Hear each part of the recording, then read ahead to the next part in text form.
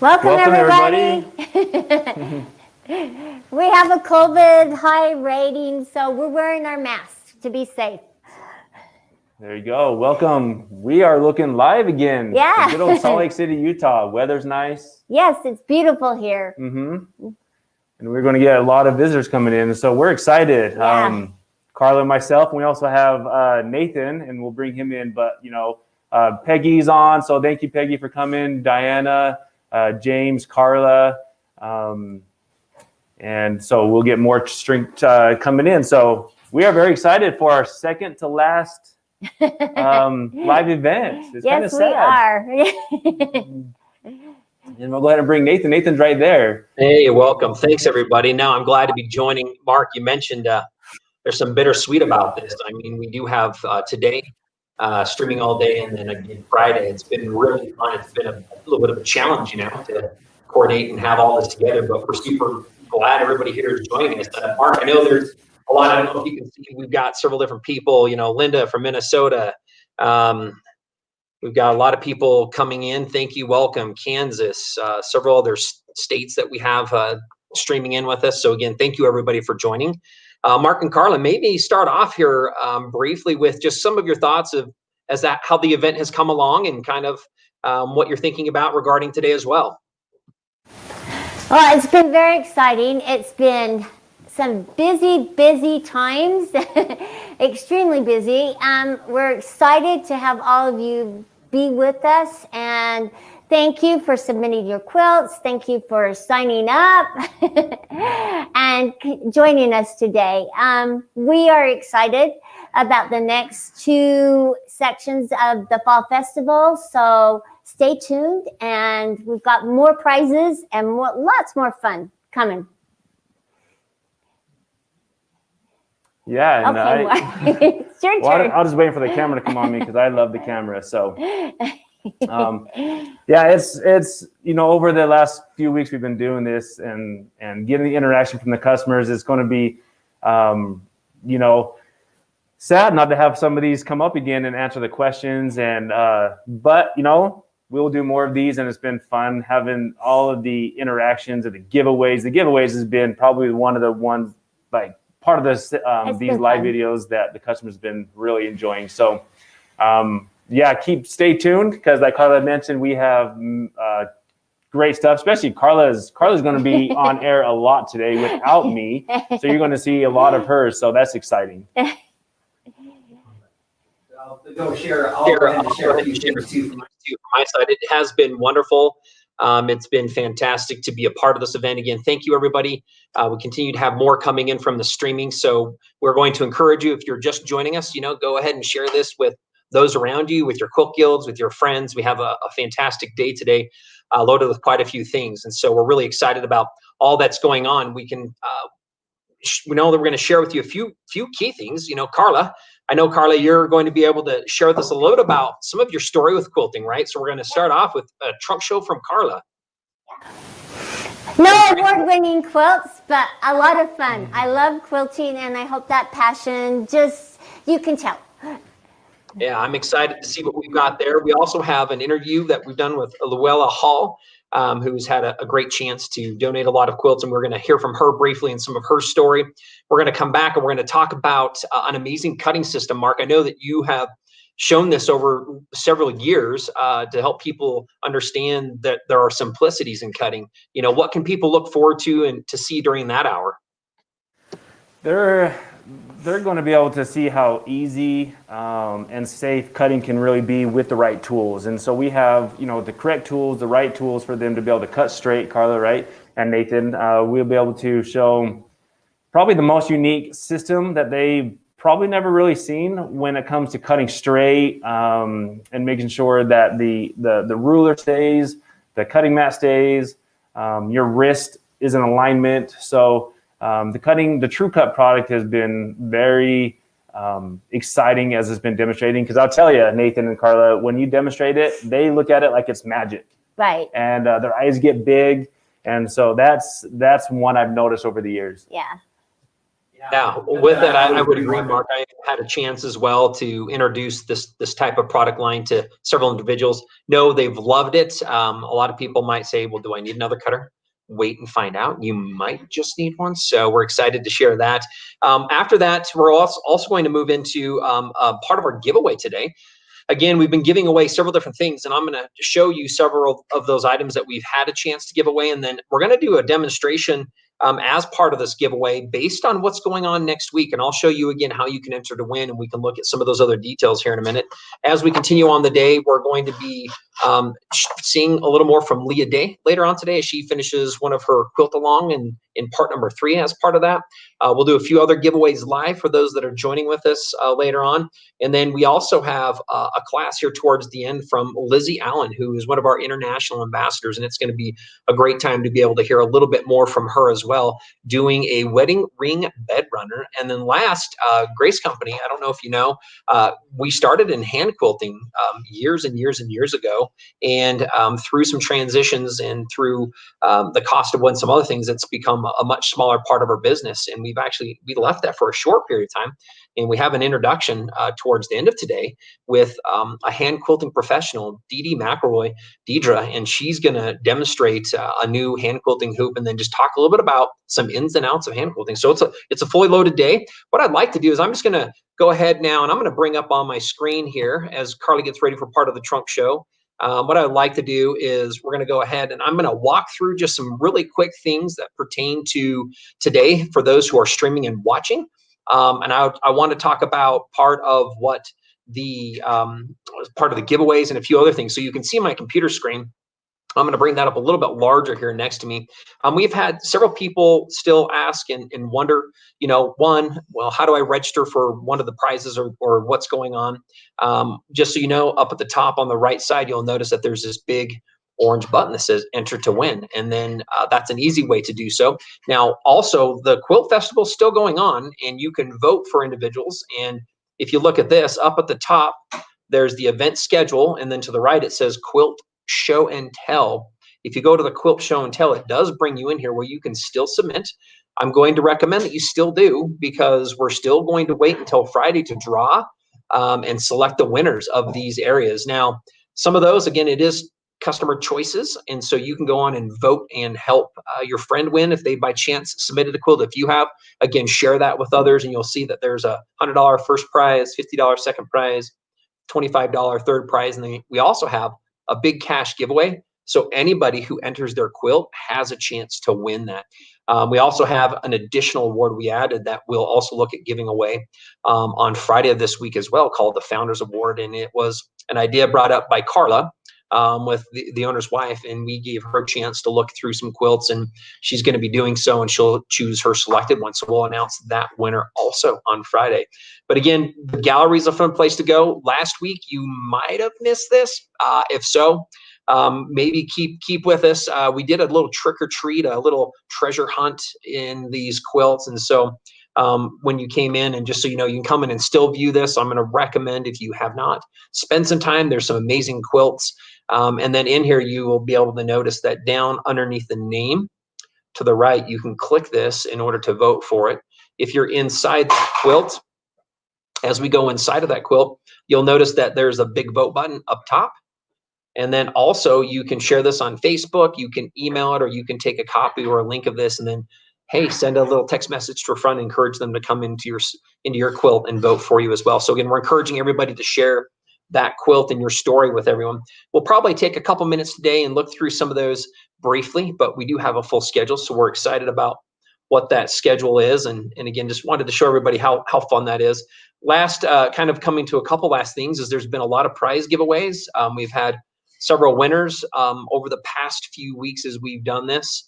We've given away hoop frames. We've given away TrueCut products, light bars. In fact, today we have several other light stations that we're giving away, electric rotary blade sharpeners.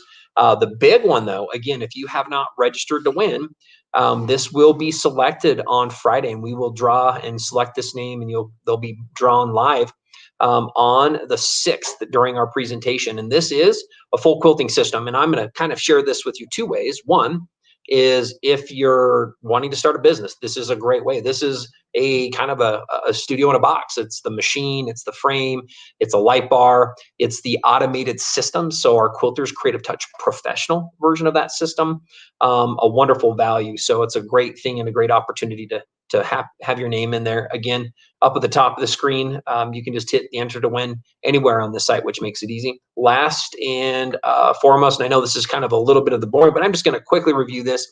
Over the last few weeks, thank you for joining us. Thank you for seeing some of the demonstrations. We do currently have a lot of promotions happening. We've had such great success in the month of October as we've done this fall festival. We are going to carry those on here. We have about another week left of this show. And a lot of you might know that you can start with your domestic machine. So you can actually start for about $889, a value of about $1,950 on sale. So just know, come and look at the values and our different promotionals and our shop items, and it's going to be exciting things. So let's go ahead and see if Karla's ready to go, and we'll go ahead and bring her in here. Let's go ahead and let me get rid of that screen, and let's bring Karla. Hello, Karla. We're going to go ahead and now I need to do an official introduction of you, if you're okay, because everybody, they have seen you over the last few weeks. And then maybe, you know, usually you don't like to talk a lot about yourself. So I'm gonna be doing some talking for her, and then maybe you can share your story, which I'm guessing you're gonna do with all of your beautiful quilts. But Karla is in charge of all the education here at Grace Company, and I love to kind of expand on that. That's like, what does that mean? Well, that's internally, which we house local events here at Karla. I know that you've done a wonderful job with people who can come in. She does training on behalf of some of the dealers. She's been to international events and shows where she's helped present products, and she has a very big passion for this. And being in the business for so long, you know, Karla's mind is one that has and runs 100 miles an hour. She has so many wonderful ideas. And being a quilter, she often helps correct me. I'm like, hey, Karla. And she's like, that's not necessarily the best idea, Nathan. I'm like, oh, thank you for helping put me back on track there. But part of that is the education as what we have, and as it will continue to be for Grace Company. So she's done an amazing job. She's run the office, and she's run all the orders, and she's done sales, and she does trade show events, and she does training. And I know, Karla, we're just super excited about the future of where education with Grace Company is going. And so with that, that's a little bit of my introduction. I hope it didn't do it justice, because she's just the most fun person to be around, and does so many other wonderful things. International traveler, I kind of said that a little bit, but with that, Karla, go ahead, and we're excited to have you here for our trunk show. Thank you for the introduction. I appreciate it, and I love quilting, and I love the education side of it. Many of you don't know, but this is the quilt that kind of started it all, and this is my grandma's beautiful quilt that she hand quilted. My mom's mom. I just want to tell you a little bit about my mom and my grandma. When my mom was growing up, my grandma was an avid quilter, and you can tell by her beautiful stitches. This is just probably about 80, almost 90 years old, and it's just got such history in it. And my grandma was a beautiful quilter. I wish you could see up close her beautiful stitches and the loving care. But my mom's favorite thing to do when she was growing up was to take my grandma's fabric and iron it all nice and pretty, and then fold it up real lovingly and set it in the sections so my grandma could pull from it and pick her colors. So that was my mom's favorite thing to do growing up. And this is my grandma's beautiful flower garden quilt. And right here, I have another quilt this is my mom's favorite design. It's the Sunbonnet Sue. So this quilt here is just kind of the ode to my mom, because it's a Sunbonnet Sue quilt. And my mom loved the Sunbonnet Sue. I don't know why. It was just one of her favorite patterns. And you can see that my grandma quilted it very lovingly, and it's just so beautiful and so much fun. So let me go into how I got started quilting. It was many, many, many years ago. I'm not going to tell you what date, because that will really date me. I was working for a company called Mormon Handicraft, And I loved working for that company. It was a consignment shop where ladies could stay at home and make crafts, and they could bring them into Mormon Handicraft and sell them, and they would take that little commission so that they didn't have to go out and work. Well, I was hired to go in and close Mormon Handicraft at the time, and they decided to keep it open, so I was able to stay working there, and that's where I got my start quilting. And actually, that's the place that my brother got started with his quilting adventure as well. That's where we first sold our first quilting frames. But we had several ladies who would bring quilts in to sell, and that was my favorite thing to do, was I get to climb up on the ladder, and people who would come to Utah for the tourism, I would get to able to pull down the quilt and hold it.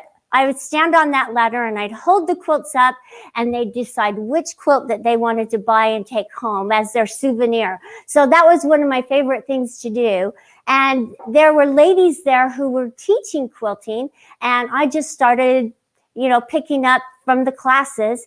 And I just want to show you quickly some of my first quilts. Okay, so this is one of them, and I love the quilting process, and you can see that I tried to make my stitches as tiny as my grandma's. But a great place to start is a wall hanging. It's not so big and it's not so intimidating. That's why I love wall hangings, especially for hand quilting, because hand quilting is truly a labor of love. And in fact, later on, this is an applique, and the hand quilting as well. In fact, Dee Dee's mom, Roxanne, was able to teach me how to quilt using a quilting frame. And so I have very fond memories of going to Houston and learning from Dee Dee's mom. Every year we'd go and she'd show me how to quilt using hand quilting frame, and I still have the technique down. So it's kind of the rocking motion. So that's my hand quilting story. Then the adventure went on when we started making machine quilting frames. And many of my hand quilts that I hand quilted, I have given away. So I don't have that much to show you. But you can tell that this was kind of in a flood. That's too bad. It was heartbreaking to find out that we had a little flood and they got ruined. But anyway, I just want to show you my very first machine quilt. And this is my ode to all my people that have passed on, to like my father, my brother, and my sweet sister, and I had a little baby girl who passed on. But this was kind of my free motion quilt where I used the automation to say, "Angels keep watch." This was really fun because I had this applique for so long and I just didn't know what to quilt. So I just kind of took hold and tried some new things, and it's not perfect, but it's a lot of fun. This quilt right here is one of my it's not my first piece quilt, but it's a lot of fun because I call it, it's a log cabin. It's a real traditional quilt. I love red, and I had a lot of red fabric. And so I just started I like to put fabrics together, and I like to come up with designs. And this one here is called Wyoming Red. The reason it is because my dad is from Wyoming. He's from Star Valley, Wyoming, and he had red hair. He grew up, and that was his nickname, Red. And when my mom and dad met, and married, they lived in the Tetons, and my dad did lumber up there for a long time. And that's just my ode to my mom and dad living in a cabin with the red. So it was kind of fun. This one here, I spent 18 months in Wisconsin. So this one's called Wisconsin Cheese. And it's a real fun one because I kind of my husband loves yellow. I love red. He loves yellow, ketchup and mustard. Who knew? Anyway, this is my Wisconsin cheese quilt. And it's just really a simple little quilt that we just free motioned, quilted with it. But it kind of looks like Wisconsin cheese. So that's where it got its name. All right. So my next quilt here I want to show you is my ode to the bees. And I just pieced this little 9-patch. You can see that this is kind of my traditional phase of quilting. Well, I'll go through traditional quilter. And this one has, blessed are the quilters, you know. So I have be happy, be loving, and then I have something about shoes down here at the bottom because I love shoes. Anyway, it's just kind of a fun quilt, and it just shows you don't have to be a fancy quilter to make a quilt fun. And that's what I like, and that's what I appreciate with all of your quilt entries and the submitting of them, is how much fun you have made it for me as a quilter by writing your stories. I love the stories. All right, so quickly, here is a quilt here that I free motion quilted. It's not very big, but it's just squares. But this was one of the hoop frame quilts that I did on the hoop frame just to test it out. And it, again, just a traditional, and it's flannel, and very log cabiny and old fashioned. Okay, so I did one for Halloween. I thought this was kind of fun. This was with testing out some metallic threads. It says, come in for a spell and quilt. I did little spiders along the edge and a little cobweb in the center. But it took me a while to draw out the spider so I could make it one continuous line. But that was a really fun one. And I really like the little binding on it because it looks like little witchy legs on there. This here is my first quilt that I saw in a magazine. And I thought, hey, I really like that. So I got the pattern, and I actually used the pattern to sew it up and quilt it. So this one, you don't remember, but we have used this one on several of our frames. This was with the Start Right frame. So we used this quilt in ads for the Start Right frame, and it just was kind of fun. It's like window panes, and we just free motion quilted, a border with some feathers around it. But most of these were quilted, not even with our machines. These were with domestic machines on our first machine quilting frames. So you don't need a big long arm to start quilting. So this is really fun. Oh, so with moving from a domestic, because that's all we had to quilt with here. We didn't have big long arms, and that's kind of how I got into it, is just using it. And it was so simple and so easy because we all know and love our domestic machines. They are very personal to us, and mine is very personal to me. But it was easy for me to quilt because it was done on a frame. And I was able to move the carriage across it, so I wasn't pushing the fabric underneath. So it didn't get frustrating, and it wasn't complicated.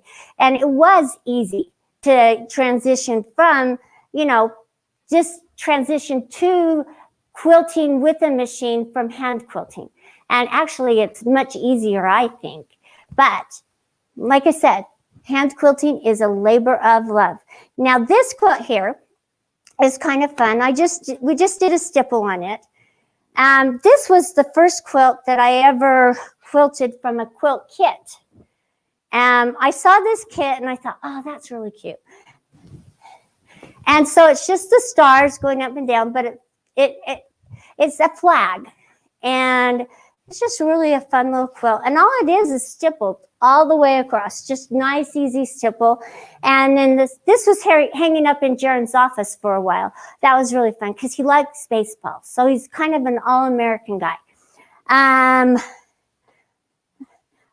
This quilt here, I just kind of want to do them in some sort of order, is a pattern. It's another kind of American iconic quilt. It's a pattern from Kim Dill. I love Kim Dill. And we use this quilt here and several ads, and everybody wanted to know, where can I get this pattern? So it's a Kim Deal. It's called Simple Traditions or something like that. But check it out if you like this design, because it was very, very popular when we put on. And all I did was we quilted the borders with stars, and we just had fun. In fact, one of these trees has my kid's name in it, and that was really fun. Yeah, there's CJ's name right here. I don't know where Aubrey's is. Oh, Aubrey's is right here. So yeah, and then Charlie's is somewhere. Those are my kids. So anyway, that was a really fun quilt as well, and you can tell by the picture of it, it photographs very well. This here is one of the first quilts that we used automation on. So my quilts tell the story of the company as well. I just like these colors, and I had these sitting at home, and so this kind of was my ode to my very first quilt. It's a huge quilt too. My ode to my very first quilt that I kind of made up the pattern, because I had this stripe and I wanted to use the stripes with all these other colors. I thought they looked really good together. And so, yeah, so actually I made some of these designs in the automation with the Quilt CAD. So that's really fun as well. So it's really personal to me, because this is actually the very first quilt that we ever quilted with the automation. And it turned out really well. Okay, Nathan, go ahead. I just want to come in.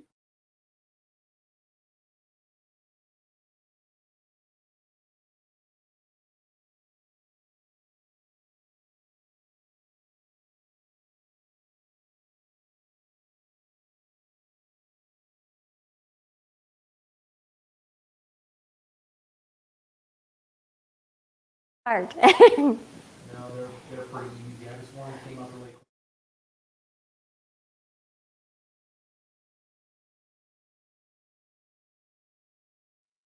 So I guess what I'm going to say is I'm going to come in here and put a couple questions on for Karla so that she can see some of the interaction that we have with so many of you that are streaming. So thank you very much, Karla. One that came from Melody Cole, and she's asking, she says she loved that American quilt. And she says, is there a pattern, or are you familiar with that pattern by chance? I have to say, it was a quilt kit that did come with the pattern.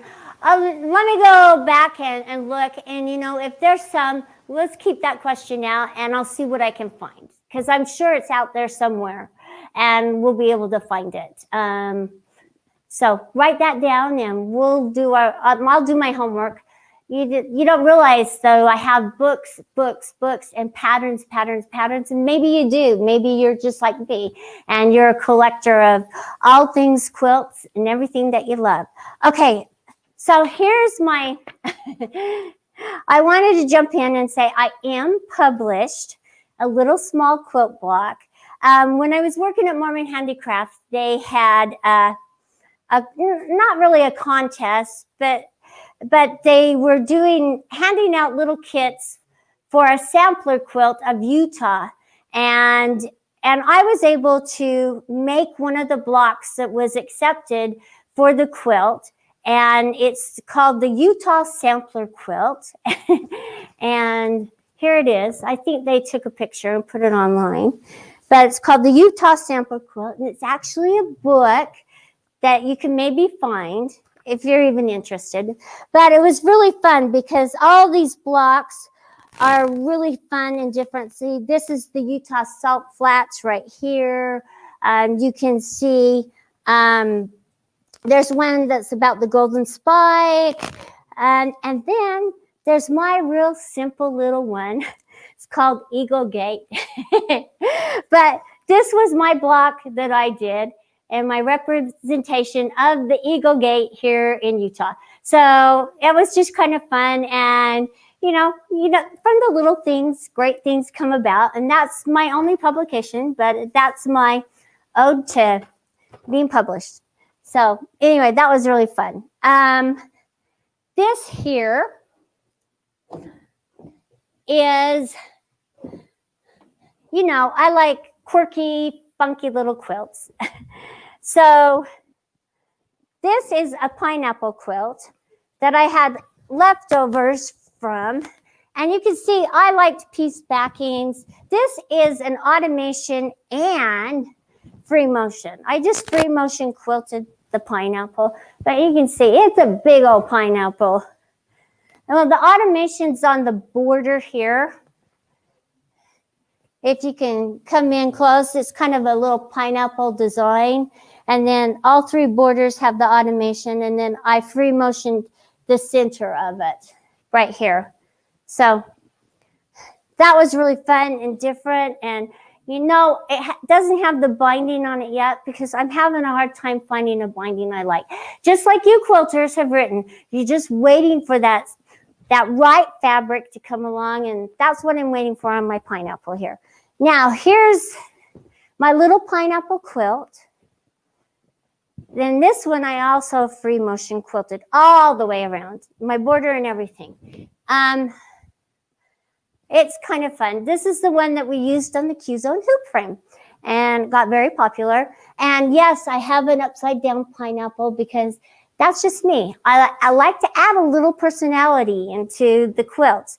I love the back of this as well because you can actually see the pineapples on the back of the quilt because of the quilting. And I love pieced backings.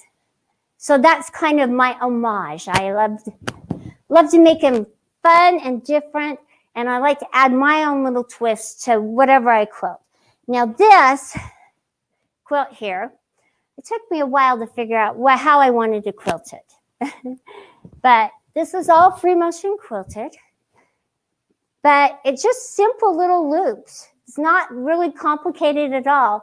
But you know, even the simplest design, you can make a beautiful quilt. And it doesn't have to be complicated. And again, here's the back. And I thought it was kind of fun, the back there. And it's not perfect, but it was just really fun. Then, this is my applique. I love this quilt because I was able to finally finish it. And it's not a big quilt or anything like that, but it's just a fun applique. And I've accentuated the applique by doing some small little stitchings to highlight each of the baskets. And it's just stipple. It's just little loops and stipples on the outer edge, but it just really makes the applique pop. Now, I know I've showed you this before, but I had a lot of fun with this quilt. This is my lips. And it took me a long time to lay them out, lovingly lay them out, but right in here, I did a lot of free motion, big designs. I had fun, you know, just drawing them out and practicing them. And then this is my up, down, back and forth squiggles. And then I put kiss and hearts and a set of lips on the side.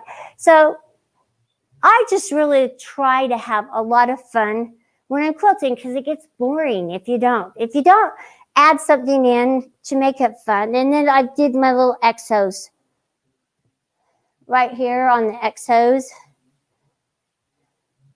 There you go. So that was fun. Right here was another one of our first quilt motion quilts. This one's for my son CJ because he just really likes these colors. And it looks very masculine. So we just did the little loops. And it's just very simple, but it just really adds a little part of dimension to it by just doing the little circles. And it's just little circles all the way across. And then in the border, I did one border for the quilt. So I didn't make this a small little border design. It's just one border for both borders is what I'm trying to say. Okay, so many of you have seen this quilt. I call this my little purple pansies. And In my church, there's a song called Little Purple Pansies, and this is my ode to Little Purple Pansies. This again was a quilt motion quilt. We did several different designs, and we did the spiral loops here, but it's again one of the very first quilt motion quilts, and you can just tell it's really fun. The colors are fun, and it's very soft. And okay, now we're getting in. Oh, here. All right, so now I'm getting into the phase of the quilts. I just really had fun with these because they were designs that I really. Now we're getting into the phase where I started making quilts for each machine or frame that we introduced. That's something fun that I love to do because we have introduced a lot of frames for a lot of different companies. So this quilt here is when we made a frame for Baby Lock. And this is really fun. And they use this quilt in the videos to show the instructions on how to put the fabric on and stuff. But what's fun about this quilt is that I really used just one design, but I used it several different ways. My spiral here going across, this is the same spiral, just a different size. So this is one spiral here, and this is like a pantograph to go across the 3 blocks here. So that was really fun, and it just adds a little element of fun and whimsy to it. And this is just a fun, cute little design. Now, I did the borders, and there's an oopsie on the border, but I don't have to show you all my oopsies, but I will on this one to show you that I also make mistakes, because this size right here, if you want to pull in, is different than this size here because I didn't write my dimensions down, so I forgot what size. This is my very last one at the bottom, and so I forgot to write the size down. So don't do what I do. Write your sizes down and the size of your blocks when you're using automation. It's really important. All right, this one here, some of them I have names for, others I don't. I saw this pattern and I thought, oh my gosh, I have to make one of those. And actually they were really big, and I just thought, I love these colors. I had a lot of this fabric here that I used in the border, and I thought, okay, and then I started pulling fabrics to match it, and then this was just such an easy design. It's all it is a block and then, you know, the half triangles right here, and it just turned out really cute and very fun. And I just did the automation. I used the automation in the border, and then we used the automation in the center here. This here was the quilt that we used for our unique sewing machine. It's kind of the colors. And so this was the quilt that introduced our very first unique 14 plus machine. And it just really was fun, and it photographed very nicely on the frame and didn't detract from the machine. But I was able to pull in the blues and the reds and just kind of soften it up with some grays and some other colors. So it's just another fun little quilt. Oh, okay. Well, this is just a solid backing. I don't know what happened to me that day. And this in here, I ran out of fabric, so I used a couple of different backings. So that was kind of fun. Now this one here, I didn't have enough of the backing, so, and you can see some of my knots underneath, so yeah, don't be too close. But the backing's kind of fun too, because you can see the design coming through the back. This one here, was another boring one, just the plain yellow. That one too. But this one here, this little kiss quilt, man, it has quite the variety of backings. That was fun. And then, yeah, so some of them do. Some of my earlier ones, nah, they don't have them. But most of the others do. All right, so this one here is when we were introducing our triangle rulers.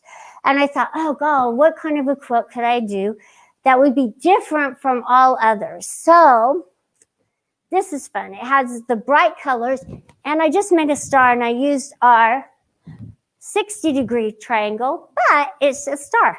And it just turned out really fun and very bright and vibrant. It really catches your eye. And yes, ta-da, it has 2 different backings to it. So, but this was a little difficult to quilt, I have to say. So I had to make my backing, I had to tack it down really well, but this is an edge-to-edge design that I just quilted all the way across and all the way down. Okay, this quilt here, I had a lot of fun with. I don't know if you as quilters like to peruse the internet for ideas. But one day I was perusing the internet, going through Google, thinking, oh, I really want to make something different. So this, it's a big quilt. You can see that I added the backing right here, has the different fabrics. So this I found, you know, those graphic quilts or those graphic designs that have the squares. I decided I wanted to do that with fabric. So I laid it out. I wish you could see this and hanging up because it's kind of fun. So the top is kind of fun and different.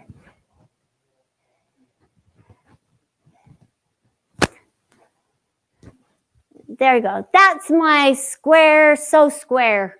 This is my so square hip. It's hip to be square or rectangle or whatever. I had some good names at one time, but I've forgotten them.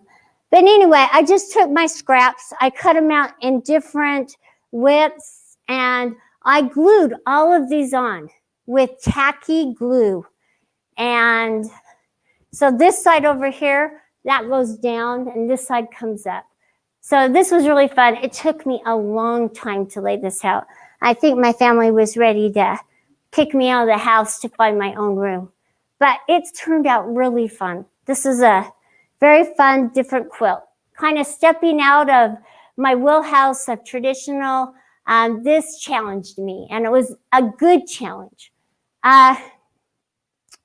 This one here, yeah. Okay. I just wanted to come back in, Karla, just so you know, you're getting a lot of comments here, and I just thought maybe we could just stop for just a second so people can admire. And let me just kind of share some brief things so that you know. Obviously there's a whole lot of things going on. People are continuously very impressed. You know, one of the comments that came up earlier, Karla, was how much money and fabric is maybe sitting on that couch. We don't even want to tell my husband. So with that, again, they, you know, kind of joking the same thing. Thank you, those who are streaming. Obviously, you know, it is a passion that you have with that. So I just wanted to stop for just a minute. You know, another comment here recently about that modern quilt with some things. And I think maybe, Karla, just share a little bit more, because that's one thing that I've really enjoyed as I've, you know, been here with the business and seen you do quilting, and as you've continued to learn skills, and I've seen those things apply. I know that you've continuously challenge yourself, and maybe share a little bit about that quilt that we just maybe shared with everybody, because I look at that as a more of a piece of art versus just a quilt, you know. And I looked at that, and we had that one hung up in the front entryway for quite some time. And maybe share a little bit about your experiences. You've gone from the piecing and the quilting to actually designing your own quilts, and kind of what's caused you to start to design and make those alterations to do that from where you're at now. I wish I had more time to just think outside the box, and probably more money to throw out different quirky ideas. But I appreciate all quilts, and I love to challenge myself. I don't feel that you as a quilter can grow, or as a seamstress or whatever you're working on, unless you challenge yourself. And so every year I will pick out a design or something that I'd like to try and challenge myself with my piecing techniques or just thinking outside the box. And this was one of those. I just decided, hey, I'm just going to give it a try and see how it turns out. And I thought it turned out really fun and very different. You've all seen those graphic prints that have the squares and squares and squares. Well, that was really the inspiration behind this. As I was looking through the internet, and I just thought, hey, I'm just going to pull all my little scraps and start cutting. And then I laid it out on one big white piece of fabric and started laying them down. And then I would pin them right here at the corner just to see what they look like. And then I finally had my background, and then I just started gluing them down. And that was really, it was fun. It was a good challenge. But I have to tell you, I was like walking like an old lady for several days because it was back-breaking work. Okay, so this here is my Juki quilt, my ode to Juki. We make a quilting frame for them. And this was the one that came out the same time as the circle cutter. So I was able to conquer 2 birds with one stone, and I was able to practice with the circle cutter, and I appliqued all of these on, and it just turned out really fun. And it does look Japanese because those were the colors I was going for. So that's a fun one. Then this one you haven't seen. This one was going to be for another frame. Just didn't get it done in time. But this, because it's solids pieces, actually looks pretty good on camera, I have to say. What I did was I decided that this could use a lot more quilting than maybe some of the others, and maybe a bolder block. So this was automated, and it was automated with a design from Carly Porter, who's the graffiti quilter. I really love her and admire her because she's taking her own technique and put it to use. But this is one of her designs, and I just did it in every block. And I had to match up each of the blocks because there's a quarter circle right here. So I had to be very careful in matching it up. So this was really fun. And it was also a challenge quilting it because I did have to match up those.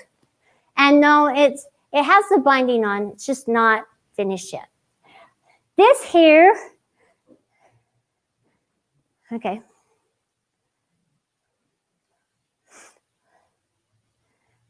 All right. This here, you have all loved because you've commented, oh, where do I get this pattern or where do I get this design? Well, I saw something similar to it and I loved it. And so I kind of did my own take on this design, which I usually like to do. I usually like to find a design and put my own spin on cutting it out and putting it together. So this here, I sewed together all these strips in the gradient colors, and then I used our regular triangle and I cut them out. And I was able to put them together, and I put this sashing on it, and it turned out really cute. And it's not big because we used it on the hoop frames, but it was very, very fun and very easy. And again, it's the solid fabric, so I was able to use a little bit busier design to machine quilt in here. And I love this sashing right here. I love this sashing border. I don't know where I got that, but that was a really fun sashing for this quilt. Okay, there's a question. Do you cut your pieces by hand or machine? Oh, I cut them by hand using our rotary cutter system. And so that's what I do. I cut them by hand. I don't use the AccuCut or AccuQuilt, if that's what you're asking. I use our rulers and our cutters. That's part of the process that I love. I love being able to challenge myself in that area as well by cutting out each of my quilts. And the cutting does take time, but it's just one of those labors of love that I like to put in when I'm, making a quilt. So I don't mind cutting them out by hand.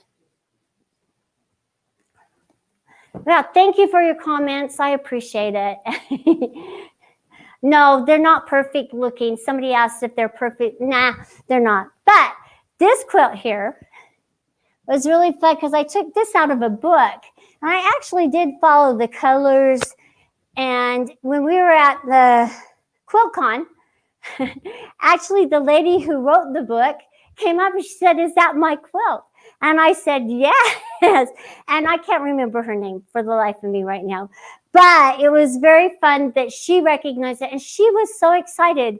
And that's us as quilters. We get excited with seeing everybody else's take, even on our designs. And that's what's fun. And this is an edge-to-edge quilt. And it was just a fun edge-to-edge design. And I really like the back, too, because I did a little plus on the back for the quilt. So I'm just about ready to wrap up here. This quilt here I made when we made a quilt for Brother. I mean a frame for Brother. Their hoop frame, their dream fabric frame. I love the blacks and greens and whites. I just think it's so striking. And in fact, I had pieced a quilt that they used in a video and I didn't get a quilt using these colors. So I made a new one using the baskets. And right here, we free motioned edge to edge in the center. And then I just did the borders. And the borders turned out really well. Consider it was on a hoop frame that we were quilting this, and we had to shift the fabric. So it turned out really nice. Oh, and then I got to show you the back. The back's really fun. Yeah, so that's my back. That turned out really fun. And then, yeah. So, and I love the baskets. I loved how they turned out with, you know, the lighter greens. I put the black in. So as you're quilting, it's just, you know, lay them out and see what they look like. And then start piecing. Because lots of times I'll lay out my whole quilt because I mess it up if I bring it over to the sewing table. And so I'll lay it out and take 2 blocks at a time so I don't mess up the how it's supposed to go together correctly. So this here was a family collaboration. This is why I love this quilt. It's so sentimental to me. I love red fabrics, as you might know. And I saw this design somewhere in a magazine. I thought, hey, I can do that. And I didn't have a pattern or anything like that. So my husband and my kids, they all got involved, helping me cut it out and put it together. Finally, after I don't want to tell you how many years, I finally got it quilted. But this one had, I want to show you the backing because it's got sunflower quilt on the back. Okay, just a second. Yeah, that's the backing right there. And then let me turn it over. I mean, it turned out bigger than I thought it would be, but anyway. It's kind of a busy little quilt, but it's pretty cool. And that was my kids and my husband and all of us working on it, and I just finally got it quilted. And it turned out really fun. Okay. This quilt here, I want to end with that quilt. You have all seen and you have loved this quilt. This quilt we've taken show after show after show. And this is my carpenter star. And you've all loved it. And it's so bright. And so many people have taken pictures of it, saying, oh, that's so pretty. It's just really striking. Here, hang on. I'm just going to pull it out. There we go. Okay.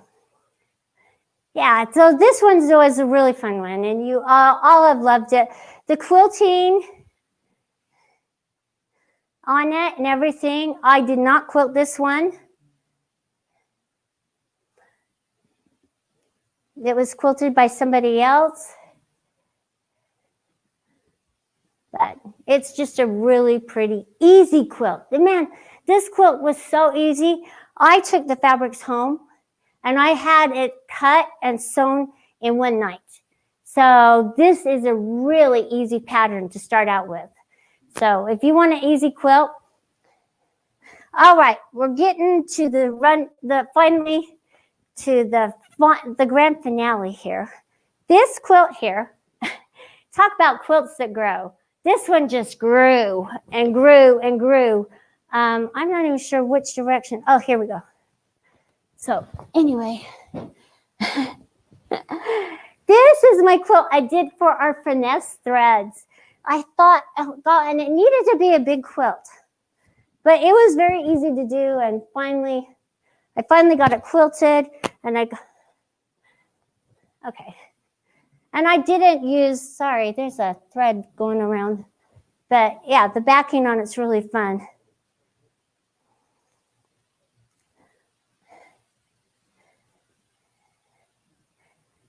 All right. And then I did our finesse logo right here in the center, right here. It's always fun, just showing it's the gradient colors. Here, let me just pull this out so they can see it a little better. All right. Can you see that? I hope you can. It's just really long, but come to Grace Company and you can see it hanging. We'd love for you to come. All right. This is my second to my last quilt. It's also a big quilt. This is from, I believe, a To the Pink. And this took me a long time to quilt. But the backing's fun. Let me show you the backing first, because I really pieced the backing. It's got like 3 different colors as the blue, the white, and the green.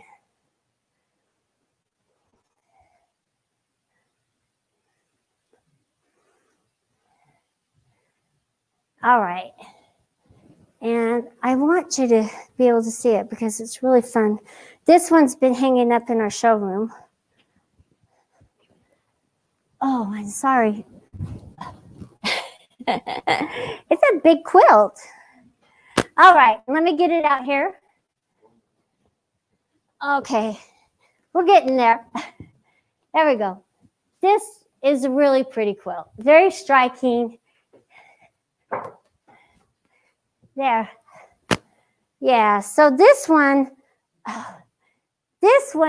inspired a lot.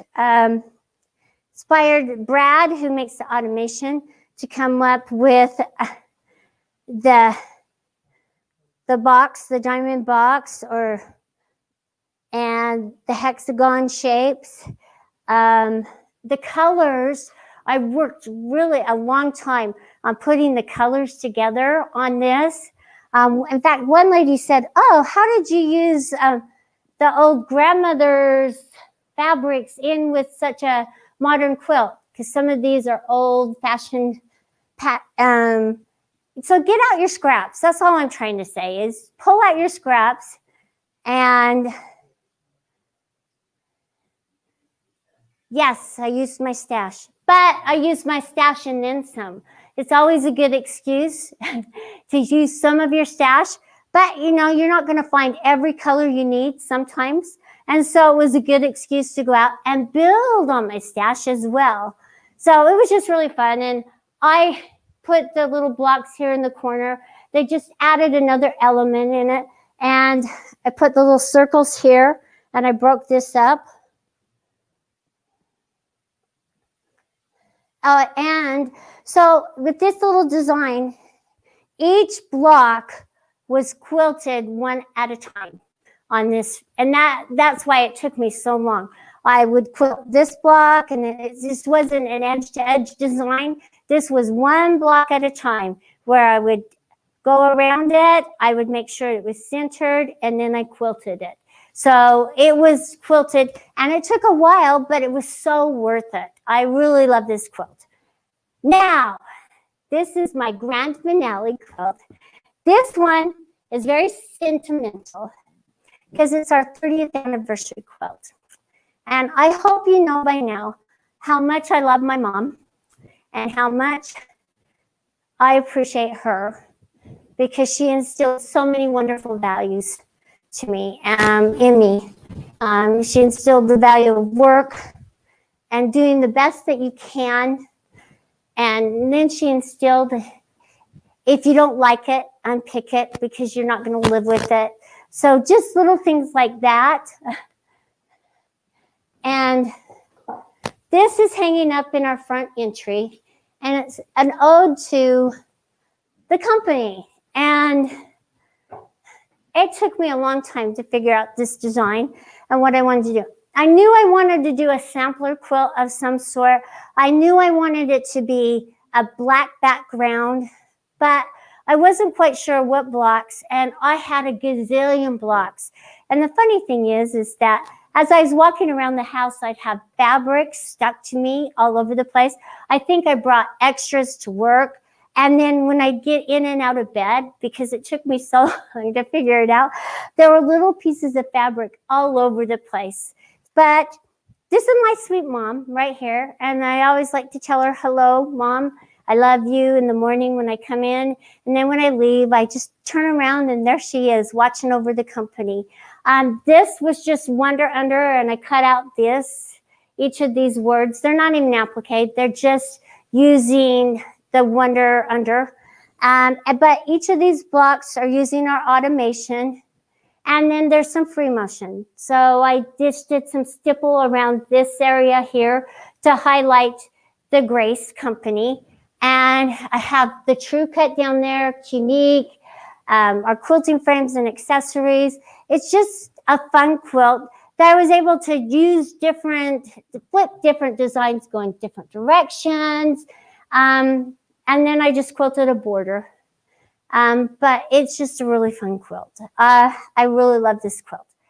But I really have enjoyed seeing all of your quilts, and I hope that my love of quilting has maybe inspired you in some way like you have inspired me.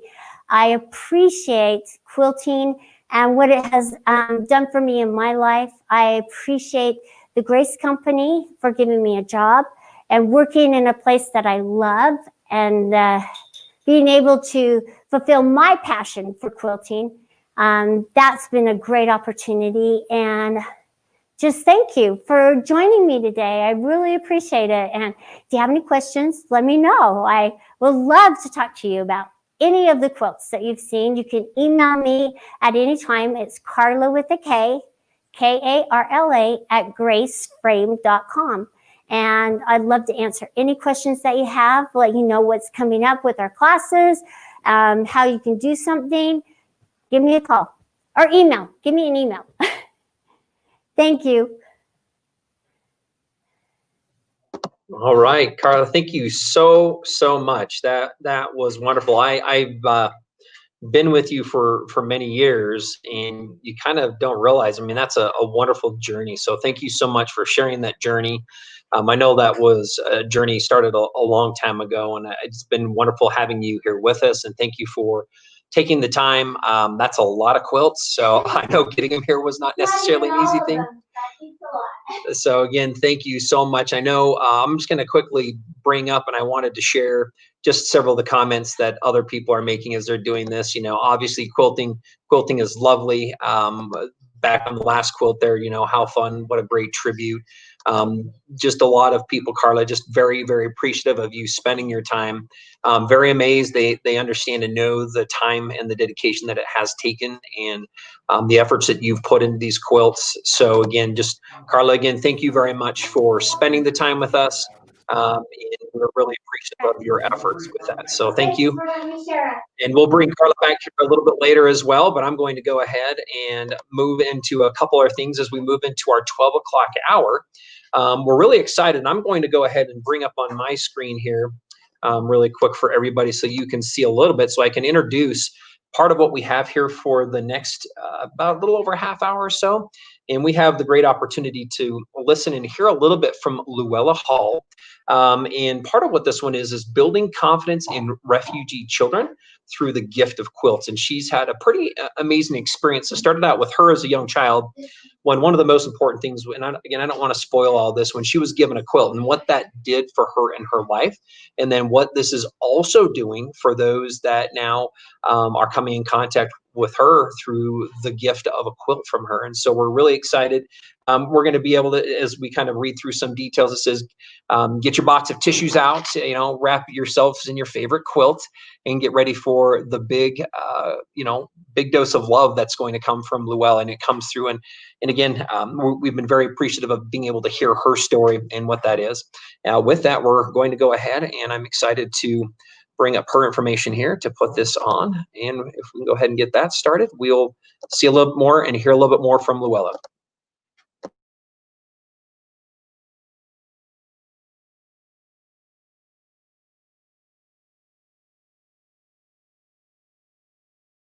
We're going to go through and we have a lot of questions for you, so be prepared. No, I'm just kidding. We always, myself and as I've had a chance to get to know Luella a little bit more, it's been fantastic to hear part of your story. So thank you so much for giving us this time. I'd like to also, just as we have our viewers, also just encourage them to continue to come back, and you'll have a chance to hear many other wonderful things as we do this. So Luella, thank you very much for joining us. Thank you for having me. Wonderful. I thought I probably would really just like to get started and maybe just have you just tell us a little bit about yourself. I grew up in a little tiny town in Star Valley, Wyoming. And I lived on the Idaho side of the state line that divided Idaho and Wyoming. My address was Wyoming, but we lived in Idaho. We lived on a farm and we didn't have much. And I was very small. I just didn't grow. And when I got to school, the kids made fun of me. They teased me relentlessly because I was so little and my eyes were bad. And so my grandmother, bless her sweetheart, made me a quilt. And that quilt was made up of pieces, was a double wedding ring. It was made up of pieces of material that had been my mother's clothes when she was growing up. And that quilt changed my life. Literally changed my life, because it didn't matter to me anymore that I was being made fun of. My grandmother loved me, and I had this beautiful quilt that I could wrap up in, and I knew I was loved. And that's what started my love of quilts and doing what I do today. Wonderful. And maybe if I can bring that kind of back to the attention, you mentioned that this quilt was something as you were struggling with some of the self-confidence you had briefly mentioned. This quilt helped seed in you kind of this passion. And I know there's part of this project that you have that's ongoing now. Why don't you tell us a little bit about this project that you've kind of started on this endeavor to do? Right now, I moved to Salt Lake about 5 years ago, and I could see people cold on the streets, homeless people. And so I started making quilts, and I'd just give them to them. If I saw someone that looked cold, I'd give them a quilt, because I wanted them to stay warm. And then I discovered that some of these quilts were being traded for drugs.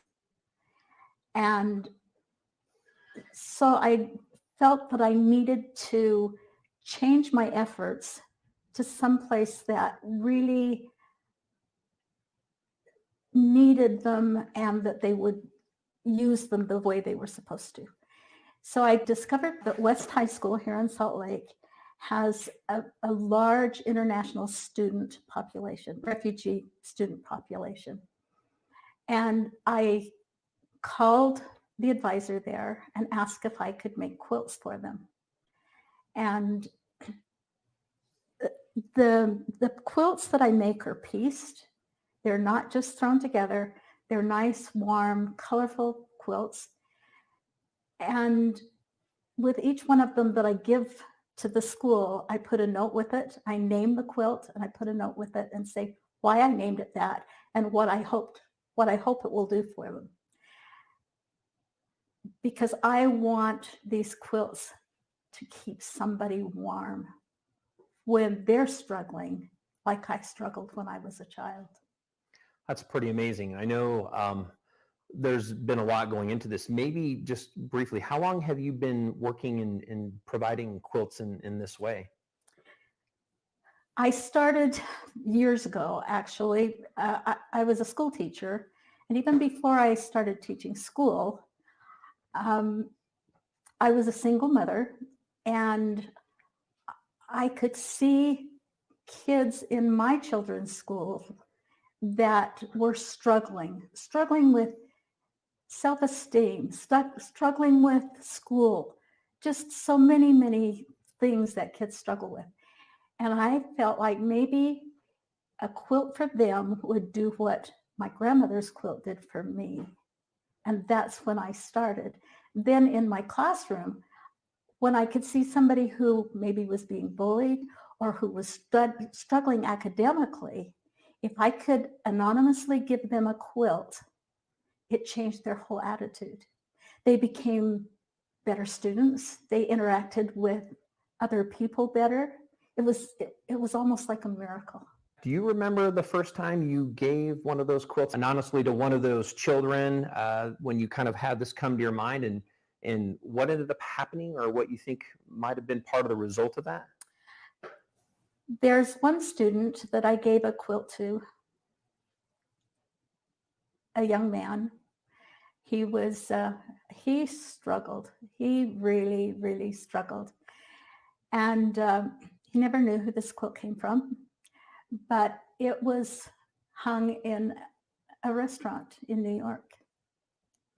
And with this, there was a little note that said that this quilt came from someone. He didn't know who it had come from, but that quilt had turned his life around, had given him the courage to go on and do what he wanted to do. And I just thought it was amazing that after all of those years, that he acknowledged that quilt and what it had done for him. Is there a comparison? And I'm again, from what you shared, that's part of the reason that you've decided to do this. Again, you and, back at school, and your grandmother again had given you this quilt. It sounds like you're finding that there's correlations like this that are kind of happening throughout your experience in giving these quilts. Are there any other experiences like that you're aware of, that you've been able to hear of? From myself? Yeah, for sure. I would see quilts wrapped around kids at football games out in the cold. I would see quilts at basketball games. They never knew where they came from, but to see how they embraced them, what it meant to them, that it wasn't just something that they received and threw away, but it was something that in a way changed their life, like my life had been changed. I'll tell you, just hearing that in general, that feels, and it sounds incredibly inspirational. I have not had a chance to participate in something like that. I would believe that there's, and I know that when people do this, you're not looking for the gratitude in return. That's why you're doing this anonymously and why you're providing this in other methods. Is that an encouragement? Is that something that helps? And maybe share with us how that type of an experience continues to push you forward to do and continue the efforts that you've started. There are so many young people and families struggling. They need someone that lets them know that they're okay, that they can make it in this world, that they're worth having something nice. And I will never know who these quilts go to. I never will. I don't care. It gives me this inner warmth that I just can't even begin to explain. And when I'm making a quilt and putting all of those fabrics together, my thinking is somebody is going to look at this and say, they cared enough about someone else to put all this effort into it. That's what matters to me. That's wonderful. They're worth it. And I do want to kind of maybe come back. One of the things you mentioned when we started, and I know we're going to show the audience a few different quilts that you've worked on. Maybe talk a little bit more about, again, I know a lot of them, and maybe are all of them pieced, are partial, some of those pieced. Tell me a little bit more again about this process you're putting into your quilts that you're giving away. They're not all pieced, but every one of them is different. There's no two. I've given them 68 to this point, and every one of them is different. For instance, I did one that had an African print, and I found a pantograph that was tennis shoes, running tennis shoes. And so I put these big tennis shoes all over this quilt, and then I named it Racing Across Africa, because that's what it looked like. That's what it made me think of, racing across Africa, moving forward, because somebody will get that. And the note that I put with it is encouraging them to race forward in their life and accomplish what they really want to do. That's why I name them. That's why they're all different. Yeah, sounds beautiful. I can absolutely see, coming up with part of, when you looked at that and put part of those shoes, that's wonderful. And now, again, you're mentioning that you're putting on the back of them a little like a saying or some kind of a tag. Maybe share with us a little bit more part of your purpose and what your thoughts are as you go through naming each quilt as far as the inspirational piece. I had someone donate a piece of fabric to me that was yellow flowers, and it had some black in it. And I quilted it with just something bright and pretty. I don't even remember the pattern, but I named this one Good Morning Sunshine. And then the note that I wrote with it, I told them what I had named it, and that the reason I did was because the yellow made me think of the sun coming up in the morning, and that I hoped that when they used that quilt and woke up in the morning, that they had been able to sleep nice and warm and could look to the sunshine for a new day. And that's what I've tried to do with every one of them. That's wonderful. Now, I know that this has been, I'm going to say, a journey, and I know that you, in your mind, I believe you're continuously pushing forward with this. Is there an end? Is there a goal? And there probably isn't an end, but tell us a little bit more about your continuous drive. Where are you thinking you're trying to go? Is there, how many more? Is there something you're looking to do this year? Is it the next couple years? When I started, my initial number was 100. And then I found out that they had the year before 186 refugee students. And so I decided I had to make at least 200. And hopefully by the end of December, I've reached 100. I do want to do at least 200, but I'll never quit. I'll never quit. As long as I can keep going, I will. That's wonderful. I know that you've gone through trials, and I do feel it's absolutely amazing for you to put yourself forward in this way. Would you mind sharing a little bit more about the current initiative? I know that you've mentioned, I think you said you're at 68, is that correct? That's right. And you're hoping to get through maybe 100 this year. That is an amazing amount. In fact, one of the things I would like to kind of briefly, I always joke with our quilters is, I call them UFOs, how many unfinished objects do you have in your closets, right? All I know is from 68 to 100, that's a lot of finishing objects that you'll be doing with those quilts. Right now, I know that you're giving this to a specific, is there a group of people right now that you're kind of focused on? Maybe share that a little bit more. I heard the word refugee come out, and then not only individuals as far as a potential child in the school, but families. Would you elaborate on that a little bit for us? It's the International Refugee Student Association at West High School. It will also encompass the Family Resource Center at the high school. I don't know that I'll ever reach a point where they're not needed there, but if I do, there are so many places that need quilts. So many people whose lives can be changed by a simple quilt.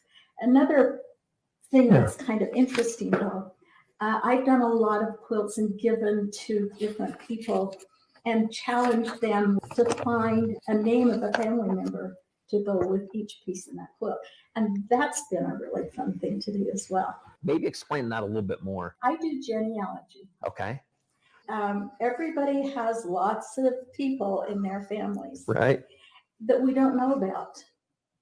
And so when I given a quilt to a young person, and I love young people. And so when I've given a quilt to someone, and it's related to family history, I tell them that every one of these pieces has a story with it and a name, and then challenge them to go out and find out about the people in their family, because most of them really don't know. And it's been quite interesting. One young man was from Africa, and I called it the Burning Ring of Fire. It was all done in reds and blacks. Beautiful. And I quilted it with flames, red flames. And he went back into his family history. He had never done anything with it before, but he went back in his family history and found where his family had come from in Africa. It was amazing to see the stories, hear the stories that he shared with me, because I had challenged him with that quilt. That's absolutely amazing. So again, that's something I haven't heard of as well. Another challenge that you've had with a quilt to help people, and you're inspiring them, not only giving them what is partly warmth, and those are through some of the anonymous ones that are bringing them together with their families. Again, going back to your youth, one of those that would potentially build confidence and hopefully a future. Your story about the individual, like you said, that had put that up in there. You said it was a restaurant was the case. And you're also now sharing that you're also inspiring people to look at genealogy by how they would look at a quilt. Did you have a chance? Did they ever do anything to show you any of the names at all, or? Oh yeah. What was the reaction when they came to you? I'm curious to hear that reaction, because you put a challenge out in front of them, and then they responded, obviously. But maybe tell me a little bit more about that response when they kind of came back to you. It was interesting. One young girl came back, and her parents were divorced, and she had never really known her father. Wanted to. She was she was 16 at the time, and when I made this challenge to her, she decided that maybe that was, and I did it in front of her mother and grandmother, and she decided that that was an opportunity for her to find that family that she didn't know about. And when she came back and told me things about cousins that she had no idea about, aunts and uncles that she didn't know about, just to see the light in her eyes and see what that meant to her, and it did even to her mother, which was really interesting. Is that one thing I'm thinking as a family? In my mind, what I think about is, in this world, sometimes there's a lot of potential chaos around us, a lot of happiness and a lot of joy. But I think in this world that's become so busy, I would just think myself, and being able to expand who I know that's there around me is of great strength as well. And it sounds like partly she's finding that there's more than just her, and there's more than just her family, that it's much larger than that. Right. And the fun thing is, one young man, Tim, such a sweet young man. And after I gave him his quilt, he said, "Now, will you help me find the stories? Will you help me find stories about them? Will you show me how to find those stories, find that information?"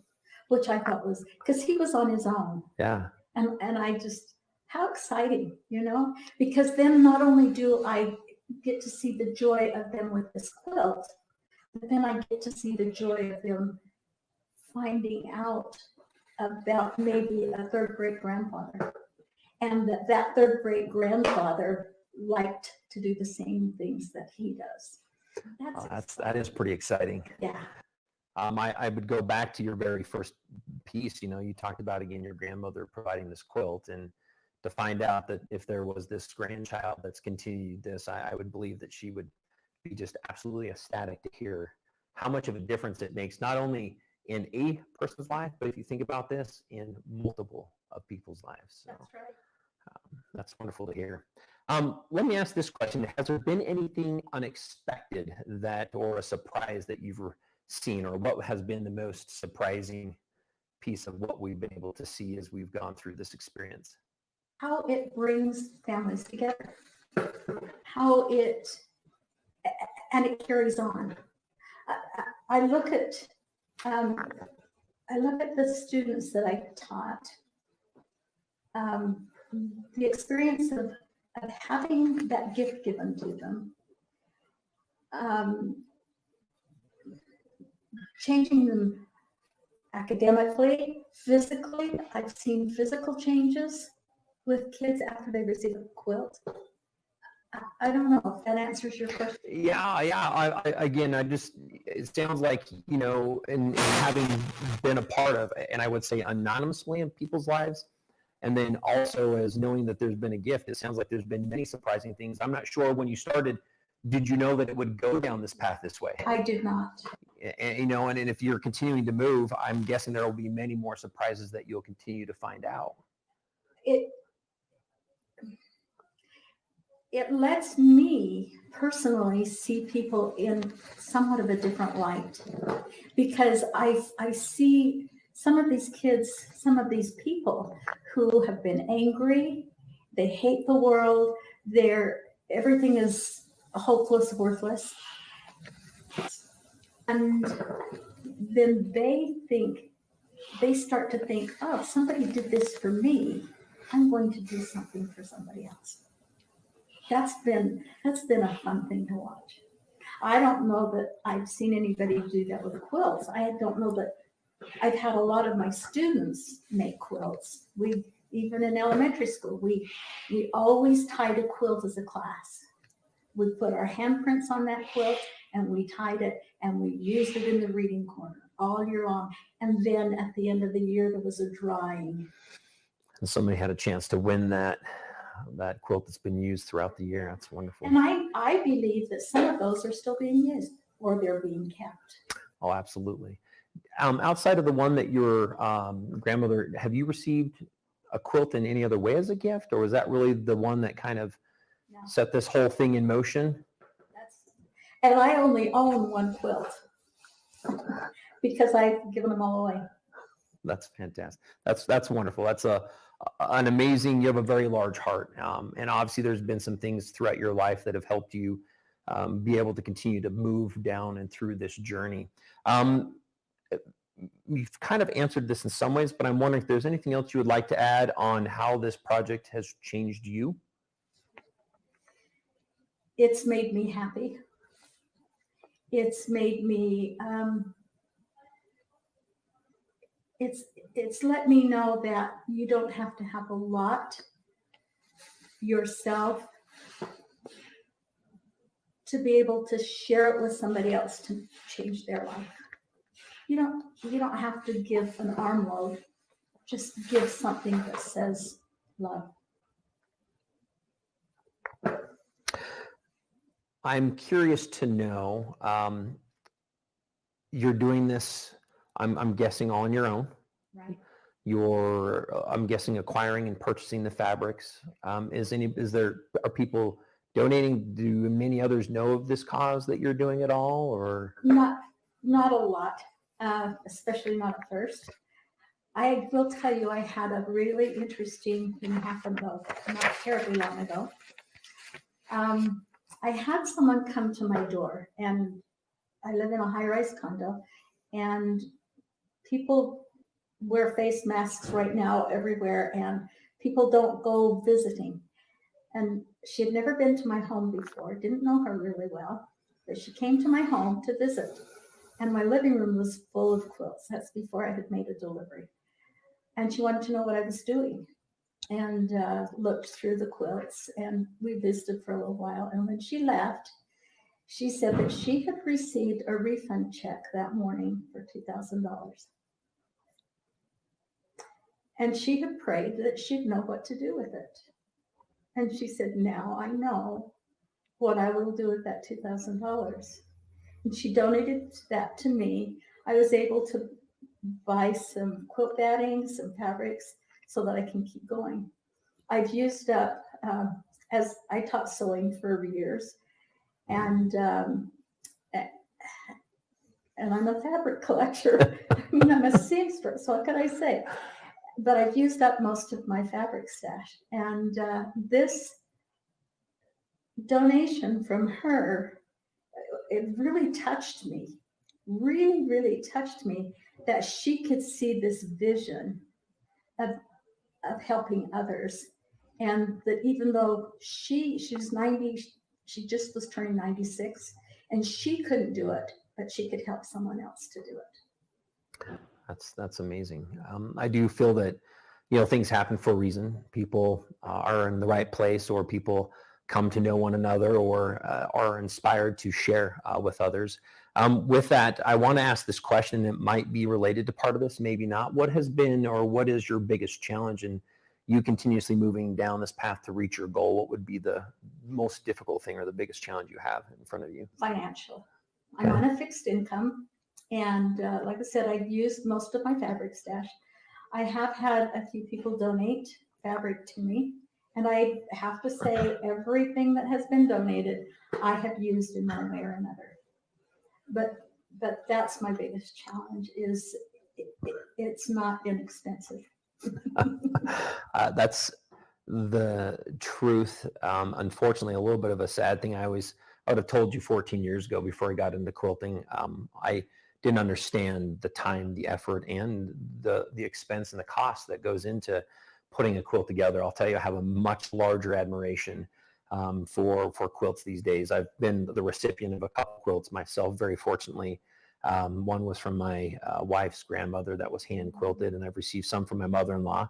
But that's a very true statement. It's not something that fabric falls into the cart for free as you're walking through a store. Hopefully, you know, there's maybe a couple people that have looked to join. With that, maybe I'll just bring this up with part of the audience as well. And I know that we kind of haven't had really much of a discussion on this, but if you're okay, one of the things we thought we could do is put some information to your Facebook, so that people that would like to connect with you, if you're okay with that, that might be out there in a position where they would love to help you with part of this cause and this goal. I'd like to just make sure you're okay. Is that okay? We'd like to do that, and we'll put that out there to the audience and the viewers who are participating. And then also, I think one of the other things we had a discussion on is maybe part of the Venmo account maybe as well. So if there would be somebody that comes with that. But what I would like to maybe just encourage the audience with this too is, if you get to that spot, I know that everybody is working through their own efforts and their own gifts. And I know this is heading into the holiday season, but if anybody feels like they'd like to, we're looking at making sure that you can get in contact with Luella as part of that as well. So that's not the purpose of what we have. We really are super inspired. And I know we've had a great chance, Luella, to have you come and join us at a couple classes we've had here over the last few months. And I just think that that's been fantastic to get to hear your story. Any other last thoughts you would like to leave us with in regards to you and what you're doing and your process? What I'm doing here locally, there's a need everywhere.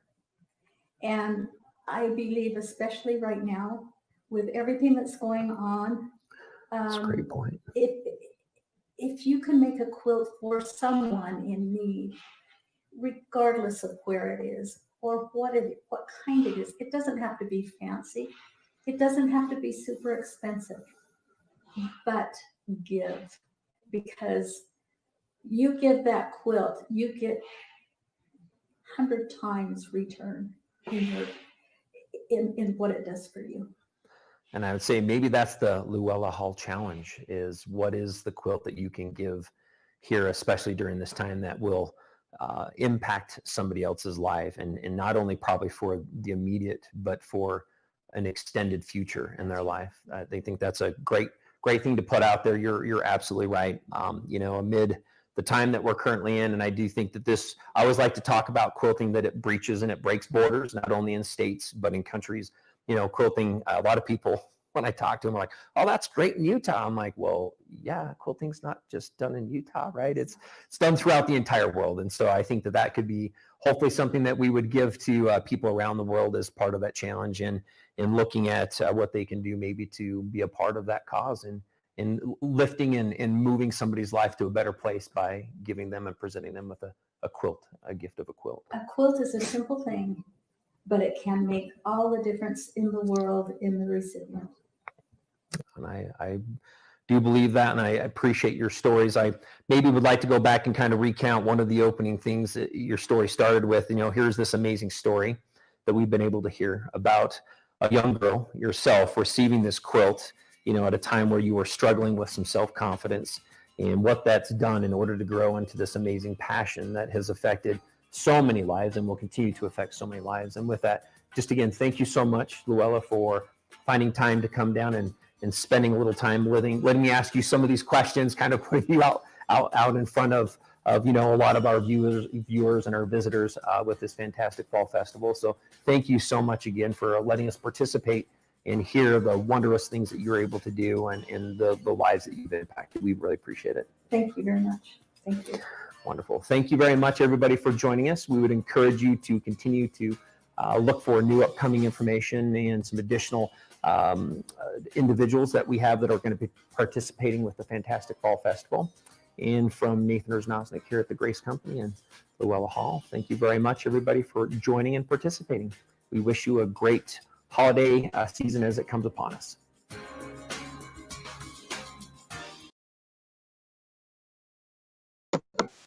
Welcome back. We're glad to be back. Thank you, everybody, for staying with us, Luella. It was a pleasure to have had a chance to talk with her and to have interviewed her, to hear her story. I hope everybody, it looks like with all of your comments and everything, that you were inspired as well. Again, thank you for part of that experience and being able to be here with us as Luella shared her story with us. Karla, Mark, thank you again. We've changed stages.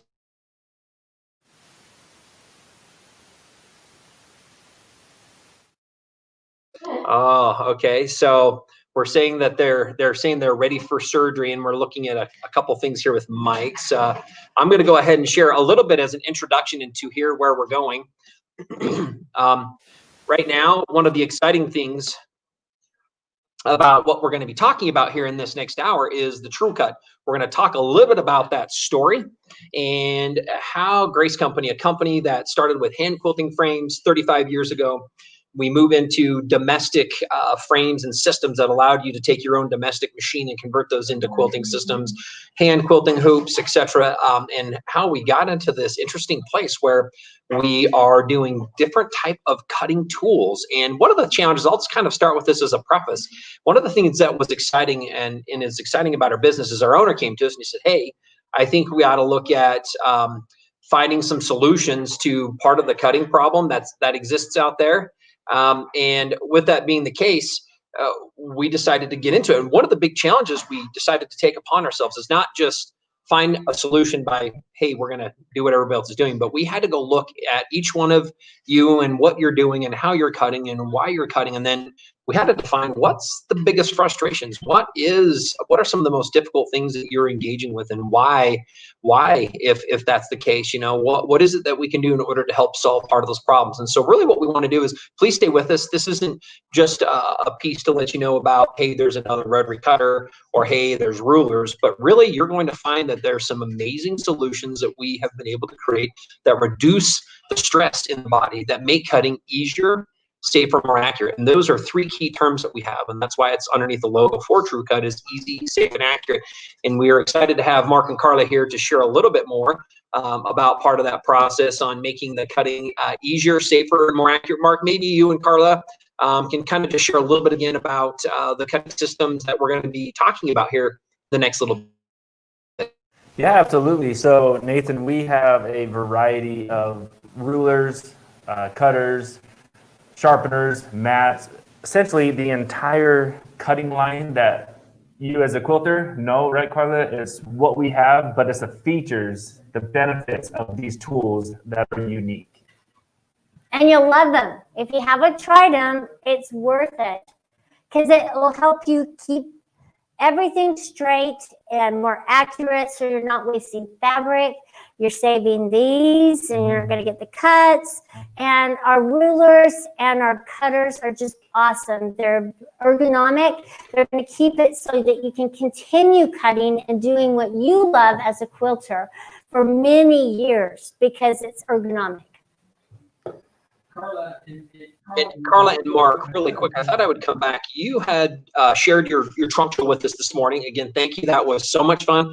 I thought as we were doing part of the changeover here, again, I just had not ever heard that much of your story and had seen kind of all the things you had. So again, sorry, I'm a little distracted still with that. That was pretty fun to be a part of. But you had mentioned one of the questions that came up is, do you use like an automatic cutting system or any kind of a press?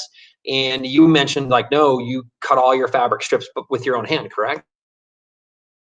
Just with the TrueCut system, because there are times when you're not as worried about your strip being as accurate because it's just a strip and you can make up for that little lack if it's not so nice and straight.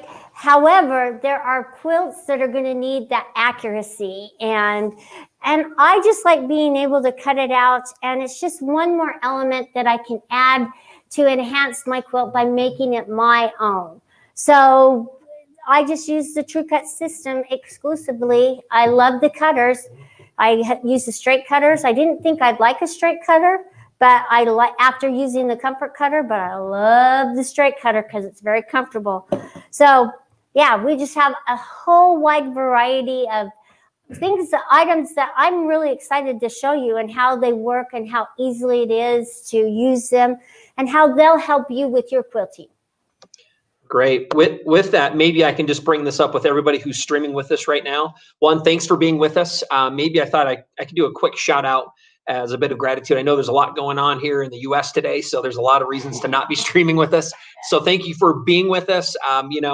Quilting is one way to keep our minds on the good things that are in front of us. So we had a lot of people talking about that as a passion. Karla, I love them saying, it's not that quilting or the fabric or how much we have it, sometimes one of those things that helps keep us sane. So again, thank you for being with us today. Again, I just maybe want to do a quick shout out. Thanks for everybody behind the scenes that's been helping out with this. Thank you customers for participating in streaming. Thanks for everybody who's helped make this really possible to bring this to the world for that matter. With that, I would like to kind of go in and make sure that everybody streaming knows this is interactive. So if you have a question as we're moving through part of the process, make sure to put a comment in there and we'll see if we can get to those questions. Now, again, I know we can't get to all of them, and we would tell you that we have active chat on our website. If you go to graceframe.com, let me kind of pop that back up here really quick so you can see part of this with us. On the website, let me put this back there so everybody can kind of see what we've got going here. But if you go to the main Grace Frame website, you'll be able to see all the different information that we're going to be talking about. You're going to find more information here about the TrueCut.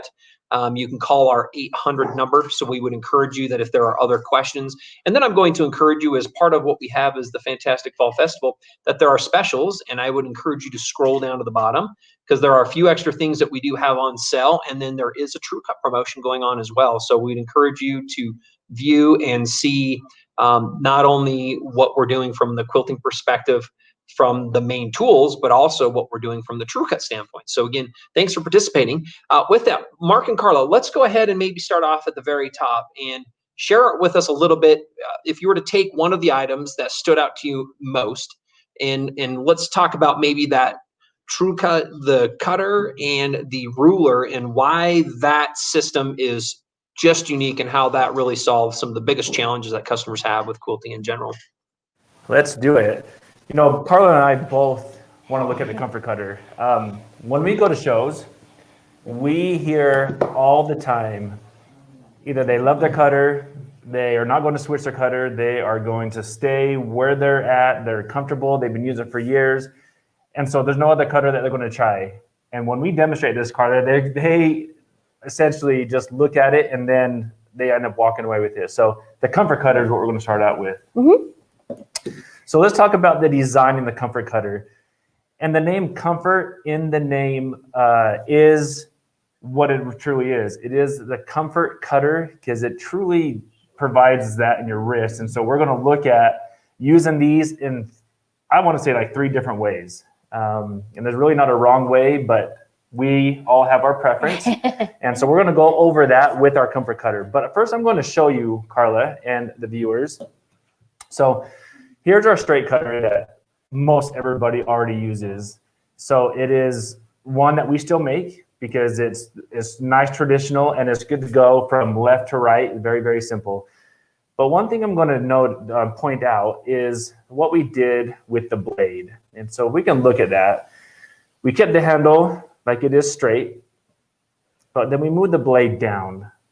So we did that for a few reasons, but one, that's where the comfort comes, and that's where the ergonomic comes as we cut. So as we look at this, Karla, what are some of your thoughts as people use the cutter? What does it look? People think it looks strange, looks weird. How comfortable is it to get used to the cutter? In fact, I think it feels really good in the hand.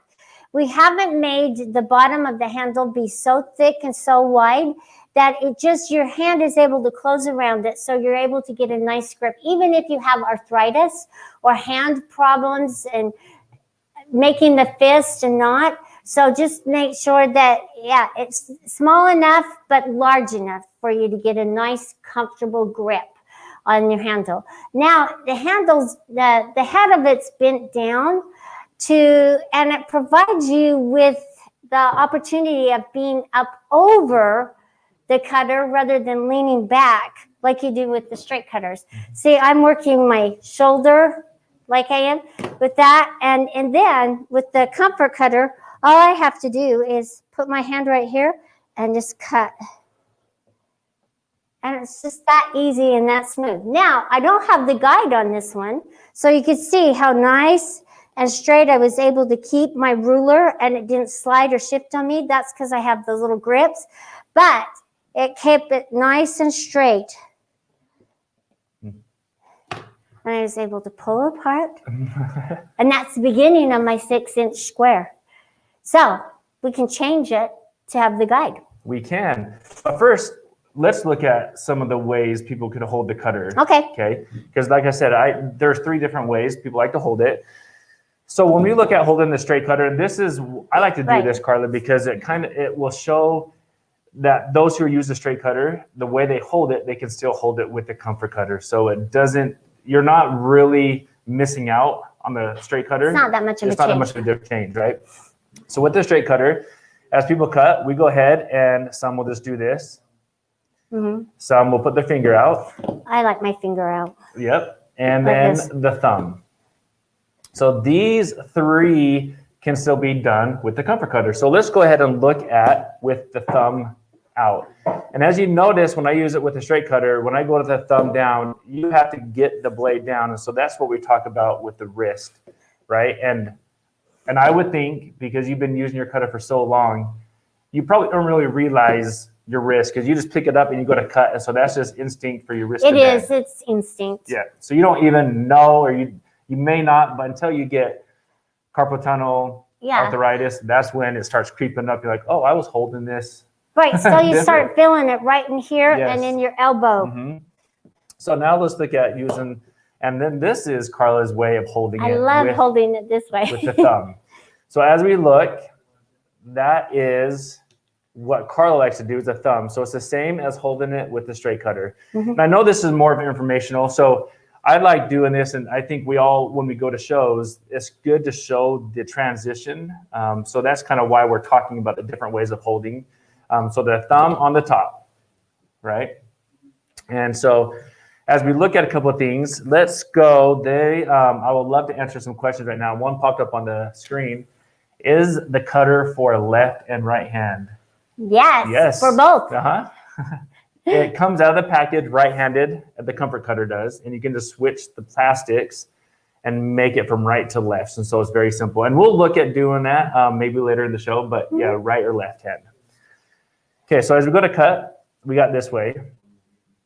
And then James, I really need to see the variety or the safety features. I have seriously cut my finger with my current cutter. That, James, is probably what most cutters do, or most quilters do when they go to cut. They nick their fingers, right?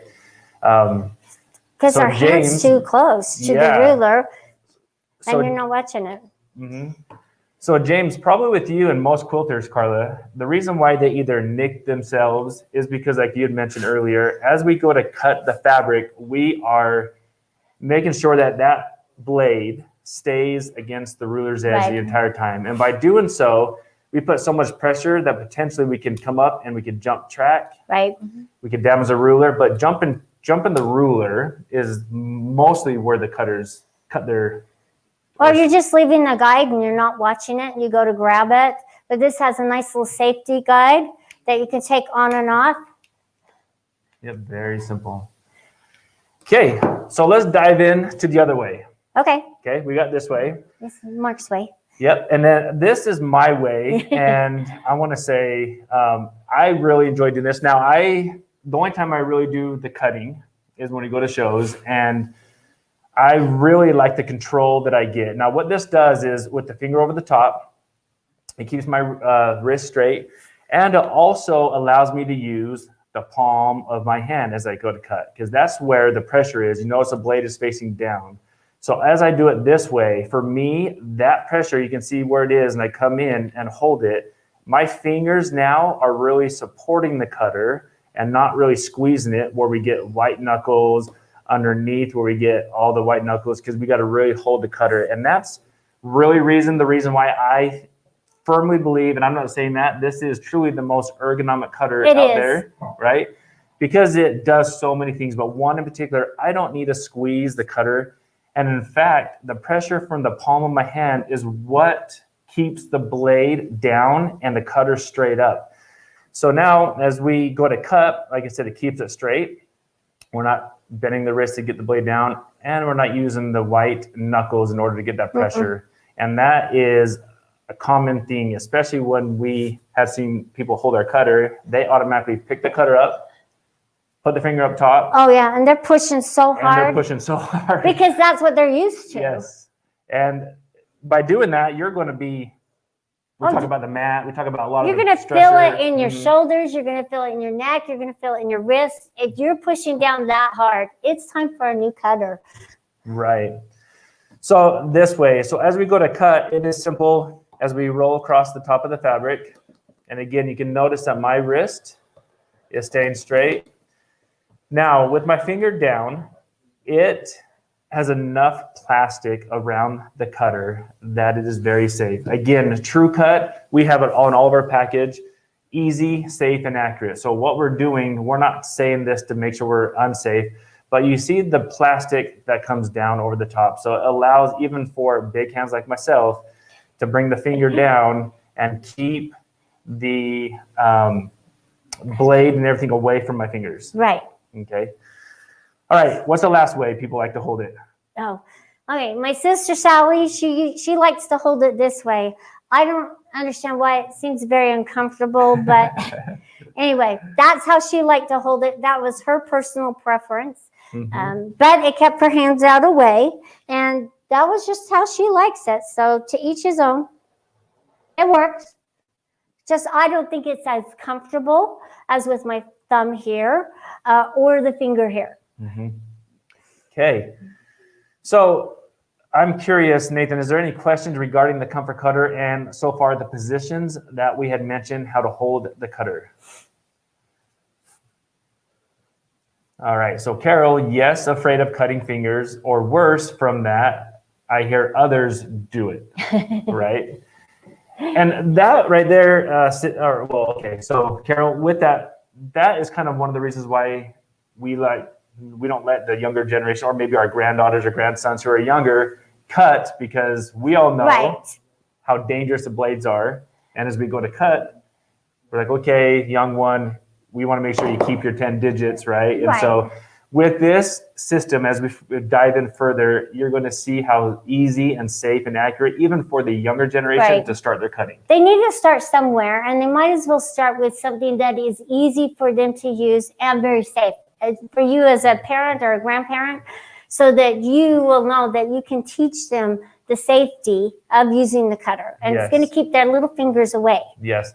Cynthia, can you use any replacement blade? So our blades, and most blades, have that notch out in the center, and those types of blades will work over the shaft of the where the blade is. So on the ones with the notches. Shout out to our blades. Our blades are awesome. If you haven't tried them, give them a try. Right, 2 thumbs up on that. Yeah. Okay, so we're looking at the holding of the cutter. Right. Now, Karla already made a cut through how many layers of fabric? Oh, God, let's see. Let's count. 1, 2, 3, 4. There's 4 layers here, okay? Now, I will say, Karla, cutting through those 4 layers are easier because of the blade placement. When we cut through 4 layers without the ergonomic of the shaped handle, we know that we have to really push down. Yes. And then the shoulder, our elbow, and even your finger and your joints, it's going to cause you some problems because you're using the repetition. Any quilter knows this. We use the repetition of quilting or moving, cutting all the time in our wrists and hands. So any way we can save it to continue doing what we love is really important. That's right. Nathan, before we get to you, I just want to make a comment on that. You know, over the years, I've been hearing the comment always that it is hard on the wrists. Right. And we love to cut. You mentioned that. Yeah. I mean, I saw some viewers too mention that cutting has been what they enjoy doing. Right. Now, some of those those who like to cut, they are going to really feel that. And I think a lot of them, they might stop cutting and now no more projects are being done because of the tools they have. And so these tools help them overcome that, and they can continue to cut for a long period of time. Let's bring Nathan in, have a couple comments. Yeah, I thought it would just kind of help bring up here on screen as we're talking. Mark, to your point, I've heard personal stories to support that where customers have literally told me that they were not able to continue quilting because of the pain in their wrist or the pain in their hand or the pain in their fingers. And because of the shape and of the cutter and the simplicity it allowed them to hold, they were able to go back to what they loved most. And so that's an honest story. We hear stories like that all the time. You know, it's just great to know that there's a product that can help people that reduces the stress in the wrist. I pull up this picture because this is, again, what you've shown the camera here a few different times. But I thought that was incredibly important piece that just shows you how it really aligns the arm, aligns the shoulder, the elbow, the wrist in a way that just, again, allows there to be significantly less pressure. And then, Karla, to your point with cutting all those layers, it actually transfers more of the power and more of the energy down towards that blade. So then you don't know, and people would say, well, it seems like I don't have to push as hard. And that would be a true statement because, again, that's coming from the palm of the hand versus the finger, you know, the extended finger or the wrist or the arm. So I just wanted to bring that up as part of this. And again, I just wanted to do a shout out to have anybody that you have questions. We're looking through some of those other questions as we come through. Mark, one of the other things that's coming up is I'll maybe put this in front of us all and you can kind of talk with how this cutter then moves into what's next is the thicker lip on the edge of the ruler. And maybe you can share a little bit more regarding that with our customers as well. Yeah, Denise, you know, right there, like the thicker lip on the ruler. So what Denise is talking about is our track. Yeah. This helps make it safer. Yes, and that is one of many features that really separates TrueCut from all of the other cutting systems out there are the simple features we talked about earlier and the benefits. And so one of the features of the cutting system is that. So let's go ahead and look into that, what Denise was saying. And as we can look at, Karla, talk about the track and what that does. Does it take away the view? Does it make the ruler different? No, actually, I love these rulers. And actually, I use them for quilting as well, for machine quilting, because I love the edge and I love how the cutter glides along the edge. It just is so smooth and so nice. And it also makes it more accurate for you as you're cutting. So right now, I didn't use the guide that comes with the cutter, but you could tell that it was my my cut was nice and straight, and it was just very accurate, pushing it along the edge of the ruler. Mm-hmm. And I don't have to push really hard. No, you don't. It's pretty simple. So let's show them, Karla. We're going to now transform our cutter. Now, without the guide, we're about to put the guide on. In the package, you get this extra piece. And what this is, we can get a close-up at this. There we go. It's black, so I'm trying to hold it at an angle. Not too good. It is black, so it's hard to see. Maybe we can come in closer. Maybe put it in my hand here. So this piece right here, this is the guide. This is what interlocks with the ruler lip or the ruler track to keep you cutting straight. So what we're going to do, this comes with the package. We did it this way so you can use the cutter outside the package with your normal ruler. And then if you decide to get the TrueCut rulers that have the track that you see on the screen, we're going to go ahead and put that on. So it's very simple. So let's give us a second here. So that's a quick release. So you just spring the button, and then you just transfer this to make it from right to left to the other side. So that's all you do. Now, do we have it on there? I'll take my blade off. Let's look at that. Okay. Nope, they're showing you right there, Karla. You keep going. I'm just gonna. Now you have to be really careful. No, you don't want to cut yourself. So I'm We just are gonna push it back. professionals, Karla. So I did it enough, and then you just put it back on. And so now, you can see right there. That's where that track's gonna go in between. let's point it over the Kemper one right there real fast. Right there. Let's see. Okay. Yeah, there you go. Is that a good shot that you can see? All right. Perfect. Okay. Okay. So let's go put that over the ruler's edge, Karla, to show the customers how it works with the rulers. Not only right there, Karla has Can it you on. see that? So that's how it works. See, my blade is down there cutting my fabric. And now I can't veer off or turn. It's just going to keep me nice and straight. There we go.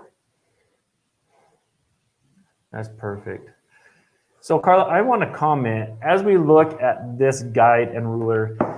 Now, like I said, I've never pieced a quilt, but I've done many hours of cutting as we travel to shows. Yes, you have. And I know the stories, right? Right. The ruler sliding, Right. the going up and over, nicking the fingers, and other potential issues that could happen. What I love about what you just did there was the blade. When we want to cut against, or when we want to make sure the blade is against the ruler, we need to push. We're going to go over a couple of things. One, if we push against it, our rulers want to push as well away. So from start to finish, we need to hold down the ruler. Sometimes we want to walk up the ruler as we cut. Right. We got to make sure that that doesn't happen because we need to make sure that blade doesn't go off to no man's land. Right. So when I saw you do that, I noticed the blade, as I put it on the ruler, the blade is already against my ruler's edge, right?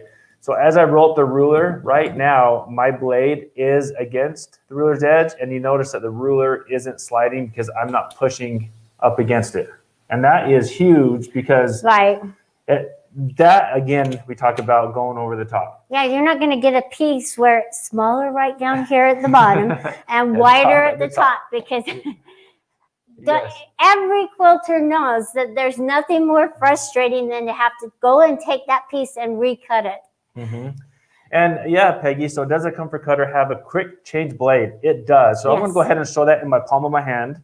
So we get my palm. Okay. So on the back of this cutter, there is this bit right here, and we're going to simply just press that, and the blade just comes right out.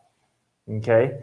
And this is actually the newest feature of the comfort cutter. We designed into having it. Our prior comfort cutters never had this. Right. So this is a newer feature. You had to unscrew them, and it is a great feature. You'll love it. And it was simple to put back in. Right, let's do that again real fast. Let's get up close. So I pop it out. Now I'm going to go ahead and just pop it right back in. And we're good. Yeah. Okay. So yes, Denise, it is a nice, neat feature because, again, we're dealing with blades. So going back to the cutting with the ruler, as you can see Karla cutting. So she's cutting through multiple layers. Yeah. Using the guide. And as we go to cut, again, it keeps it straight.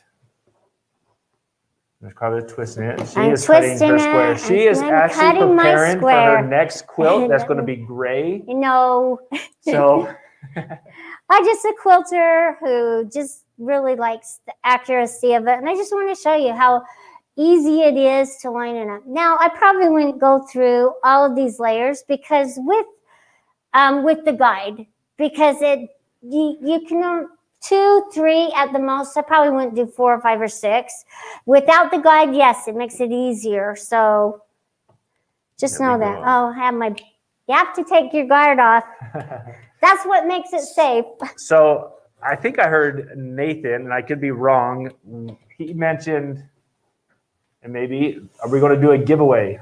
Yes. Oh, yeah. Great. Giveaway time. All I'm going to say is it has been a little too long. I know we've been through this environment. Haven't done any giveaways. Oh, no. People that are streaming, yeah, it's giveaway time. And I actually am going to apologize. We kind of jumped the gun just a tiny bit as we moved into part of the section. So we could have done a couple giveaways previously, but I thought since we're done with the TrueCut items and we're seeing this amazing 45mm ergonomic cutter and the ruler and the track system. Again, that is the unique patented function of the TrueCut that really does solve, again, a lot of those challenges. Mark, I like how you were putting and talk about how people put so much pressure across their rulers and all that pressure down. And then, we've heard, and if you haven't been watching out the comments, there's been a lot of people who injured or cut themselves. It becomes dangerous after a while. And I know there's a lot of other products that continue to make it easier, safer, and more accurate. But let's do a giveaway. Maybe, I'm not sure if we have a camera shot we can get that would have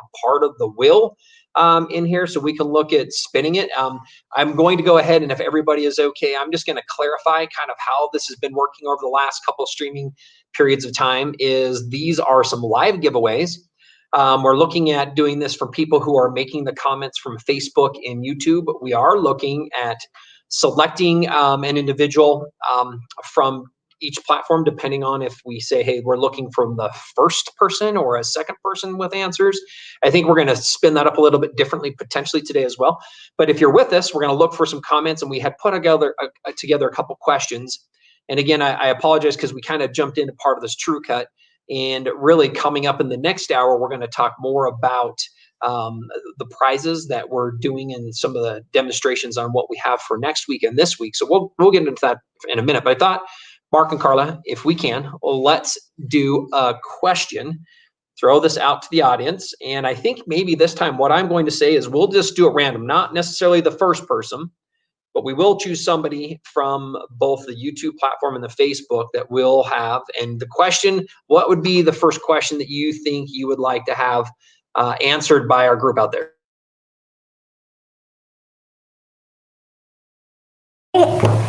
What is the name of Karla's mom? Oh, that is a good one. I love that one, actually. I'm waiting here patiently. Oh, nobody knows that? Okay. Waiting patient. Oh, they're coming up now. I'm going to put this out there here as I was getting. Okay. So we're going to see. We got all sorts of comments. We just had 37 come in, and there are a ton. Yes, and the name is what, Karla? Of the Grace Company. Yeah. So again, we're going to do this just randomly. Again, there was no first or last. We're going to just select here, and I'm going to go ahead and we'll pull this one. Connie Judd. Way to go. Congratulations. And so what we're going to do with Connie is we're going to spin the wheel. And I'm excited. Mark, do you have that wheel over there by you? Maybe you can just talk briefly about some of the options that are on there so they can kind of know what they might have a chance to win. Yeah, so we have rulers, true grips, comfort cutters, sharpeners, thread, and I think, and we have like combos, a quilter's combo. So yeah, a good variety, Nathan. Are we ready? Yeah. All right, let's do this. I'm going to say party on the spin. Yeah. Party on the spin. Connie, jump in. Spinner. How to contact us here. All right, here we go.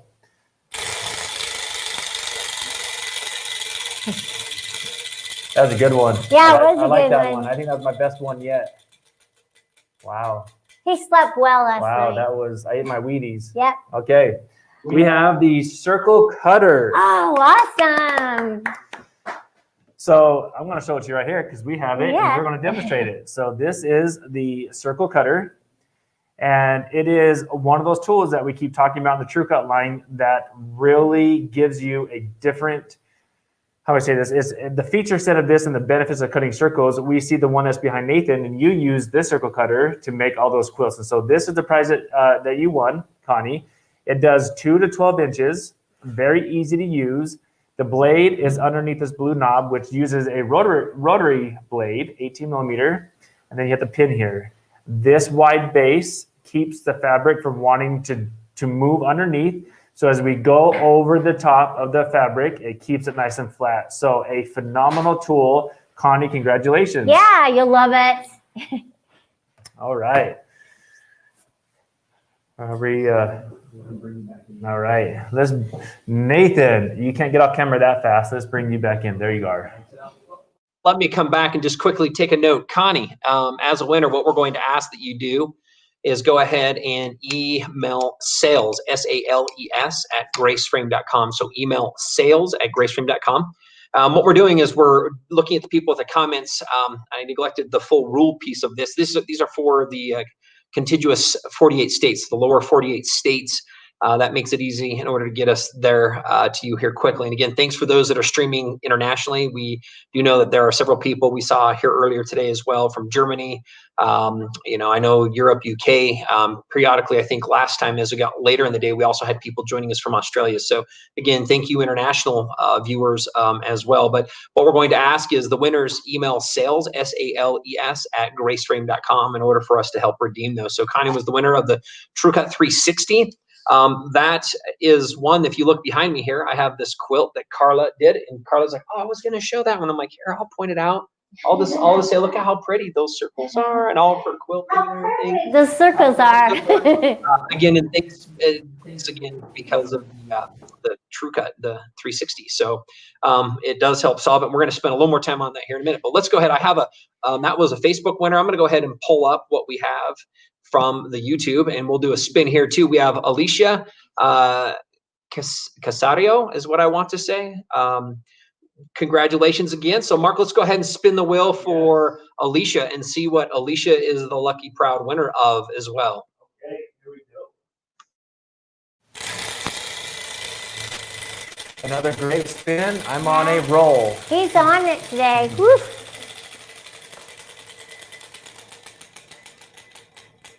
You must be working out, Mark. Oh. Oh. I'm looking like Awesome. my Yeah. comfort cutter. So Yeah, congratulations. yeah, so she a proud winner of the 45 comfort cutter. And you've been watching, so you already know all about it. It's a fantastic win on that one. So the last thing we really didn't show on that, Nathan, is Alicia, you can actually personalize it. So in this comfort cutter, I'm going to show you right here. Let's zoom in. You can take this top off and you can put your name or your picture or something in your handle. So that is really the reason why that is that's a great prize. So now, Mark, I don't know if that's quite enough, because one of the most impressive things that you've shown us so far is the ruler. What if we just give her our quilters combo? Talk about that, and let's up the ante from just the My Comfort Cutter to our quilters combo and tell her what that quilters combo comes with. I think that's a lot better of an experience that she's going to have with that ruler and the track and the non-slip pads. So let's go ahead and do the quilters combo for her, but maybe share a little bit about that. okay, so the quilters involves the ruler I'm holding, the True Grips that Karla put in front, and the comfort cutter. We haven't really got to the True Grips, so we'll talk about that. But just a quick thing about the True Grips. That is our #1 item that we sell. They go on the back of the ruler. It keeps your ruler from sliding. So this is truly a great quilters combo package that has the comfort cutter, the 6.5 by 24.5 ruler, that is the most popular one, and the True Grip. So great upgrade on that prize. It makes it a complete system. So you're not, you're going to have that easy and that safe and that accurate. Mm-hmm. Absolutely. So that's great. All right. So with that, Can we do one more? Maybe? Let's. That was kind of getting started light, and I know we'll again do more of this next hour, but let's do one other question that we can go ahead and put out there for everybody. Karla, what would be the next question? Okay. In our last segment, it was the sweetest lady in the whole world, Luella Hall. She made certain quilts and gave them away. If anybody can tell us which quilts that she did and how she gave them away, does that even make sense? She did a certain type of charity quilt. For what charity did Luella give the quilts to? That's Let's good. put that one. And by the way, I just want to tell a little bit about Luella. She grew up in Star Valley, Wyoming. And she, as a little girl, knew my mom and my dad up there. And she would go to their house as a little girl. So it was really fun when she walked in to buy a quilting system that we're kind of just drawn to each other. And that's part of the reason why, is because we feel like we have this bond through quilting because she was raised in Wyoming. So just a little bit about Luella. Mm-hmm. All right. Do you want me to get it or no?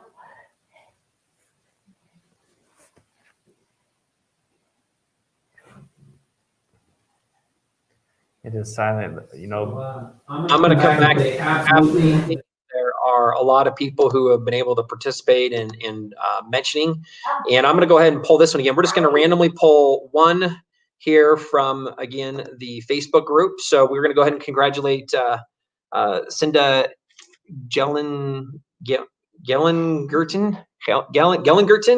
I hope, sorry, I apologize for that, Cinda, but you're right. Refugees is what we're doing. So let's go ahead and let's do a spin mark for her as well and see what she's going to be winning.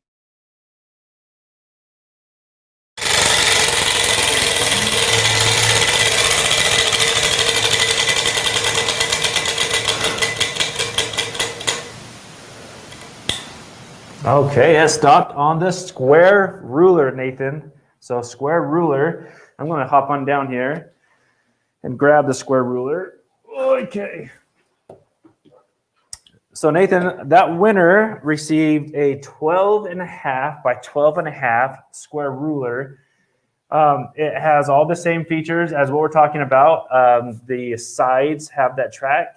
It has built-in holes for marking and for holding the ruler. But and Nathan, for reading the ruler too. So the ruler makes it actually easier for you to read. Yes. So Nathan, I think we owe Cinda something else because of her last name and what you did. Last name there, we might want to like. What do you think? Absolutely. Let's not just make this a single win. Mark, what else do you think? What other square rulers do we got? put in there with part of that package. Well, all the square rulers. The square ruler, Nathan, the 9.5 and the 6.5. Let's give the whole square package. family out to Cinda. Great. You have those there so you can pull them out. I'm not sure if we have access. Have you get back up and grab those all so she can see what she's winning. Okay. Nice. So if we can show that now. So that is right there. Where am I going? Again, congratulations on that one. Wonderful. Great. Let's do one more. That was what we had from the Facebook side. We're going to go ahead and pull a winner from YouTube. And this is the winner that we're going to have is Jay Allen. And again, what we've got is the refugees on this one. Jay, let's see what Jay Allen's winning. Mark, let's go ahead and spin the wheel for Jay. Spinner, spinner, chicken dinner. Well, I was going to say,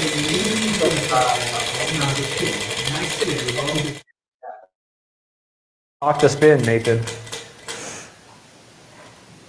Okay, it stopped the on square rulers the again. square ruler. So what I'm going to say is let's do a square ruler, but let's do a spin and see if there's something else that we can combo with the square ruler. We'll just do the 12.5 by 12.5 on that one.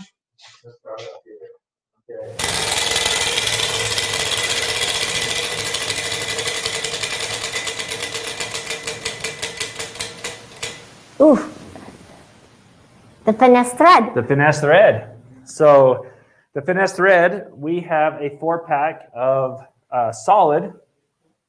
So the solid thread on this one, Karla, I saw your quilt, by the way, that you were showing that had the finesse symbol on there, right? Yeah. That is that big old thing. Yeah, that is fantastic. So this finesse thread, a little bit of about finesse thread. It is 50 weight, 100% polyester, and it's 1,500 yards. I'm going to show one of the cones. These cones, we designed this for a particular reason. It allows you to have, you can do a large quilt with it, and you can do multiple small quilts. But now you're not really committed to a large spool of thread. You have this nice size, 1,500 yards, 50 weight, 100% polyester, and that is the win on that one. And they are the most popular solid colors that we have. Right. So you'll love them. yes. Okay. That is pretty exciting, Mark. And I guess I'll just come back and share. You know, one of the stories was that this is something that I really wanted to bring into Grace Company, not because we're like, yeah, let's do thread.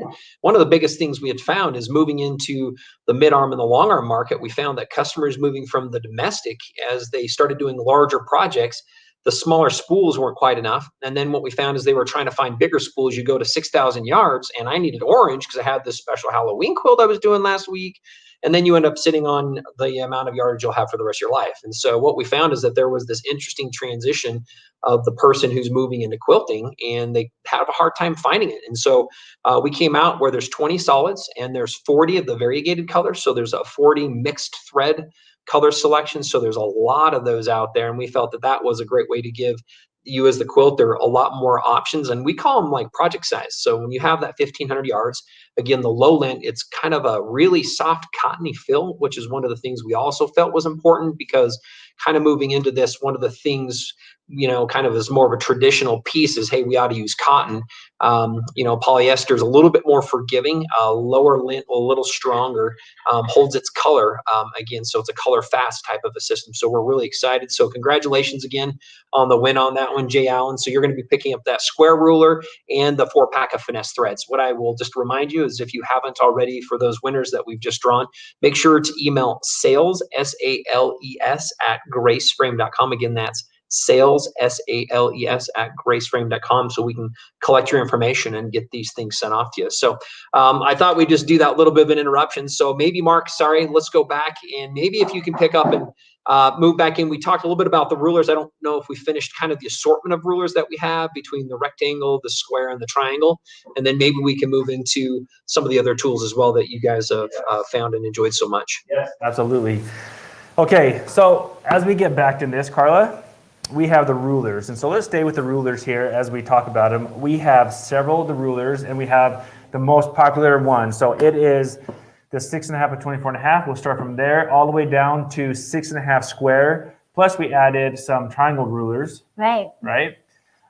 We have a equilateral, a right, and a kite. On top of that, we have all of our rectangles and we have our squares. Karla, with the rulers, much like our cutters, they can present some issues if you have a ruler. Like one of them is maybe cracking, right? Or the corners cracking as they fall off the table. Or kids going down. I've had this happen where my kids are just kind of trying to see how strong it is, or they're just playing around and they've broken some of my favorite rulers. Yes. Well, so look at that.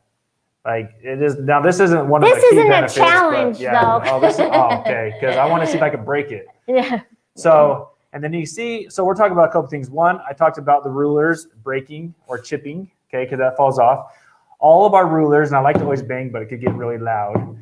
But our rulers we made differently. Right. Right. We pretty much injected the rulers, and what that does is really give it the strength and the durability. Even with all the holes in our rulers, they are very durable. As you can see, like even flexing it. Now, again, that's not a really selling feature, right? But to your point, they're not going to break if they fall off the table. They're not going to chip on the corners, right?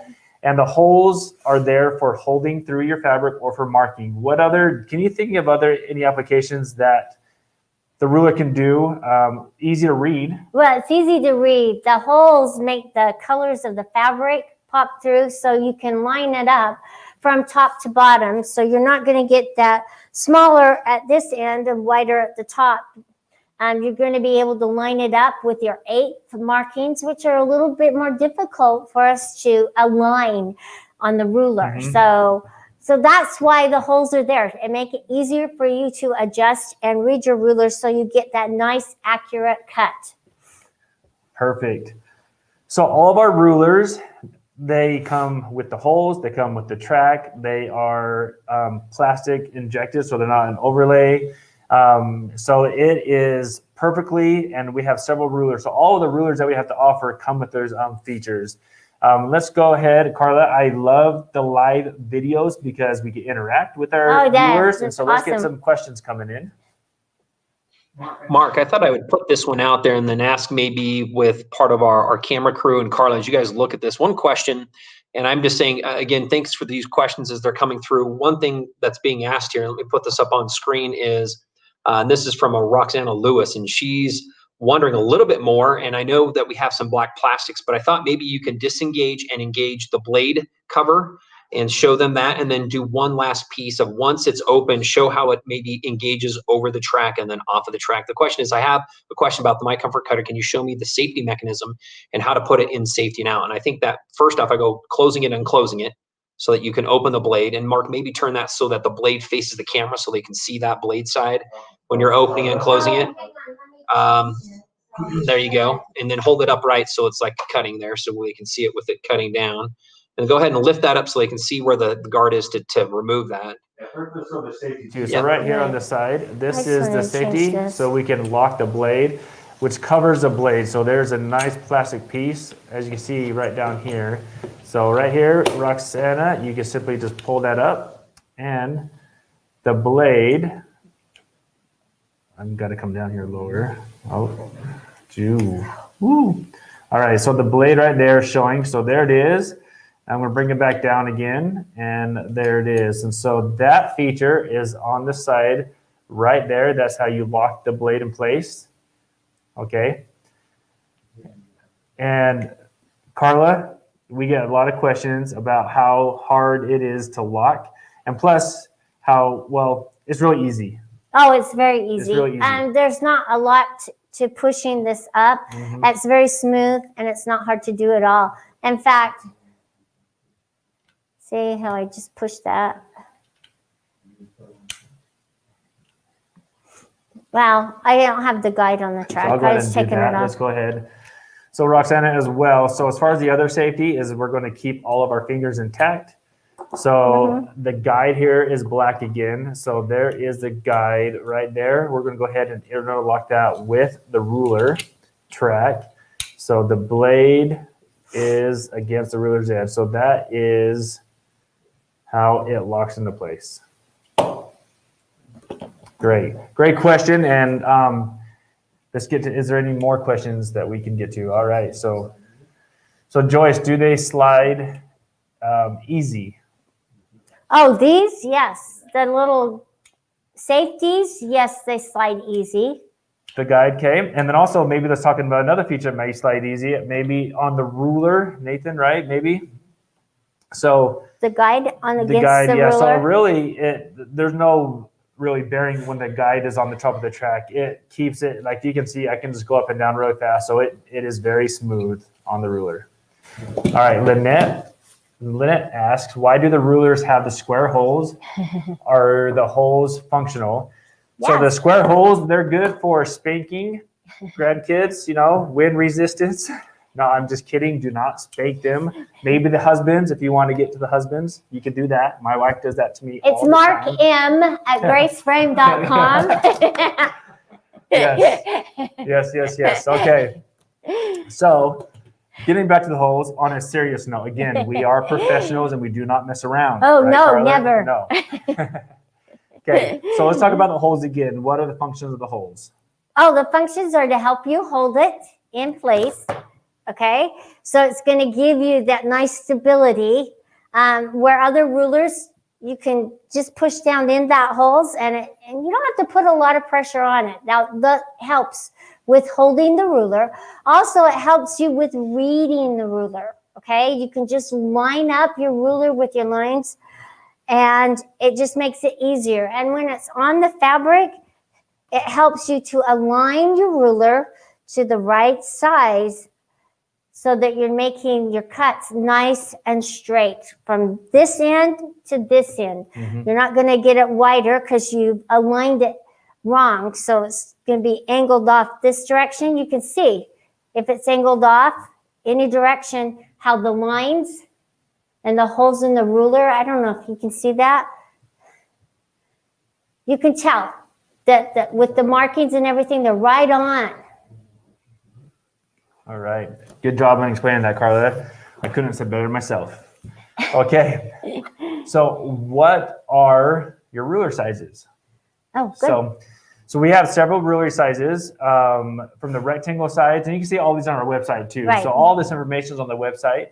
But from the rectangle, we have 6.5 by 24.5, 3 by 18, 6.5 by 12.5. And then on the square, we have 12, 9, and 6.5 square. And then we also have the rectangle rulers, and those sizes are The triangle. triangles. So they're just triangles on that one. Okay. So as we go back to the rulers, there's not much. The rulers are rulers, so there's not much to them outside of the features with the holes and with the track to them, and they're easy to read, right? So we have now started talking about the cutter and the ruler. They go together. Perfect combination. Perfect. Let's talk about how we keep the rulers from sliding. All right. And these are the True Grips. So the True Grips, these are rubber adhesive rings, and I'm going to peel one off, and we're going to see how good the camera can get to these because they're very thin. They are clear. It's like almost like a contact. Okay, and you notice there's a hole in the middle. So there's tiny circles and these large circles. So you get 30. You get 15 of these large ones and 15 of the small ones. These go on the back of any ruler, right? Rulers that you want to keep from sliding, they go on the back on it. How important, any ruler. Karla, how important is it? First of all, there's two questions for you, Karla. People try to keep the ruler from sliding, so they use other materials. Sometimes they use sandpaper, right? How important is it if you want to keep your ruler from sliding to use clear stuff underneath it? Oh, you want to be able to read your lines and your numbers all the way up. So if you have something that's going to detract or a different color, yeah, you don't want that. Because you want it to be able to be readable from this end to this end, and you want it not to slide. Because we're pushing against it on any other, it's going to slide on you. Right. So let's quickly demonstrate that. There. So we have some on our demonstration ruler. So these two rulers have them on. This one does not. It slides Right? really Go ahead and press on easy. there, Karla. My son's name is Carter, so hope he's watching. No. So you can see even both hands as you're pressing down, it will slide on you. And once you put these on, and now this will also do it on and off the fabric, right? Go ahead and now press down on that one. It takes so much more effort to get it to slide. That's right. So let me grab the magnet from underneath that's holding that. Okay. So, no, I'm just kidding, the belt magnet. They are these little guys. Okay, so that's the rulers from sliding. They truly grip. They truly grip. Yep, they go on the back. Now, with the True Grips, they go on any ruler. Now we're starting, you can see kind of a pattern here, right? We're talking about the comfort cutter. That talks about the wrist, the fingers, elbow, all the joints, easy, safe, and accurate. You put that with our ruler. Now you have a cutting mechanism that keeps you straight and accurate and also safe.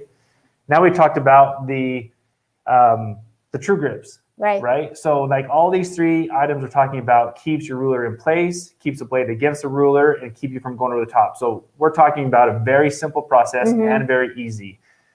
All right, from there, let's talk about our sharpeners. Oh, okay, yeah. Okay, we have two sharpeners, and with the sharpeners, we have an electric sharpener and we have a linear sharpener, or what we call a manual sharpener. Now, over the years, we continue to get this even to this day because we are sharpening blades. The number one question we get is, do they really work? Yes. And Yes, they do. We Yes. wouldn't sell them if they didn't really work. They really work. They really do. So we're not just saying that. There is a key ingredient that allows these sharpeners to function the way they should. Something that we've been using for centuries. It's never changed. We've been using it, like I said, for centuries. Yeah. And we use it to this day. Since probably the caveman. Probably. But they are stones. Ceramic stone, diamond stone, wet stone, whatever stone, that's what we use. So you can see on the screen right there, we use diamond stones in both of our sharpeners, okay? The small ones you see there go actually in our electric sharpener, and we have a bigger one in our manual sharpener. So let's talk about the sharpeners and why would someone, because we can buy blades, right? Oh, but We they're can so buy expensive. They're expensive, and how many times are we up maybe at 10 o'clock at night, 11 or what have you, and you're doing a project and you're cutting and you're cutting and you're cutting and you're using a dull blade because you know the stores are closed. You have to finish your project, so you can use it over and over and over again. Cutting with the dull blade does what? Oh, it frays the fabric, number one. It does a number on you yourself because you have to keep going over and over and over and over again. So you're just getting that repetition. That's right. And the mat, right? Right. Maybe I can come in too with some of that. I know, Mark, when you talked about some of the stress that ends up happening in safety, I love talking about one of those key things that also happens is you talked about late at night.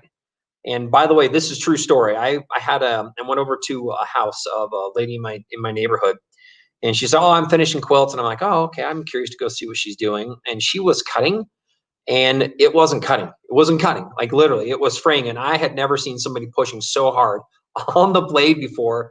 And I'm just thinking like, this is not a good place to be in. But again, to your point, fraying fabrics. I know that you have to be exhausted, right? Mark, is your mat gonna last? There's no way, right? That's just going to be wearing all that out immediately. And I'd love to come back. The term we have with TrueCut is easy, safe, and accurate. I think that those three things are not happening. And I love the quote I always tell people is, hey, you never have to cut with the dull blade. So sorry, I'm going to pop back out. I just thought I would share that quick story that is very vivid in my mind when I think about being able to sharpen a blade or being able to hone it back in. So yeah, it's true. So we talk about the mat. If you're using a dull blade, oh my gosh. So we'll get in our mats in a minute, but we talk about they can self-heal. Well, that is a term we all use, and over time, they will run this course. But especially with the dull blade, you will run that course with your mat very, very soon because you're really just digging into that mat. So let's talk about so we already mentioned the reasons why we want to have a sharp blade. We already talked about us cutting at night and pretending to go to the store, and you nailed it on the head. They are expensive. Blades can be very expensive. Oh, they are very expensive. Okay. So we have, again, the two sharpeners. Let's focus on this linear sharpener. So this is our new redesign of our manual sharpener. Now, Karla, what is the story behind this one? Oh, it's my mom's invention. Yes. Yeah, so my mom, Grace, she brought this idea to my brother, and my brother is all about new ideas and new ways of doing things. And so he's so proud of this story that at her funeral, this is one of the stories that he told, that my mom's an inventor and she invented the linear sharpener. So let's talk about this and the design. So we have the two sharpeners that I keep mentioning. This one in particular is perfect to keep on your cutting table. So when I call it manual sharpener, because you have to manually sharpen your blade back and forth on the sharpener. And that's okay, because with this same process, we can keep it on our cutting table. So I'm going to put that down. And as we go to cut, now first of all, you never want to sharpen a sharp blade. Okay? Yeah, no. So all of our blades are sharp, but I'm going to show you how to still use. So as we go to cut, you go from cutting your fabric, and as soon as you start seeing the skip stitches, or you're pressing harder in so you can make those cuts, let's bring it over to here. So this stays right onto your cutting table. So now I'm cutting over to sharpening. So I put that right in the groove. I'm going to show you the groove right there. So there's that groove that the blade's going to go in. And I can go back and forth. sharpening. And like I said, I don't have it in there, so I slipped off. You don't ever want to touch it, but you don't want to sharpen a sharp blade either. So we're going to go back and forth, okay? Now from there, we want to rotate it because blades are two-sided. And we go ahead and do that again, okay? So as we do this, and you notice that the sharpener is not sliding anywhere. You can see the white underneath. I'm going to show that around. These are the rubber feet that keeps the blade, or I keep saying blade, the sharpener on your mat. Again, we do not want you handling the sharpener as you are using it. Okay, so it stays right on there. So this one, you can go from cutting to sharpening, back and forth. And it truly extends the life of the blade, right? Yes. Now those projects that really you're really, works. yes, now you're struggling because you're cutting at night or you just don't want to go to the store. Keep this on your cutting table and it's perfect to go back and forth. Mm-hmm. Okay. Now, again, that's us doing it manually. Right. We have one that's electric. This is very popular. You're right. Because it does it for you. So we're going to open it up and there's a blade inside. Okay. So it has the two stones. So one at the top, one at the bottom. So it sharpens both sides of your blades at once. It has a lever here that you can pop open the blade. I'm going to turn it. Tweezers. There you go. So you can see it pop the blade. Comes with tweezers. So again, we are very safe. Even though we're handling a dull blade, it can still cut you. And we want to make sure we're staying safe. Right. So as we're coming here, but again, I'm a professional, so I'm just going to grab this out and hold it in my hand. Okay. So I'm going to hold the blade up. This is a 45 millimeter comfort blade. On the bottom of the sharpener, you can't see because again, it's black, but there are grooves. There are lines around here that indicate where you can put your blade. So you see on the screen as well. So we have our 28, our 45, and our 60, and they fit right inside the groove markings where it's supposed to go. And then it sits right in nice. You close the lid, hold it down, you plug it into your wall. So it's electric. Let's see, there it is. And then you press a button down and that's it. So that's it. So it's a very simple process. So if we were going to start again, Karla, you put the blade in, right, close it, right, press the button, right. and that's the simple process. Now, depending on how dull your blades are, your blades can be really dull. Right. So that process is how you do it, but you might have to do that process 3 or 4 times in order for your blade to come back. So it's not as simple. It is simple. It's not a quick process because blades can be very dull. And, yes. Yep. So simple process on that one. And so if you've kept a stack of blades, we talked about how expensive they are, right? Right. That's a lot of money that you have sitting in. So what a great opportunity it is for you to grab that stack of blade, sharpen what you can out of them. And now that's money that you had really brought back and saved in your pocket. That's right. You could spend it on other things, other important things like fabric, more thread, Shoes, yes. Spend them on shoes. Okay, Nathan, do we have any questions that we can help answer? Well, we'll take a quick look here. Just a minute. I thought I would just bring this back, Mark. I'm going to put this on screen while we're talking. Talking about the electric rotary blade sharpener. Now we do have the manual. Mark, sometimes you say, hey, let's bundle it up because maybe you want one on your cutting station and then one when you have bulk bits of it. We've had people do that. But coming back to this electric sharpener, we've done a lot of things over several years to continue to hone this in. And I just like looking at these key pieces, saving your rotary blade money for other things, Karla, like you're talking about, your threads, your fabrics, those other things that you love to do.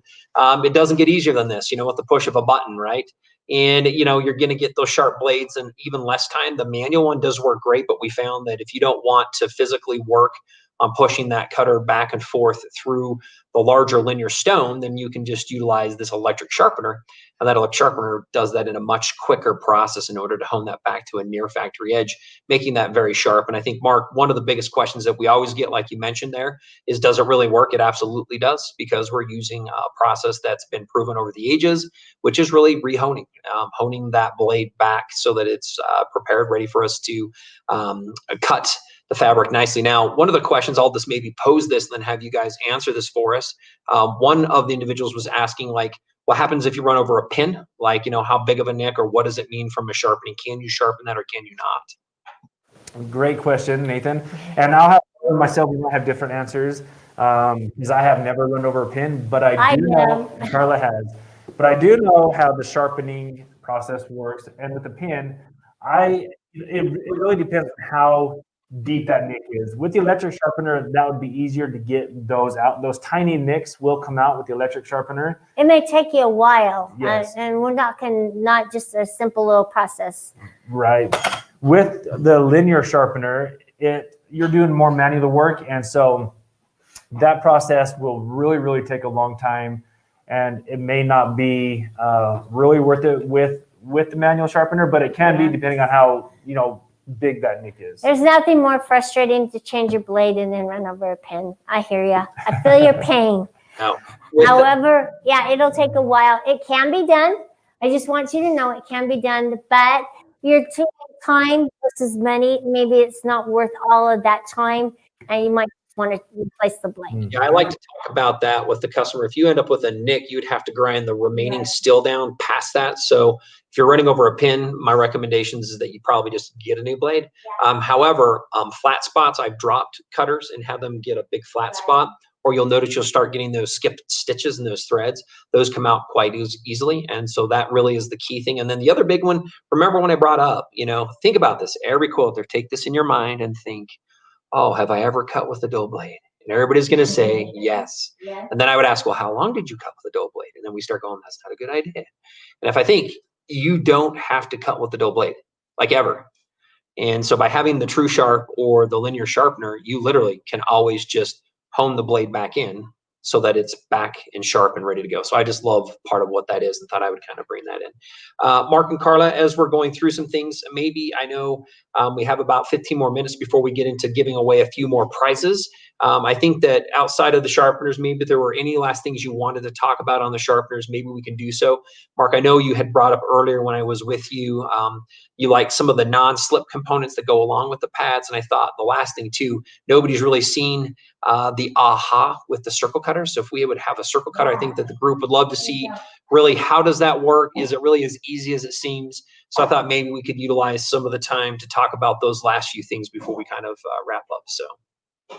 Absolutely. Let's do that aha moment here. We talk about the circle cutter, and it's never been shown. So we have, as you see on the table here, we have some circles already cut out. A very simple process, as Karla knows from cutting her quilt. So I'm going to, as much as we can, we have a good picture right there. So now most of the time you're going to really probably iron your fabric so it's not as wrinkly, but potentially not, where you still could probably have the wrinkles in. As we talked about the wide skid, you can know, even on and off the fabric, that fabric underneath does not want to move, right? So as you make your circle cut, it's going to keep the same process. So what we're going to do, I'm going to go ahead and get that circle. We're going to cut a circle out of here. So it's a very simple process. And because the way we designed this, we want to make one nice clean swoop around in a circle, right? Which means if I hold it this way and we go around, I get caught with my other hand, so then I can come back underneath. And that's fine. That's but fine. You might want to just go back a little bit and come forward so you maybe could get the tail that you might have as you do your circle cut. So that's not a problem. So now as we look at doing it this way, we want to keep all of our hands with inside the skid, right? I call that kind of the skid or the body of the circle cutter. It's very, very simple. So I'm going to do this really fast. So hopefully all eyes are on here because watch how fast this becomes. Okay. As I press down here, I'm going to go ahead and press down this knob. I'm going to cross my hands as you see here. That way I can make one clean circle as I go around. And I am done. Wow. Whoa, sorry, the camera. I hold it up. I remember That where the was camera fast. is. So there you go. Yep. So there is the circle as we cut it out. And it's very fast, very simple because of the rotary blade for one. And you're going around. It's almost still like a pizza cutter where you're still going around like a rotary cutter. So it makes it very, very simple with that. So yeah, that is the cutting circles. Yeah. And Karla's moving it. So let's go ahead and look at, Karla, the sizes that we can cut with the circle cutter. 2 inches to 12. That's right. And what is that knob that you're moving right there? I didn't really explain that, but what is that knob that you're moving That around? knob is where the little pointer is that holds it down into the fabric. So that's what you're pushing it down. So you will take it. So this screws and unscrews so you can adjust it. So I want an 8-inch circle. I want to put my little legs here on the 8 and tighten it back up. And then I'm just going to hold it down. And I'm going to do my crossing on my hands, but I have to start here. And then you're going to push this down. So this is where your blade is, right here. And you're going to push it down as well. And there's a little safety so that you can keep it nice and safe and cover. So lock it into place and unlock it. And there are replacement blades as well. So yeah, we have the replacement blades because they're smaller size. That's right. Now let's talk about the safety again of taking the blade out. So how we take the blade out, there is a notch or a little plastic lever right here that we're going to just simply press in and pop open that lid. So as we look at this, I keep moving it up, and okay, so there is the blade right there. Now it has a cartridge, so it's very easy. As we come to pull it out, I'm going to show you the cartridge right there. So there's a cartridge with the blade. So again, it's very, very safe to take that out. I am grabbing the plastic of that cartridge that holds the blade, so I'm not even touching the blade at all. I'm covering it, but I'm not even touching it, okay? I am pulling it out. So now when we put it back in, it just snaps in as well. So now that blade's in there. And now we can go ahead and keep that down. And that's right there. And then like Karla mentioned, for safety. For locking for kids. Yes. So they don't get in it. You'll just replace the little cover piece on the blade when you're not using it. Yes, exactly. So that is the safety on the blade and how we get the blade out. And so with a lot of the stuff we said, Karla, there are a lot of people who's commenting and questions, right? So again, live videos, let's get to some of these questions. That's awesome. Maybe I'll come back in. First and foremost, I'm going to just put this out. Mark, someone says you look smooth. I'm just kidding. It's about the cutter. It was very smooth. Talking about my head, maybe my head is very smooth. Other comments, wow, impressive. A lot of people were talking about that, it's amazing. One question I thought maybe we could just briefly answer on this, and I maybe would refer back to denim. I had somebody asking about denim. They were wanting to know how many layers of fabric can a circle cut at a time. And that blade does come through, and one thing we talk about is about 2 layers of denim would be the most that we would want to use, or probably we would say no more than 4 layers of fabric. And so if you're looking for real precision, we're going to say probably 1 at a time, because the fabric, as you stack it and you put pressure, we don't want those really shifting. But we have had people do 4 layers at a time or 2 layers of denim for some of those bigger projects. So As well, which felt is a real popular thing. All right, anything else, Nathan? All right, Angie, do the circle cutter replacement blades come inside a cartridge? Absolutely, they do. So again, we don't want them there's no way really to handle the blades in the circle cutter if it didn't. So it does come with a cartridge. You can see on the screen right there. So there's a lid or a cover that covers that blade. Right. Very safe. Good question. Any other questions? Just what I would just come back from my side is, again, just a lot of people. Thanks for the support of those who have used this. It's been fun hearing those comments. It has been fantastic, and it's received a wonderful acceptance. When we created this product, that big skid we did, because if you think about the current circle cutters, they're open. They have this blade, and it pushes and pulls fabric. And again, our whole goal was to make it easier, safer, and more accurate. And we wanted to solve a lot of those biggest challenges. And so this 360 ended up costing a little more than we really wanted when we were looking at what we were trying to do from our competitors. But what we found is that because of the solutions that it's really providing, and because of how it works, and because of how you can interact with it, it's just done an amazing job. And so it really is as easy as what Mark was showing you. We have people at shows, hey, can I try that? Mark, and you're inviting them up. I know, Karla, here, come give this a try, and you work through them and let them see that really it is that easy to adjust it, it's that easy to cut with it as part of that process. So maybe as we're kind of concluding here, Mark, maybe we can finish with the mats and the pads, and I know we have something that keeps those in place as well. And then we can kind of just loop back around with the entire TrueCut product line, as it's been an exciting product line to have as a whole, and we can kind of go from there. Absolutely. So as Nathan mentioned, the mats. And so our mats Are awesome. are very awesome. So they are easy to read. Yes.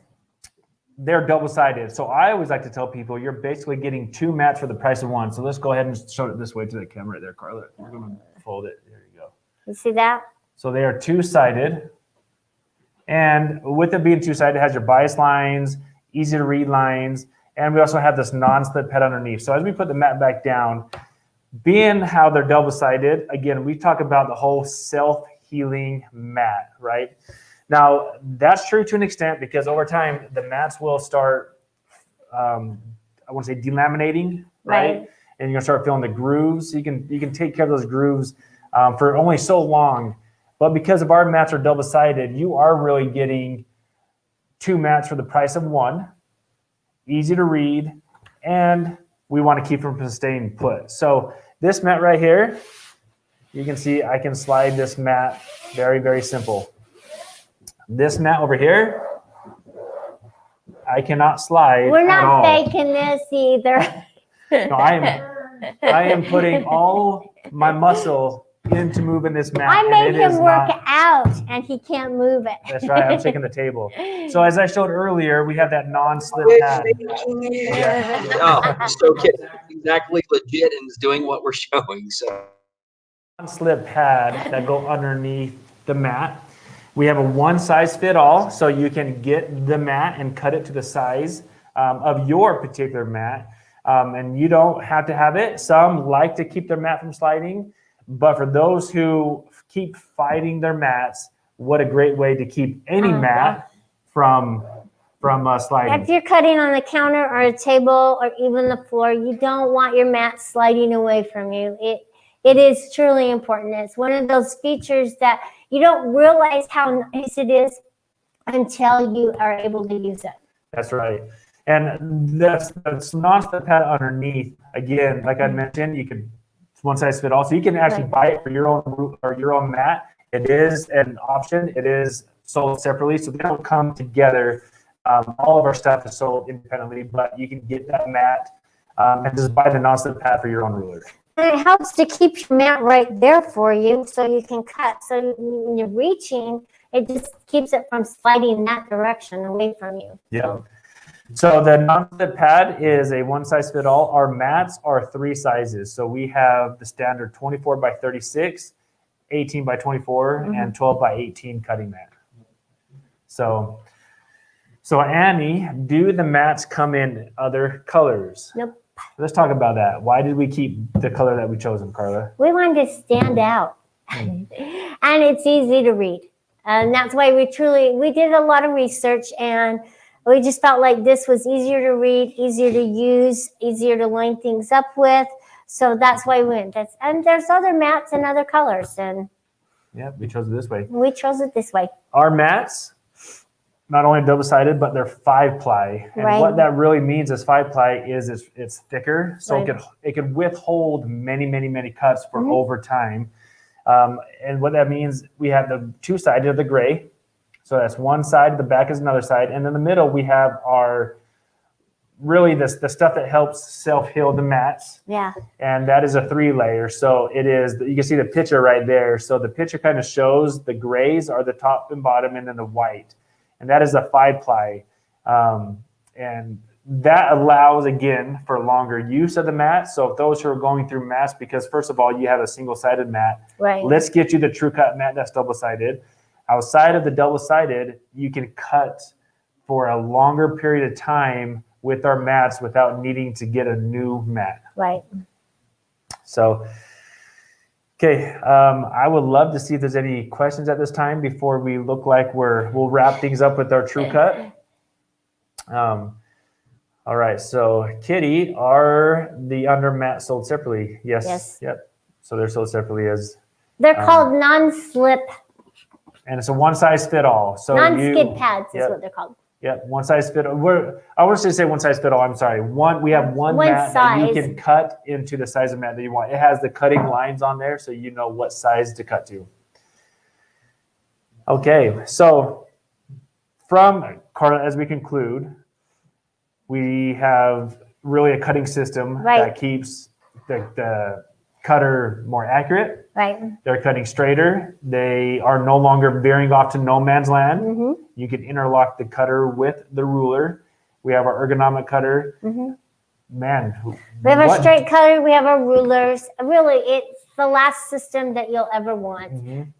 And all of our rulers come with the guide, even our triangle rulers. And if you haven't seen them, check those out, because you can cut and make amazing quilts. That's right. And for those viewers who really think like, oh, okay, I love my Olfa or whatever I have, and I cannot change, give this a try, because we hear that all the time. And once they try the ergonomics of the cutter and hold it in their hand, using our rulers, they do not go back. Right. And so I just say, with us talking about it, give it a try for yourself, and you can really see how nice it is. Thank you. Appreciate that, Mark. I thought one last thing that we would do before we leave this really quick is I just wanted to show our website.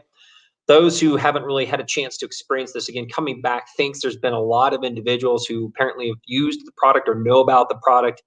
We appreciate your support in the use of those things. Our honest goal has been and is to make cutting easier, safer, more accurate as far as an experience that you're going to have. You can see that right now I'm on the Grace Frame website. Up top on this, we do actually have one of the items that says TrueCut. And underneath TrueCut, we have a lot of the stories behind kind of what we've talked through. So if you were to scroll through this, we talk about the key elements like the track and the ergonomic cutters. We talk about what that does and what that means for the shape. You'll notice that at the very top of this page also, or if you're on a mobile device, you'll see a small pancake menu. You can go across and look at the individual products, the My Comfort cutters and all the rulers, the True Sharp 2, which is one of the electric rotary blade sharpener that we've just talked about, the linear sharpener, the TrueCut 360, so the 360 circle cutter, cutting mats, and then obviously the additional accessories that are part of the product line from TrueCut. Again, continue to look for new items. Karla and Mark mentioned that we did add the quick release, which is brand new to the 45 millimeter My Comfort cutter. It is soon coming to a 60 millimeter comfort cutter. We do have 60 millimeter cutters, and we're currently in the process of reintroducing a 28 millimeter on the My Comfort cutter, but be looking for that quick release to come to all of our cutters. We also currently have it on the straight cutter, so we also have that quick release currently in our straight cutter. So again, go to the website, look for more information. Also understand, as you're shopping or browsing, I would encourage you to go to the festival promotional pieces. You'll notice that there are promotions also running on the TrueCut product, and we gave away a pack of thread. Don't forget, there's a coupon you can use for a special discount with that thread as well. So make sure to go to the page that has a little bit more detail on some of the promotions we're currently running, so that you too can take advantage of some of those discounts that we have out there. Now, Mark and Karla, I noticed that you're in front of the TrueCut, but we're now moving to our 2 o'clock hour. And I don't know if anybody really fully knows what this means. Probably don't, but this is our giveaway hour. And we're doing some product demonstration in this hour. So we're going to be talking about a couple key things that we're going to be giving away. We like to do a demonstration on what those are. And then we really wanted to also spend a little bit more time. Last week, if you remember, for those who might have joined us, we actually went through several of the Quilting machines. We talked about starting with your domestic machine, what it means when you start with your domestic machine and then move to the 15-inch machine. We have 19-inch machines and 21-inch machines.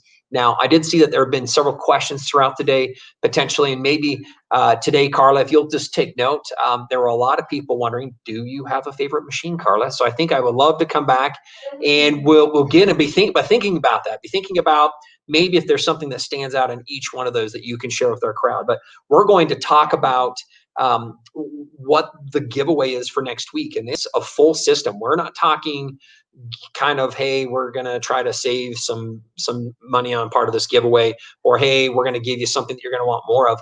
We're giving away like I'm going to say friendliest machine. Mark and Karla, would you say that the 19 is probably our friendliest machine? Yes. I know that when we show that with people, that wow, it's just super approachable. 19 inches, stitch regulated, touchscreen, multiple functions, adjustable handles. We have professional frame that it's going to come with. So what is that frame? 8, 10, or 12 foot, light bars, and even more critically on top of that, we're providing that with our Quilter's Creative Touch 5 Pro. So our top automated system is what that package is. And so we're going to spend a little time today getting a little more familiar with what that is. And so as we move into part of where we're at right now, I'm just going to kind of bring this back up on screen with us. For those that are joining us, if you've been with us or if you're just joining us here recently, know that if you're looking to enter to win, up here on the screen, if you go to graceframe.com and you click on the festival, it's pretty easy, just entering to win right here. So Mark and Karla, before we move into looking at the doing some additional giveaways and talking a little bit more about what those giveaways are, and talking a little bit about here the big award that we're going to be presenting next week, just maybe share some of the thoughts that you've had regarding the festival, your thoughts regarding those who have been able to participate, and maybe some of those people we've had on the screen with us as well.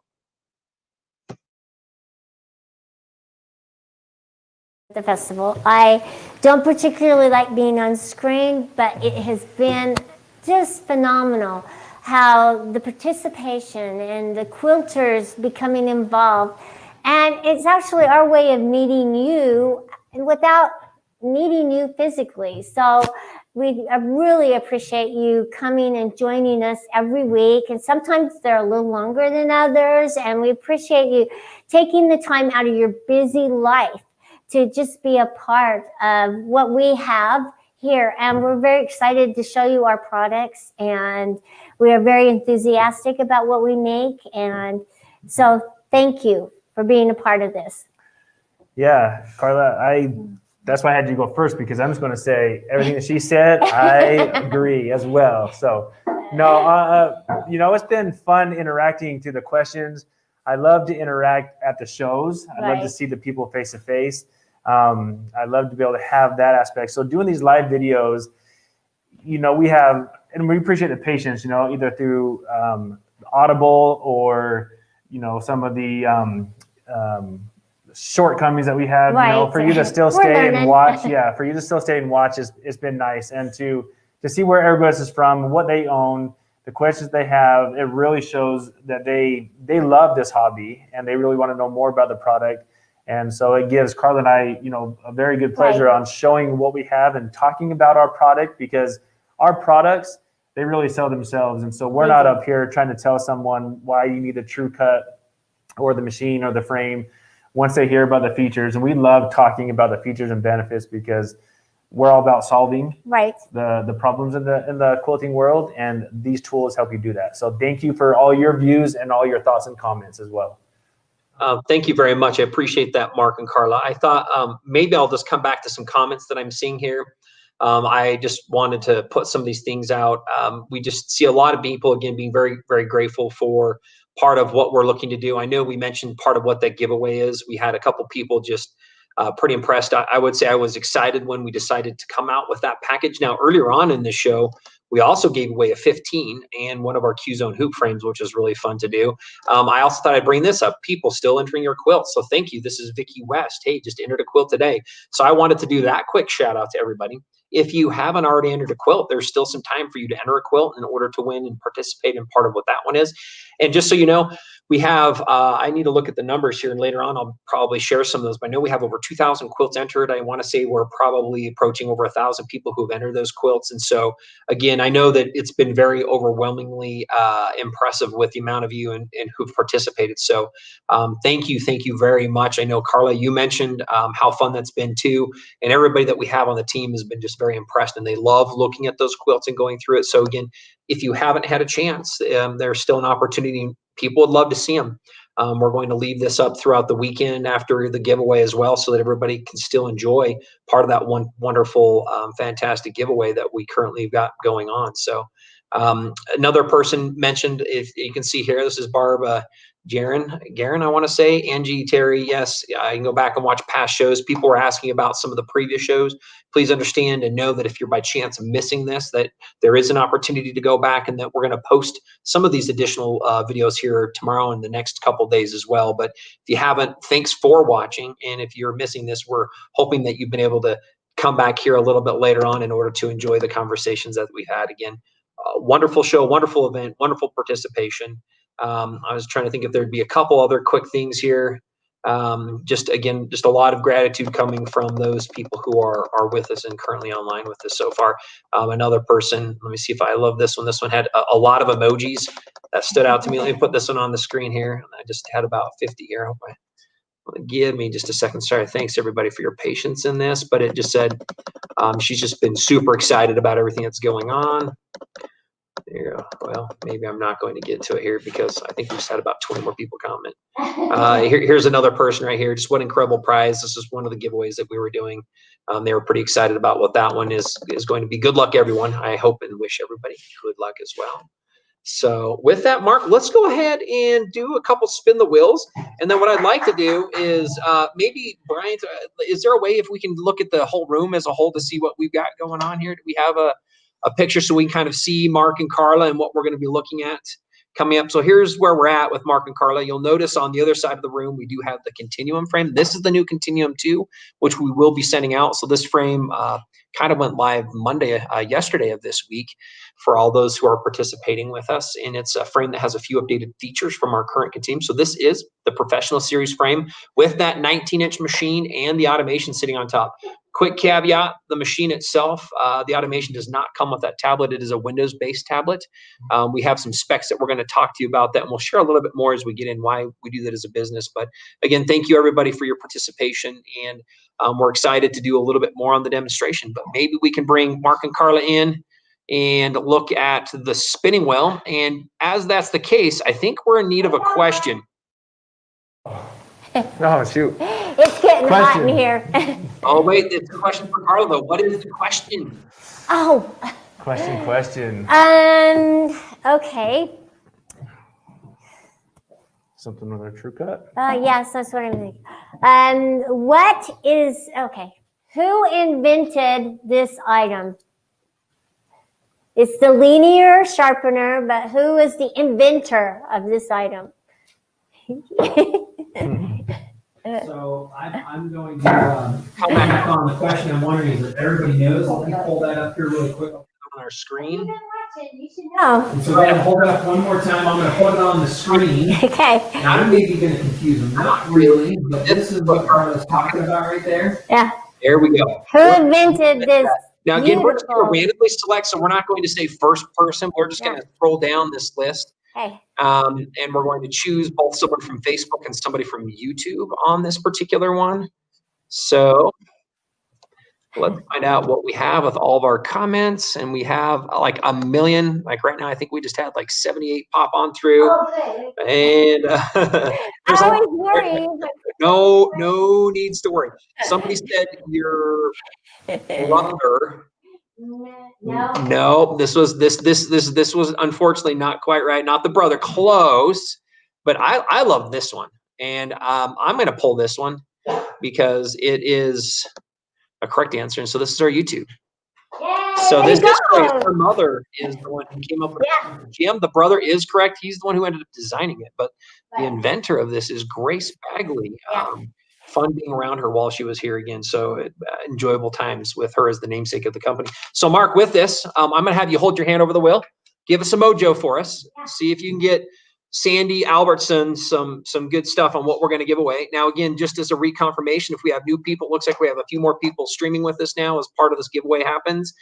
Yes, we'll be doing some live giveaways. Thank you for joining us with part of those.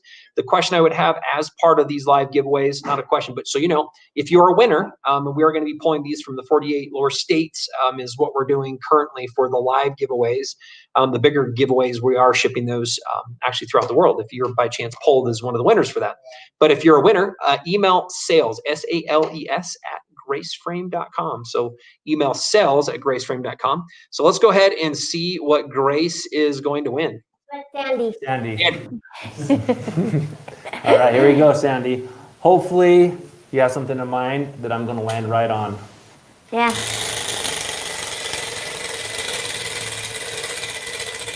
Be cool if it was the linear sharpener.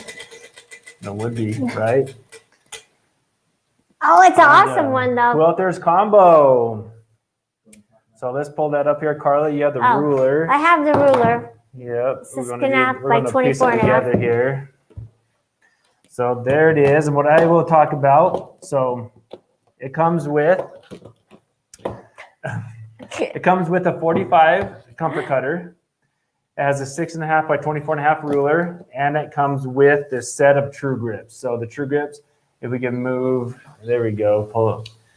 So Sandy, you get really the best combo because it gives you what you need really to be more accurate. Yeah, keep quilting for a long time. That's right. Keep quilting, Sandy. Okay. And we'll have another one. Going back on here. So thanks again, Sandy. Now that one was the one from YouTube. And again, the question is, let's go ahead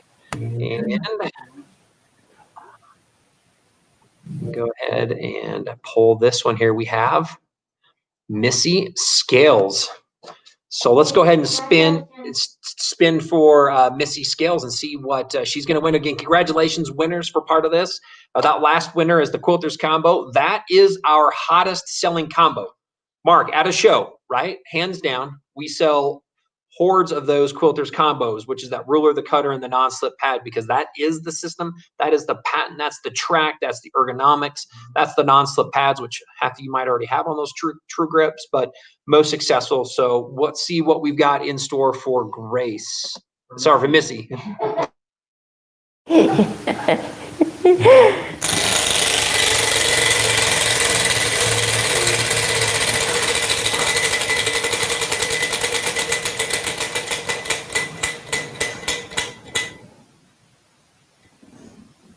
Okay, the circle cutter. Circle cutter. Congratulations. Yeah, so Missy, the circle cutter, again, 2 to 12 inches.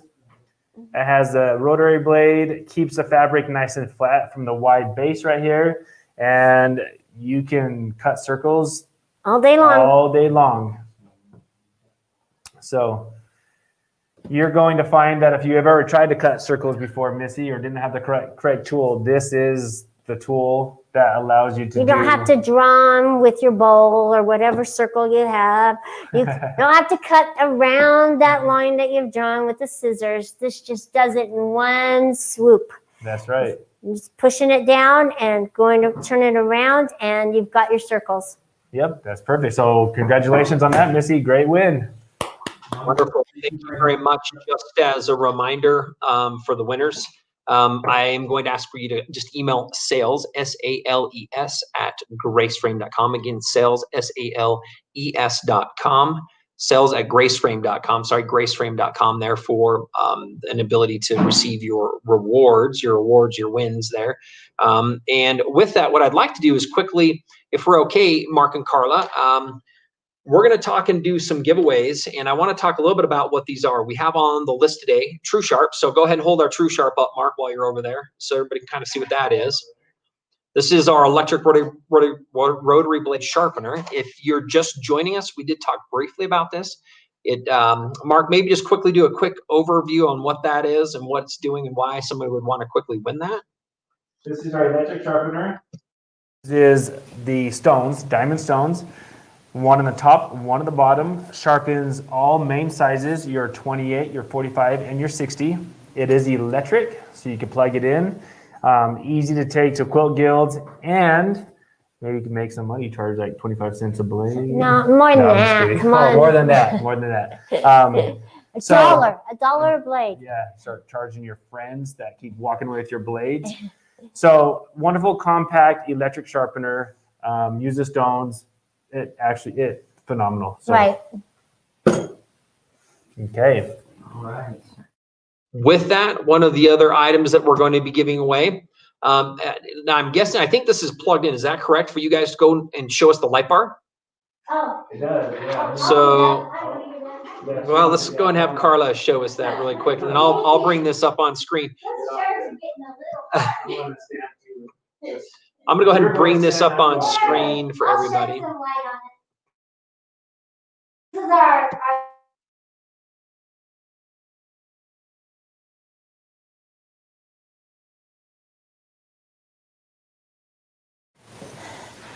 And it just is so nice to have that extra light. You can tell what a huge difference that makes. With this, Karla, one of the questions that we get asked regarding this light bar is that we do have two sizes, and we had somebody want to know if they bought the smaller of these two sizes. I have right now up on screen, you can see that there's a small model and a large model. The 11 one does cover frames up to 6 feet, so it will work on the Q-Zone hoop frame. Is that correct? Yeah. And then how does it also work with the other frames? Maybe just briefly talk about that smaller model versus the larger model. There is no extension to make it any larger, so it only fits with the smaller hoop frames. But the larger one, if you want more options, does have the option to make it 5 foot and extend it out to a 10 foot. So there are a couple options that way as well. So yeah, like we said, and you can adjust the height. So you can bring it, if you're working over your work surface cutting and you need that extra light, because it's on casters, you can move it to your table. And the 5 foot size is wonderful. Great. With that, I'm going to go ahead and bring that up on screen fully so that everybody can kind of take a look at this as I walk through a couple details on this. So this is one of the giveaways. Just so you know, you can look at that, the full size 10 foot. We're giving away 2 of the 10 foots today. And what I have is we're going to couple those with the True Sharp. So that's kind of like a double win where we're going to give you something for your cutting tools. We're also going to then just give you something that's going to be great for your current cutting studio. So I'm going to scroll down this. The 10 foot and the 5 foot work the same way. They do have those true color lights. So we call it like daylight lights. They are LEDs. So that light technology is low heat. So you're not ending up with heat in the room. It's not getting hot in your area. And think about this. If you think about currently where you're at when you're in the process of quilting as an experience piece, if you can think about this, you're usually quilting and the light is in the middle of the room, usually behind you because you put your frame up against a wall. And so with that being the case, a light bar, something like this, is going to help provide light, not just during the evening or late hours, but even when that sun starts to set, because as soon as you turn the light on in your room, you're going to create a shadow that is then in front of you. And so it's very hard in order to see the workspace. And so again, the LED watch really helps project their 20,000 hour light bulb, which is kind of a long time. You think 20,000 of your life hours being on. So it is very high efficiency, again, low wattage, low heat. I love this picture. I want to bring this up so everybody can see. You might have a sit down table or a sit down sewing machine or an area that you're working. Because this particular light bar itself comes with casters, it can actually be wheeled around in the room. So this can be moved either over a cutting station. This can be moved over your sewing station. It can be moved over your quilting station. And I love this one as well. I've had a lot of people, if they're looking at this, they might have a foldable table because not everybody has a dedicated room for quilting. But this can be put up on top of a potential table as well. So it's very, very, very versatile. Up, on, or over. Because of the casters, it can be moved. It can be shifted. It's height adjustable. So if I'm standing under something, if I go back to this picture here, you'll notice how much taller this light bar can be. And I'm going to scroll through this. This is maybe potentially sitting. If you're in a sitting position, this is if you were standing and you have this in your room and you wanting to illuminate your work surface as a whole. If you're cutting, we love to use this at the shows for our cutting products when we're demonstrating the TrueCut like Mark and Karla did. It really just brings a great a bit of light to the area, and it feels very nice to be able to work under such nice light. So I'm just going to continue scrolling down the page to show you a few other things. These are some of the configurations. Somebody might ask, if I were to buy a 12-foot frame, that 10-foot light bar, you can get a 2-foot extension. And so that does allow you to be able to have, and this will work on frames that are up to 12 feet in width on as far as that's concerned. The frame normally comes, really, you buy it one of two sizes. You buy the small model, which is meant to be set up. It's enough to cover a table that's about 5.5 to just under 6 feet on width. Again, the adjustability is the same on both the 10-foot models and the smaller models. If you buy the large model, the plus thing about that large model is you can actually scale down and scale back. So you can actually build one that's at about an 8 foot. So at Grace Company, we sell an 8 foot frame, which are our queen frames, and you can buy the Continuum 2 at 8 foot, or you might buy our awesome Q Zone queen frame. So those particular frames also allow you to have that correctly sized in your space. Then again, that same large model, you can extend that to the 10 foot, which is really about 11 feet wide to cover those big 10-foot frames. And if you need, you can get that 2-foot extension in order to get that the full size. Are we good? Do we have a chance to kind of show a little bit more with the light on that? I'm going to go ahead and bring Mark and Karla back in so that we can kind of take a look at that here. So with that, we have Mark and Karla, and there we have the light bar. Maybe Karla, you can do us a little bit of a favor again. Turn that on, turn that off, so we can kind of see what that makes as a difference in that area.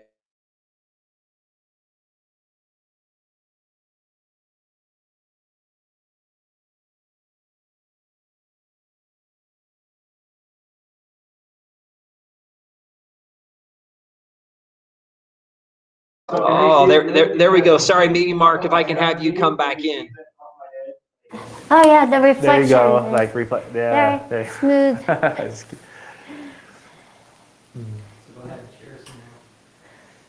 Yeah, so on the light bar, Nathan, you said it perfectly, with the light behind. When people call, and this right now is part of, if they buy a frame, they get a free light bar. And that light bar win is just like, everybody loves having more light and being LED. And what this does too is softens the shadow. So as we talk to customers, and they always talk about the shadows that are on their fabric, this light that's directly above it, it softens those shadows. And so this is one that everybody wants, having it part of the package where it's free, included with the purchase of a frame, or even with the 21 or 19s, they jump for joy, essentially. At least that's what I'm thinking they're doing at home, is they're jumping for joy because they sound very excited on the phone. And it's easy to put together. I mean, so easy. It's always my job at all the shows. That's right. So, yeah. Okay, great. Now, Karla, I know that I'm not sure if you've had a chance to use or adjust this light bar as it came to any of the hoop frames at all, or sitting down with the environment with this being around you. Just adjust it height, so you can move it up or down just with the push of the button right here, so you can raise and lower it. Right now we probably have it tightened down. Oh, you do. You have it tightened down with the screws. So anyway, these little holes right here allow you to adjust. So it's height adjustable. So you can bring it down closer if you need it. If you're sitting down, you want it down closer. You just don't want it to hit your head on it. So just move it back out of the way. Sorry, say that again, Nathan. Oh yeah, you can move it back and forth. Oh, it's so easy to wheel around that you don't need 4 people helping you move it through the house. You can do it yourself. That's right. So it allows over any kind of, it's ready for any kind of quilting, right? Table. So you can take it from your frame to your table, do your cutting, and have that extra light, which you love and you need as you're cutting, because your eyes get tired. And that light just helps you be able to cut safer. That's right. And they're easy replacement bulbs. Yes, so they are. Replacement parts we have, so it's very, very simple. But casters, adjusting over any length of frame, the LED light softens. So and it's not going to get really hot. No. Right. With that, I would like to go ahead and let's talk about announcing. Now I have, and what I want to do is we're going to give away 2 5-foot light bars. So 2 of there are smaller light bars. And then we're going to do 2 of our 10-foot systems. And what I'd like to do is let's go ahead and give away the first 10-foot system that I would like to have. And with that, Mark, maybe if you can go quickly hustle and grab that TrueSharp, because I want to do a dual package where we end up putting the TrueSharp with this. We're going to put the TrueSharp and the light bar together. So this is electric rotary blade sharpener. Again, it works great on that 28, the 45, and the 60 millimeter cutters. And then we have this light bar, which is that 10-footer you can see. Again, it can be built at 5, it can be built at 8, it can be built at 10. So if you by chance have a studio, I always am thinking, wish I had one in my garage. Don't have one of those in my garage, but as far as a quilting or an experience with the studio, it will work right anywhere in there. The name that we have, again, now remember how to have a chance to join and participate in this process is by entering your name. And I'll just quickly bring this back up one last time. I know it might sound like I say this a lot, but we have people calling all the time. Hey, how do I enter to win? What do I do? How do I enter to put one of my quilts in there? So I'm just going to bring this up in front of us so that we can see. If you go to graceframe.com and you hit the main website, once you come in here, you can click on this big upper image that talks about the Fantastic Fall Festival. You'll notice right up there on the top, enter to win. And that is the easiest way to do so in order to enter to win. And then you'll find that there's an enter to win on every one of these pages. And if you're curious again on what else we're going to be giving away, you can look at part of the giveaway page as well that talks about these different giveaways. Again, you'll notice that there's an enter to win here as well. So we're really excited about that. However, what I'd like to do is get back to the name of the first winner that we're going to choose. And we've drawn, again, from the individuals who have submitted their names here. We have a first lucky winner, and the person we have is a Martha Aaron. And so let me go ahead and put this on our screen. So we have our first lucky winner is Martha. Congratulations, Martha. Last name is Aaron. Congratulations. Congratulations. There we go. This is going to be the first of the large luminous light system. And what we're doing is that will be the 10-foot light bar and that TrueCut rotary blade, electric rotary blade sharpener. So Martha Aaron, congratulations, Martha, to her. Everybody else, share your thanks and your love for her winning what that is. We have another winner as well that is in this same category. And the second winner, let me bring her name up on board for us all. And this one would be of a 5-foot light bar. So we're going to do a 5-foot as well. And we have Janice, and let me spell her last name, Ballestrini. Balestrini is the winner of our 5-foot light bar. And that one we're also including the TrueSharp. So congratulations, Janice. Part of what that one is. We've been super glad to have her participate with this as we've been able to do so. I'm going to hold, and we're going to do 2 more winners here, probably in about 10 minutes that we'll announce on the additional 10-foot and the additional 5-foot.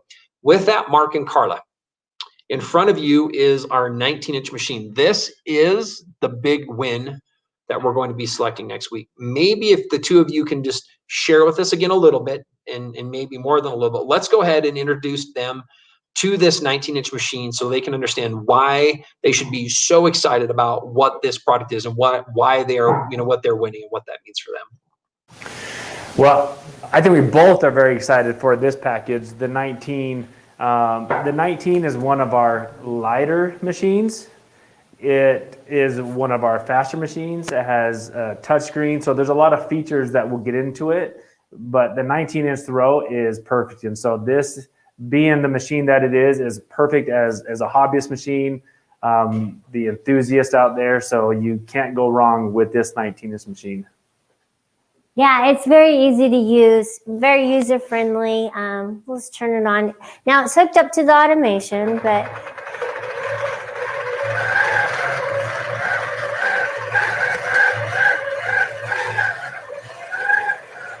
and it's lightweight. So as you're moving, because it's so lightweight, it just makes it easy to move and glide across your quilt. Mm-hmm. So it's very lightweight and very easy for you to move your quilt across it. Now this is our Continuum 2 quilting frame, and it's brand new, hot off the boat, and it is a 10-foot frame. So you can set it up in a 5-foot, or you can set it up in the 10-foot size, and you're going to get the light bar to go with it. And it also has our automation. So it's just an overall super package for you to use. And so I've sewn with it just a little bit. Yeah. So Karla, the 19, now we've done many videos on the 19. We talked about the feature, so I'm sure the features can just like roll out of you because you're so used to bringing up the features. Yes, that's fine. But the 19, there are so many wonderful features on the 19. That as we look at the feature sets, Karla, beautiful stitch. The 19, now the 19 has adjustable handles. Right. It has the touchscreen. So let's go over, so the winner that's going to be this particular one, right? But those who are looking to buy it too, let's go over the features of the 19th machine again. We have the 4 different stitch modes. Right. It is a regulated machine, and it has that touchscreen on there. And the thread tower is up front. So we wanted to keep it simple for the user. But let's go over the features and the handlebars. But let's first maybe talk about the different stitch modes of the 19. Okay, so it has your regulated precise mode. So when I turn it on, if I stop, the needle stops moving. And that is a nice mode if you want to do points or curves. I come into a point. It's just a nice mode for quilting, and it's a mode that a lot of quilters love and use because you can move your needle to the down position. So if you're using rulers and you have your ruler base on, you can stop in the down position to reposition your ruler. So it is a great feature, and also put it in the down position to, so you know where your place is. So that's regulated precise. And with just the touch of a button, I can change it to regulated cruise. Regulated cruise is just the needle is going to consistently move up and down as you're quilting. Regulated cruise is nice for when you're making stipples, you want nice curves. Gives you those extra stitches when you're in those curves. Now, you can notice that my curves aren't really as curvy as they should. That's because I have the belt on for the automation. But it makes a really nice stitch. Okay, now I'm going to change it. And you get a base mode, which several machines don't even give you. And then also manual mode. I love manual mode as well. So you just turn your speed up just a little bit because it's a little faster machine. And manual mode is just a little different feel. So now I'm not in stitch regulation, but you'll notice that the faster I move it, the bigger my stitches are going to be. So I'm in charge of regulating my movement so my stitches look at least consistent in manual mode. So 4 stitch modes, 2 regulated, 1 base, 1 manual. Right? Very simple. And the handlebars. So we cannot stress enough. You keep talking about how raised the buttons are. Easy, so textile, so you can feel kind of what you're doing. On the handlebars, we made it to where you can actually switch the button feature. So if you're right-handed or left-handed, we built into the machine. And it's a simple feature, so it's not one that really goes,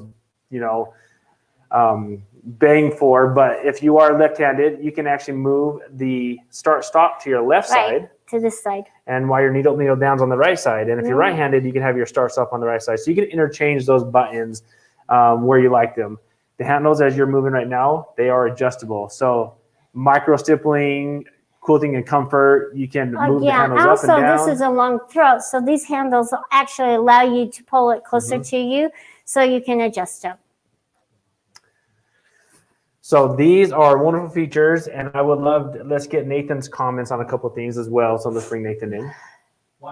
Wonderful. Thanks, Mark. I thought maybe what we could do here just really quick, because Karla, this is an exciting machine. I know that it took us quite some time. Karla was very pretty emphatic about making sure that this machine was a champion on behalf of Grace Company, that it stitched amazingly well, that it felt great in the hands, that it had those features that we think and we know that most quilters want.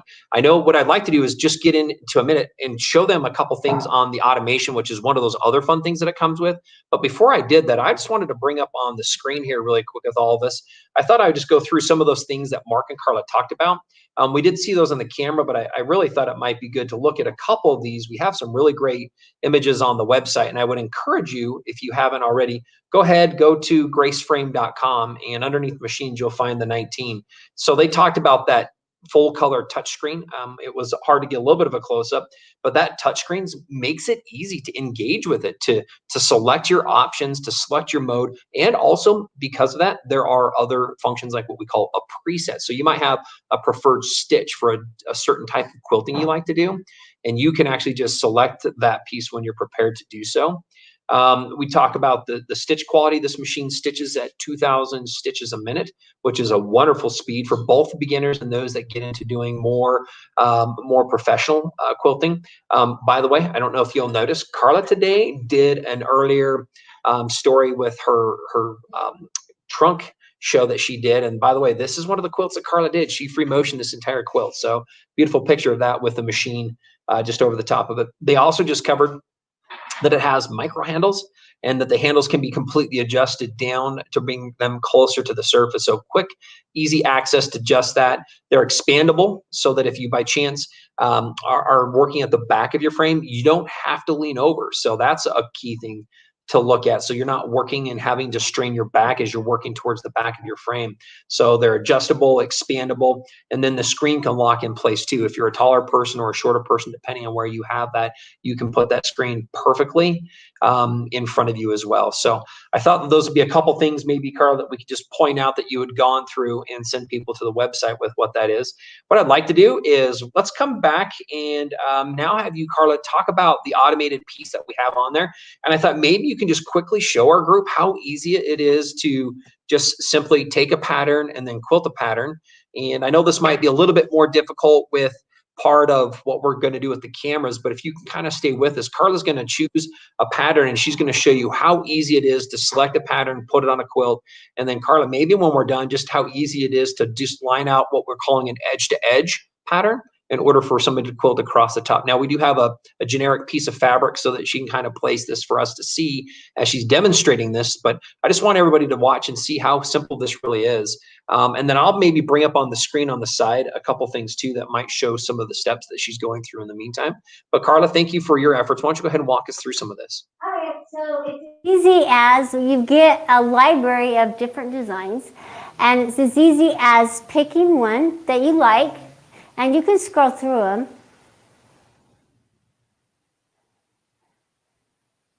And I'm just going to pick one, this one right there. And you see the blue boxes around it. That means that it has been selected. Now I'm going to tap open down here at the bottom. And it's going to move that design onto my screen here. And I have already set my area, my quilting area. So I'm just going to move my machine up here. And I'm going to tap on one of these little nodes. They're called placement nodes. And as I tap on it, just notice what happens is that it turns green. That means that that position has been selected. So I'm just going to move it over across here. And I've chosen one of the placement methods. It's 4-point. So notice how it's moved in. I'm just going to bring it down. Tap on this bottom one. Notice how it's squishing it up. And I probably would have chosen block, but you can replace it so you get it just right, how you want it. And then I'm going to come back over here. Come back in. It's okay. It's not perfect, but it's okay for sewing. So now we're ready to quilt. And you tap on quilt and it's connecting. And now it's going to start and stop in the middle. I'm going to tap on sew, or you can pull bobbin, but I'm just going to give me enough tail here that I can pull the bobbin. And I'm going to tap on sew here.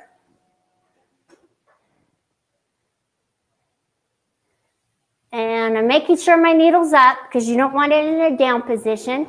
And it's going to move to my start point right here. And you're going to see it do its stitch off.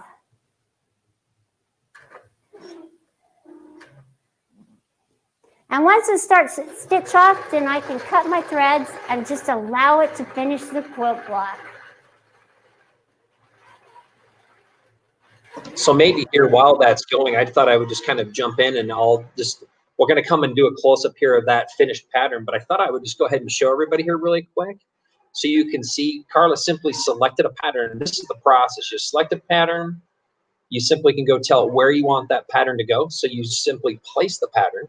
And then once you place the pattern, she went and hit the sew button, which then will just automatically have that machine move along. So if you look at that machine moving there, it's moving along automatically on its own. And so I do like to really talk about that. It's just as simple as that. Like literally you select, you place, and you sew. And I love really pointing that out for all of our customers, how easy that is. I'm quickly going to scroll up a little bit more as this is working through it, just to highlight a couple of the other parts that she was briefly talking about. So again, there's power and precision in how that pattern is placed. Not only power and precision, but it's incredibly accurate. So that's really an important part when you're wanting to make sure those patterns fall into their exact edges. Next, we're going to look at part of that edge-to-edge pattern design. So how is it that a consumer can simply select a pattern and then have that work through edge to edge? Obviously, one of these next things here, which is a great thing too, is part of the help that's part of the system. So with that, we're going to go back here to Karla and Mark. And again, thank you, Karla. Maybe I'm not sure how much of a close up or what we can get on that. Maybe if we can kind of move to the side a little bit here. But it's exactly as I placed it. Great, that's wonderful. So pretty simple again, Karla. You just simply select the pattern, you then place the pattern, we then quilted the pattern. With that, maybe we can just walk through a quick demonstration again of if they wanted to do an edge to edge, what something like that might do for them. Okay, for edge to edge, instead of picking a block design, you want to go back here to your home screen and you'll pick pantograph, which allows you to make a continuous line with your automation. So we're just going to open that up and it gives you different modes that you can pick. You get Power Panto, which is the easiest way to quilt an edge-to-edge quilt. Easy, basic, and then advanced. So I'm just going to tap on Power Panto because it's going to take all the measurements for me. But because I'd set my safe area to be 25 and 16, I don't want to go any wider than that. It won't let me, actually. So I'm just going to say I want to quilt a 24 by 24 inch quilt. And I'm going to select my design. And rather than a block design, I'm going to come across here at the top. You have different types of designs that are in your library that come pre-installed with the system. So you have block, which we already have used, continuous line, triangles, and border sets. I'm going to go into my continuous line.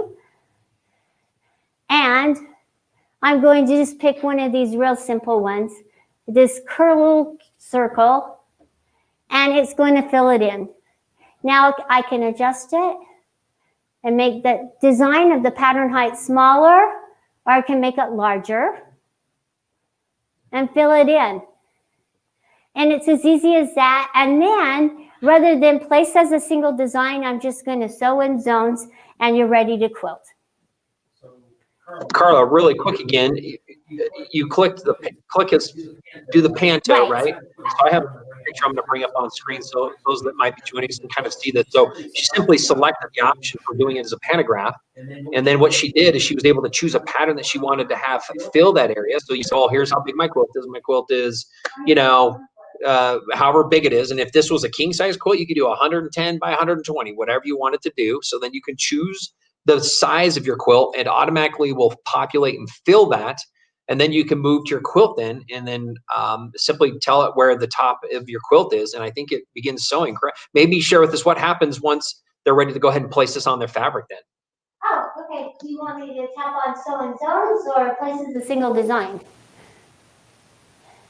You tell me. I think that we're going to just do it in zones so we can sew one across the top for everybody. Okay. So maybe I'll talk through the system right now is calculating how many patterns They can do within the space of the machine's which is awesome. And then it's asking to save it, and we're not going to save it, but you would want to save your designs. There it is. Now, I love this too. Those who don't know about computer automation, one of the things that we really strive to do is we really strive to simplify part of the customer's experience by doing more of the process if we can, which requires less view. We found that professionals and consumers actually want the same thing. We want to spend a little less time getting it set up and a little more time quilting it. And our goal has been able to do so. So on the screen, it's not necessarily easy to see, but it actually has combined the entire section that can fit inside of the throat of that machine. And it has joined them, and it's ready for her to go ahead and place it and quilt. So Karla, I know maybe what we'll do is you can go ahead and position that. Usually you'll use the center of your quilt. So position it now. Right now, we're not going to go all the way across, but we'll have her get started with that for just a minute to kind of watch this as it starts doing its process to quilt this out for us. I just had to figure out where my quilting area was because I didn't set the whole quilt from side to side. So anyway, now I've placed it, and now I've tapped on this one. That's my positioning, my placement button. And now I am ready to sew. So I'm just going to tap on sew, and it's going to quilt over my designing, but we don't care. It's just going to show you. Sorry, Mark, I'm coming over. You can come on over. With that, as it gets ready to So sew, maybe one thing I'll do here, you'll just kind of get this as a start. And then I'm going to bring up my screen one more time just to show people a couple other details on the website in the meantime with what this is going to be going.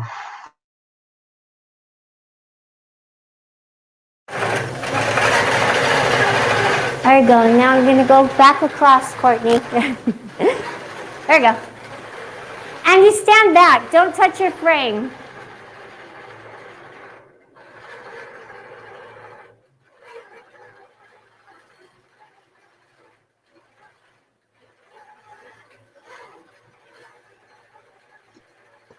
Maybe I'll quickly just add and talk with a few of you here in the background as this is going on. You can see that the system right now is currently sewing across, completing part of the pattern as she moves across the edge on that. I'm going to go ahead and bring up the screen here so that you guys can see. I would recommend if you have a chance when you get a minute for browsing, come back to Grace Frame's website. Go ahead and go into it. We have some videos that show you a few more details on the system as a whole. And as just a quick heads up, if you by chance are in the market, automation is on sale right now. So it's on sale for 25% off its normal price. And so we would encourage you, if you've ever thought about adding automation to your system, now is a great time in order to add the automated system to your unit as well. So I thought that would be something good for everybody to see what that is and how that works and how that actually is utilized with your quilting system. One other thing I'll use here quickly as this is finishing its quilting process is some people like to ask the question, there are selected domestic machines you can add the automation to. So I'd say call for compatibility. Look and find our website for our dealer locator, and you can find a dealer near you to contact as well. The other thing is this same automation unit, if you start with your domestic machine, also is the exact same one that runs on the 15-inch machines. You're seeing it in play right now on the 19-inch machine. It also works on the 21 and on the 21 Pro. So it is cross-compatible with so many of the other systems and the machines out there.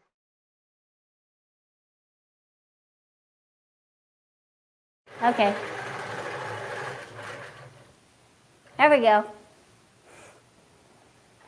We're not going to save it, but you can tell. If you have ever thought about the automation, now's the time to buy. Just add it to your quilting. It just enhances your quilting, and it allows you to do so many more things, and it gives that a little element of perfection that you strive for. All right, I'm going to move out of here. So, Karla, with that, and Mark, I'm going to ask you the direct question. I know that you've had, because you are in charge and your team manages our customer service team. You also, we call your individuals on your team account executives because they really do more of a consultative approach.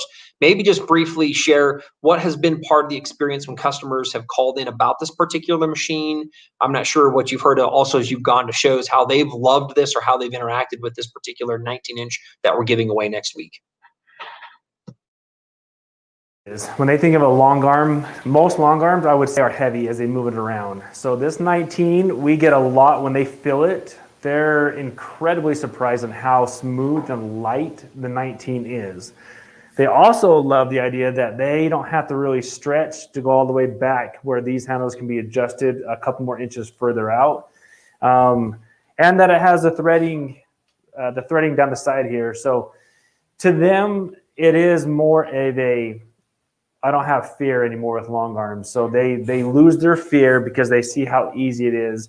But really, when they've been looking at a long arm, the smooth, lightweight of a machine has been very popular for most users, and the 19 falls into that category. All right. Really quick again here, I know we're kind of getting towards the end before we come back and introduce Leah Day, but what I'd like to do is let's give away a couple more items. Let's give away the 10-foot light bar, a 5-foot light bar. Both of those we're going to include the TrueSharp 2, so we're going to be including the electric rotary blade sharpener. Then I'd like to do is, Karla, I'd love to have and pull at least one more quick question. We can give an award to a prize to a YouTube and a Facebook for something else with the spin the wheel here before we move into it. And then we're going to come back and do another spin the wheel here following Leah Day as we kind of move throughout the day. But really quick on the light bar again, Karla, mind flipping that light on and off for me really quick? This is what we're giving away. And I'm going to come back and just share a couple of things about this luminous light bar. It has been a fantastic accessory to have. And I'll just tell you, there are so many people out there, and I'm going to bring this up on screen with the two of us. If you think about your home, now think about where you might do quilting.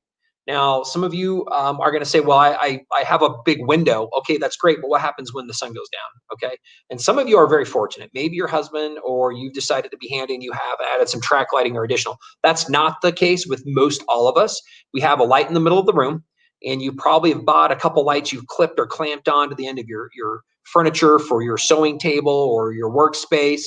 This luminous light bar is amazing. Again, LED, low wattage, low heat, long hours. It's a true daylight sun in its color. And right now we're going to be giving away one of the small models and one of the larger models to a lucky winner. And right now what I'd like to do is go ahead and announce the winner here of our of the 10-foot light bar is what we have. So let me go ahead and put her name up so everybody can kind of see this. So this is the luminous light bar in the large system. And the winner that we're going to be selecting for this one that has been pulled from those who have submitted their name in the entry for the Fantastic Fall Festival is Anna B-R-A-N-C-H Branch. Anna Branch is the winner. So congratulations. Let me go ahead and put her up there in front of everybody. So congratulations, Anna. Let me go ahead and just confirm here really quick. Anna, this is going to be coming. We do have your email address, so we'll be getting in contact with you here shortly. And this is for the large system. So congratulations, Anna, on that. Everybody's saying congratulations. Thank you, Anna. Congratulations on that win. With that, we also have now of the smaller luminous. And this is the winner for the 6-foot. It's really, we call it good for covering your 5-foot frames. And we have Sue Cadell is the winner. So congratulations, Sue Cadell. And I'm putting that up right now so everybody can see the winner. So congratulations, Sue Cadell. And she is the winner of the 5-foot system. Again, remember, these come with casters, so you can move them around your room or the areas that you're in. You can adjust the heights on those. And we're also including the TrueSharp 2 as part of this one also. So congratulations to two of you as winners with what this is. And just know that we're going to be notifying you and getting some information in order to ship these out. Again, quickly coming back to our website, if you're joining us here or if you've joined us in the past, we're going to ask that you come to this site right here, and you can go to the Fantastic Fall Festival. And here you can enter to win. And again, with Mark and Karla in front of you, you have that 19-inch combo with the continuum frame, with the light bar, with the automation system. That is what we're giving away next week. But let's go ahead, Karla, give me a question that we can have for somebody that we can do a spin the wheel on and select another winner. Okay, what is the brand name of our fabulous thread? Oh, great question. Say it again, Karla. What is the brand name of our fabulous thread? We haven't talked about it much today, but we have mentioned it a couple of times. That's a great question.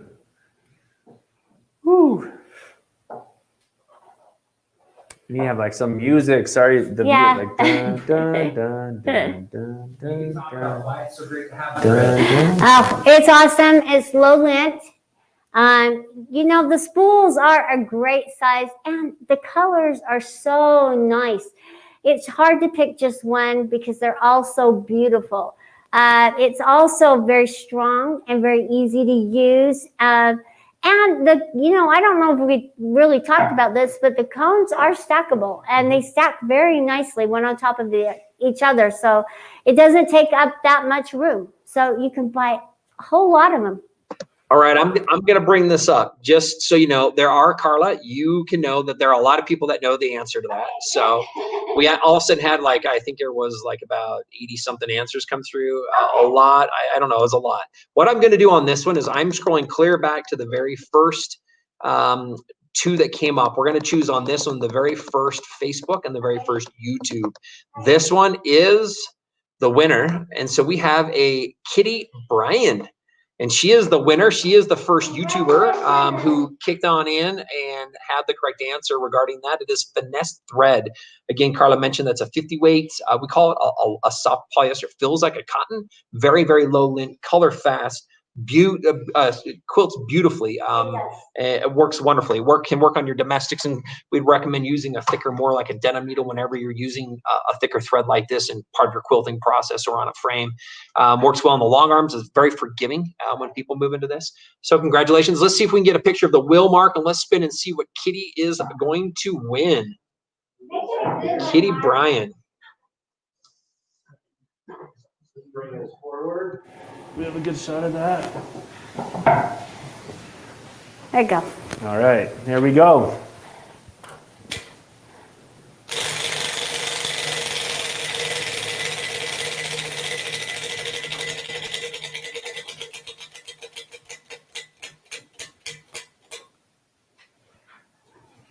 The circle cutter. Awesome. Congratulations.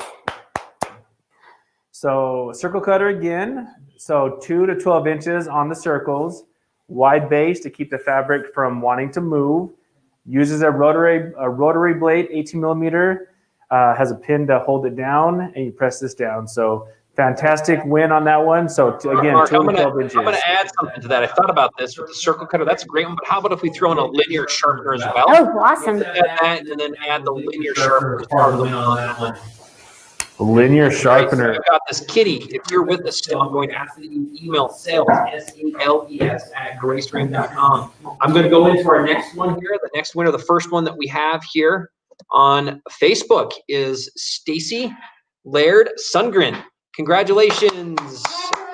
And let's go ahead and spin the wheel mark for her. Oh, okay. I like to clap. Go ahead I and know. spin that wheel.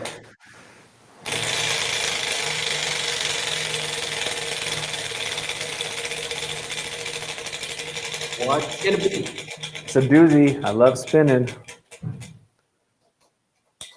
Oh, square ruler. Square ruler. We'll keep this one short. I know we're running up into some Leah daytime, but thanks for being with us.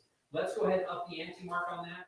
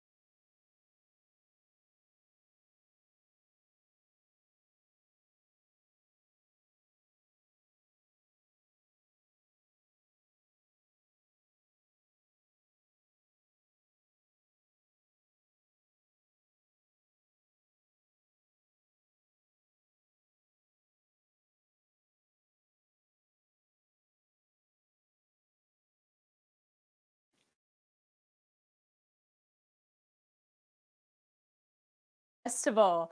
My name is Leah Day, and this is the third video in our Basket Weave with QCT class. So this is a three-part series. Please watch the other videos so that you understand what we have stitched out up to this point. But in this video, we are going to talk about the borders. I have both squares in the borders, in the corners, and then I also have, of course, the long borders on the sides, top and bottom. So I'm going to walk you through how I'm going to stitch these different spaces step by step.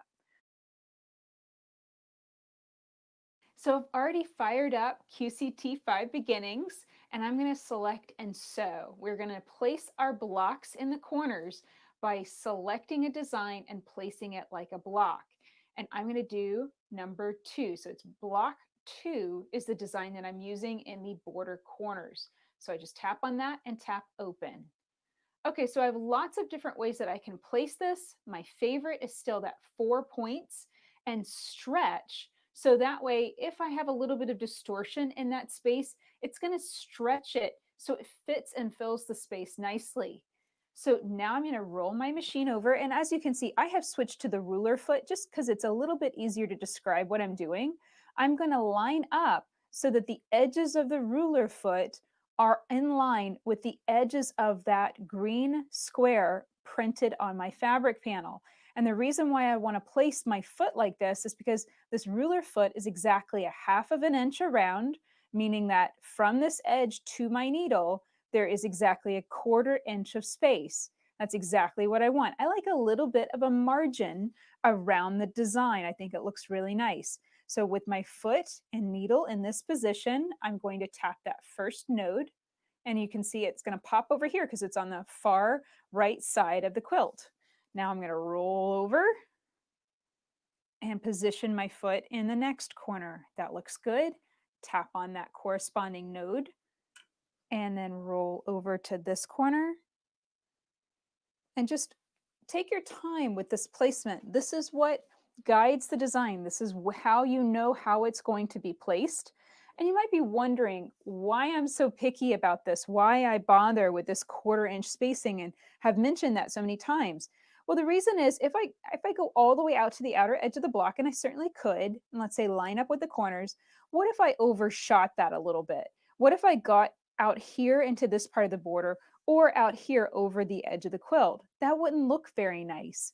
So I always err on the side of putting the design within the block that I'm stitching. So it's shrunk down ever so slightly. So I'm sure the design will be placed here in the block and not accidentally leak out into the border, into the outside of the quilt. Okay, so that's exactly how I want that placed. I'm just going to tap quilt. So we reach the next screen, and again, let's go over our settings. I pretty much set these settings and do not change them from design to design. I like my sewing speed on slow. I like a tie off stitch count of 2, and I like a micro stitch versus a back and forth. That's just my personal preference. I have both automatic bobbin pull and pause at trim lines checked, and I am stitching at 15 stitches per inch. Nice small stitches. Okay, let's pull our bobbin by tapping on the pull bobbin button. This is going to move the machine over, and I've already had it selected so that I don't get the warnings. I'm pretty much sure that my needle's always going to be up and not going to get me in trouble, but if you need those warnings, definitely keep those in place. Okay, so I tugged on my top thread, brought my bobbin thread up to the surface, and now I can just tap sew. And that's going to move the machine over and begin stitching. Now, whenever something stitches from the middle, you know that you're going to have that stitch back over that thread tail at some point. So usually what I'll do is I'll wait until the machine has stitched out and is a good distance away from that start point. So I think I need to let it go all the way around here, very close to that edge, and then I'm going to tap stop. And I'm going to show you how I tie off my thread tails. And actually, I just realized that my thread tails are way back here behind the machine. You can't see what I'm doing. So I'm going to hit sew. I'm going to let it continue to stitch out a little bit further. And then we're going to show you how to tie off your thread tails so they're nice and secure. So there we go. I let the design stitch just a little bit more, and now you can see what I'm doing. I have my top and bobbin thread tail here where we started quilting. and I'm going to tie those thread tails into an overhand knot and basically make a loop with the thread tails, and I pass the tails through that loop. And then I'm going to be very careful as I tighten this down to about 1/8 of an inch from the quilt surface. And yes, this is a little tricky with the long arm in place right here. It does take a little bit of practice, but it's something that you can definitely get the hang of. So there we go. That is that knot. It's a little bit high for what I usually like, but that's okay. It's not the end of the world. The knot is really just to tie the two threads together so that way they don't unravel. Okay, so now I have a cheater needle. This is a needle with a groove in the eye, and I can insert this and I can thread it really easily on the quilt, on the frame. I don't have to thread it the traditional way. I can take the thread tails, hold them like this, and pop them into the eye, just like so. Now, it's pretty delicate. It likes to pull through, so make sure you have a little bit of slack here, and then pull it through. So there we go. That is how I tie off and bury my thread tails, nice and secure. And as I'm going to continue stitching the design, it's going to stitch over that area and secure it even more. So I'm just going to hit sew and let the design finish stitching.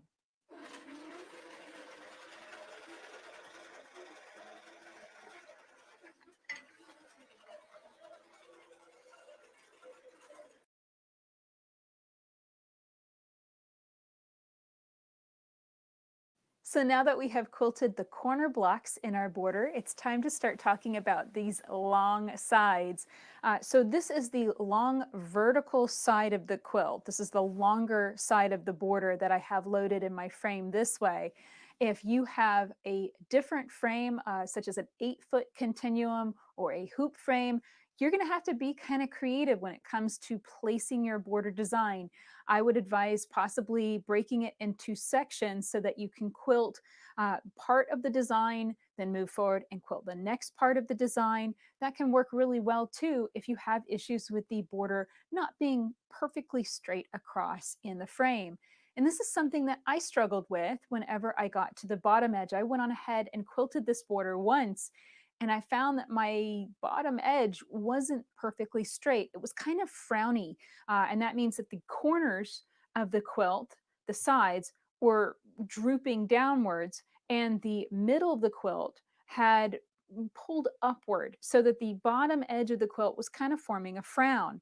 Well, I did a little bit of creative fiddling on the frame and on the quilt, and I started playing around with these quilt clips. You might be wondering why I have them on the frame when most of the quilt's already quilted. Well, the reason is they can put a little extra tension on the quilt so that if you have a line such as this border and it's seeming to want to pull upward in the middle and downward in the corners, what you can do is you can take these quilt clips and place them so that you have 1 or 2 right in the center, and just give them a little rotate so that they pull down on the quilt by 1/8 of an inch to 1/4 of an inch. It's not considerable, but it's enough to pull that frown down into more of a straight line. Now, if you have the opposite issue, such as the corners drooping downward, you might want to pull those up a little bit. You can do that by placing a quilt clip here on the back rail and giving that a little rotate. Can say that it's not quite as good. You can't get quite the same amount of tension as you can here on the front, but it does do a little bit, and it helps to straighten that out a little bit.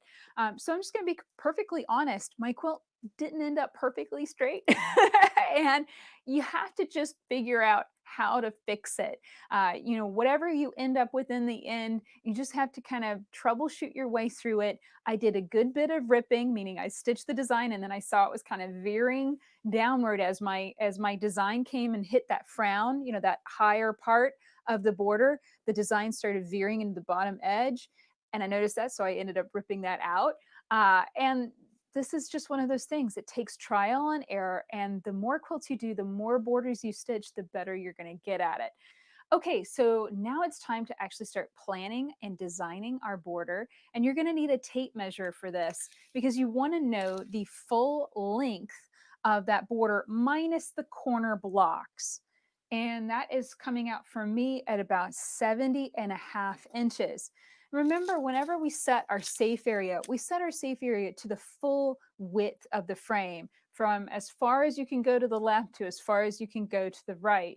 Well, when you're quilting this border, we want to design it and size it to the size we actually want within this space. So that way we can make sure it's going to look good. So whenever I go in to plan this, I want to use 70.5 for the width.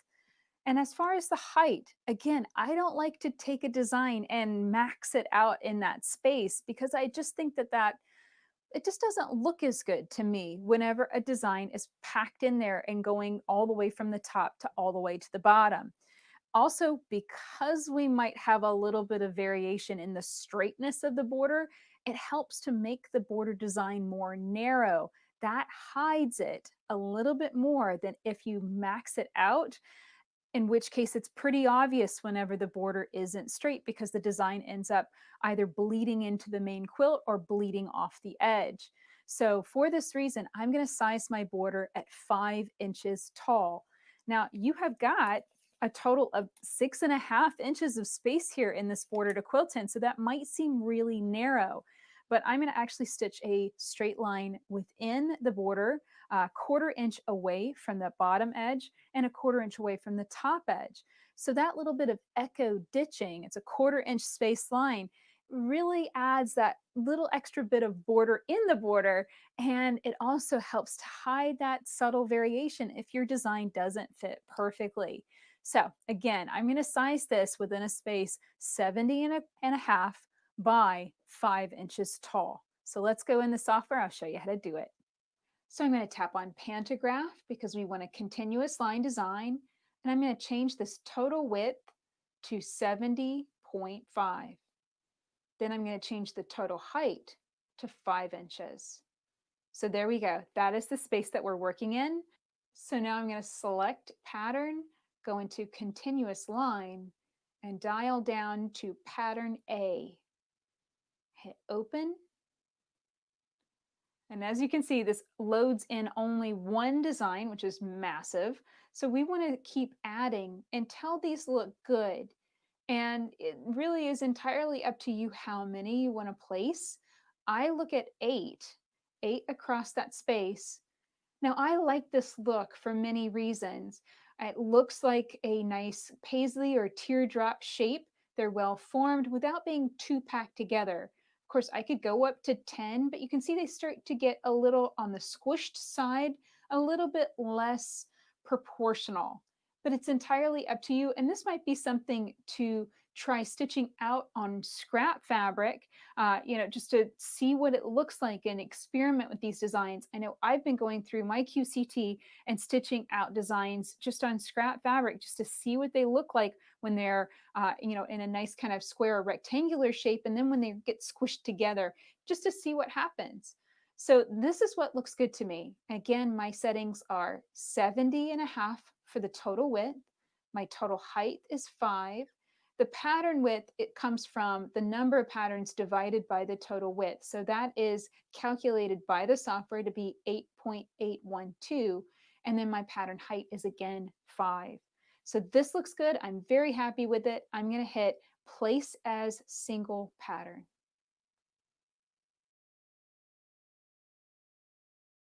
So on this screen, we work our placement. And I'll be honest, I don't like the 4 points placement method for borders. I just find it a little harder to place it exactly where I want it without it accidentally getting wider than I wanted. And then I'm also going to be stitching some straight lines in this border too. So it might actually be hard to use the 4 points method accurately. So instead, I'm going to dial up to 2 points, and I'm going to have this mark out on the start point and end point, meaning all I need to do is figure out the midpoint of the border, and that's going to be my start point over here, and the midpoint of the border on this side, and that's going to be my end point. So once I place that, then I'm sure that the border itself is not going to change shape. Here I can check on these, show grid and show pattern size. You can see the height is 5.002. I don't want that to change. With that other placement method with 4 points, if I place this and had those points stretch out further, you know, maybe I forgot what I was doing and I had the placement be, you know, far on the edge of the border over here. You can see I told you that this whole border is 6.5 inches. So let's say I forgot and I placed my foot right here for that placement node. Well, I would be stretching that border to 6.5 inches tall. And that's not what I want. I want the border to be 5 inches wide, and I want it to be fitted here right in the middle of the space. So what I'm going to do to find that midpoint, guide, I told you the size here is 6.5 inches. That's the full height of the border. I'm going to place a mark here at 3.25 because that is the midpoint of this height. That's going to be my start point on this side. I'm going to do the exact same thing on the other side. Measure 3.25, make a mark. That's your start and end point. And that's going to ensure that the design stays 5 inches tall. Here's 5 inches on this ruler, and it's going to be centered here nicely within this space. And I think that's going to look great. So I'm going to dial up to 2 points here, start point, roll the machine over. I showed you how I made that mark. I'm going to line it up so that my needle is right on the edge between the green block, the green square, and the orange border, lining up right with that mark. And I'm going to tap that first node, and we're going to wheel all the way over to the other side. And I've already measured and marked this point here. You can see that is the exact midpoint and the height of this border. So it measures 3.25 inches from the bottom, 3.25 inches from the top. That's where that's placed. Line up my foot, my needle exactly with that spot, and I tap that node. So I have the pattern placed, but what if I'm worried that it's not straight? Something's up with the quilt and I've just placed it and it's going to be diagonal in some glaring way. Well, make sure that all these little check boxes are checked so that you can show grid, show pattern size, and show placement nodes. They're really, really helpful to see the grid specifically. Then you can use these buttons at the top to zoom in so that you can see that design closer up on the screen in relation to the grid. And I can see it's veering ever so slightly upward, but I don't think it's going to be dramatic enough for it to really be noticeable on the quilt. It's very subtle. But always double check that. You can zoom in quite a bit with this software to be able to see how things are looking and proportional. And that will give you an idea of, you know, hey, I might want to go back and fiddle with that a little bit, maybe fiddle with the quilt a little bit. There's a little bit of a frown in the quilt. Remember, use these quilt clips, pull these into the center, and just give them a little bit of a rotate that pulls down the center of the quilt, bringing that frown down. And then you can also take quilt clips and place them to the back here, give that a little bit of a rotate. Like I said, it doesn't do quite as much, I think partly because of my idler rail here in this situation, but it can give that a little bit of a tug there on the leader cloth to pull up the side.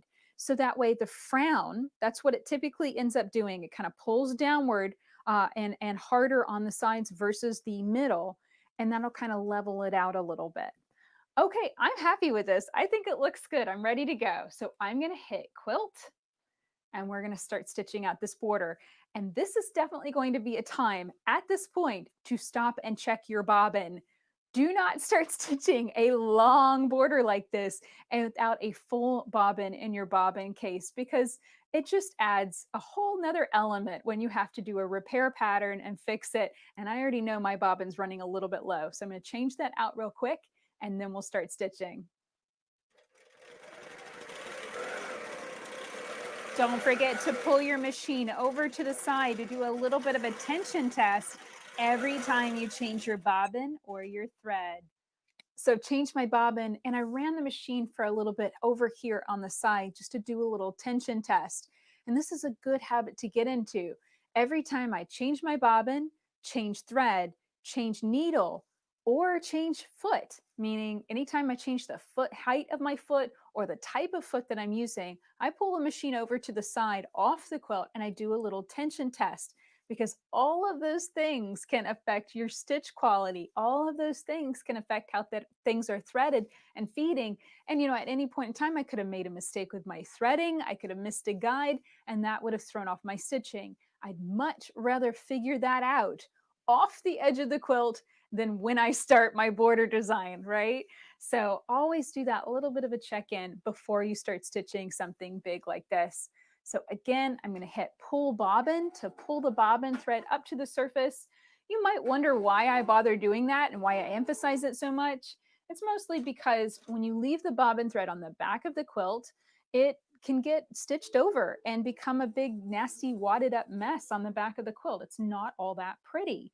So this is one of those things I think is really important, to always pull your bobbin thread up to the surface. So now that both of those thread tails are in my hand, ready to go, I'm going to hit sew. And this is going to take a little while to stitch out.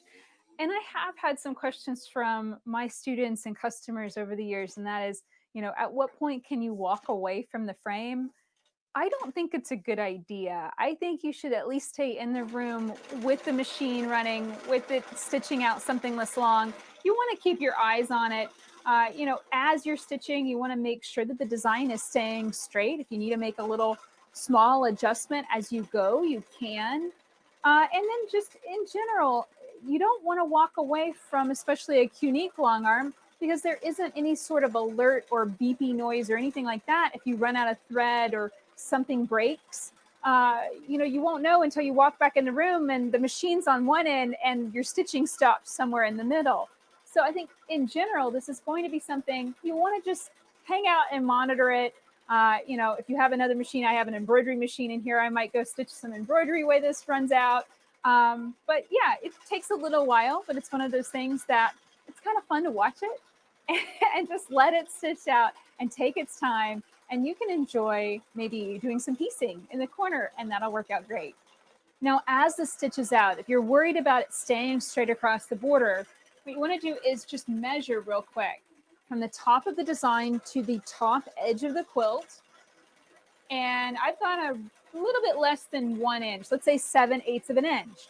So if I'm worried that that border design is not perfectly straight across, I can just measure as I go. And I know if the design is getting off a little bit, if I need to adjust these quilt clips a little bit, pull the quilt down a bit. So far, this is looking great. And I'd say it's really good to check in on the quilt before you actually start doing the stitching and try and get it as straight as you possibly can. Now, one thing I just recently added, I've been in construction this whole year because of big flood and basement remodel. And I ended up with a lot of really cool construction tools. And one that I have added to the wall here is a laser light. This is a vertical and horizontal laser light that I found at my local hardware store. And I'm now turning that on and shooting a straight line across the frame and getting a perfectly straight line to work off of, to know if things are straight on my frame. So that might not be for everybody, but it's something I wanted to add because it's a lot of fun to use different tools and not necessarily quilting tools. And then it's also fun to be able to know if your quilt is absolutely perfectly straight without having to do anything else fiddly on your frame or on your machine or with the software. I can just turn the light on, make sure that it's straight, because I can actually run off of the lines on my ceiling tiles. Those are straight, so I can line it up with that. And then I'm sure that my design is straight on the quilt. So one of those fun things, you just have to be creative and see what you can use. You might have something in your toolbox that can be put to use for long arm quilting as well. So the longer borders are complete. I took the quilt off of the frame, trimmed it up a little bit, and I have reinstalled it in the frame. So now I can quilt the shorter border. And the very first step is to measure this length again, so that way we know how much space we're working in and what we need to design with. And this measures 40 1/4 from the green squares in the corners. So I have 40 1/4 in length. And remember the height, I like that design to be nicely centered in that border and a little bit more narrow. So I'm going to quilt that at 5 inches tall. So let's go ahead and set this up in the software so you can see how to design your shorter border. So let's start over just so you know how to get to the right screen. We're going to click on Pantograph. And this is the screen that we end up with. And I've already set my new safe area, and it's pretty big. It's 57 by 13. So I'm going to change that total width to 40.25. That's 40 and a quarter. And then I'm going to change my total height to 5. So that is the space I want to work in. Now I can click select pattern here or select pattern up here. And I'm going to look for that pattern A. Again, open it. And I'm going to add more patterns until I like the look of it. And I like 5. I think that looks really nice. It has about the same scale, meaning the same distance between these lines as when we had the longer border and we had 8. So I think this is going to look consistent with the rest of the design. But again, you can add more, you can add less. It's entirely up to you and what you think is going to look best. And, you know, if you're wondering, okay, is it exactly the same size as the border before? Just take a look at your pattern width and pattern height. You know, you have your total width and total height. That's the total space that you're working in. Your pattern width is the number of patterns divided by your total width. And remember, before it was, I think 8.812. It was a pretty weird number, but it was basically 8 inches and a little change. Well, again, we have 8 inches and a little change here and 5 inches. So I think this is going to be almost exactly the same shape, might be ever so slightly smaller, but it's not going to be enough for you to notice. So now we're going to hit place a single pattern. And again, we're going to use the 2-point method to place this. I have already marked the spot on my quilt. And remember, I measured this full width of the border, and that's 6.5 inches. I measured down from the top 3 1/4, made a mark. That is where I'm going to line up my needle, right on that edge between the green and the orange, and right on that mark. And that's where I'm going to hit that node. So that's my start point. Now we're going to wheel it all the way over to the other side. And again, I'm going to line this up really nicely, 3 1/4 inches from the top and bottom. And that looks good. And I hit my end point. So that looks great. Now I'm going to click on show grid and show pattern size. Make sure that this is looking nice and straight across, because that would tell me if I'm seeing that this is veering within the software itself, then that would be telling me that maybe my border isn't installed straight. But now that I have the grid in place and I can see that grid in relation to my design and how I placed it on the quilt, this looks really nice and straight. I see that it's running along that grid line. I can zoom in using that button. And I think this looks great. So it's ready to stitch. So I wheel the machine back to the start point and then I hit quilt. And we're going to pull bobbin and watch the stitch out once more. So I'll hit pull bobbin. Make sure that bobbin thread doesn't make a mess on the back of the quilt.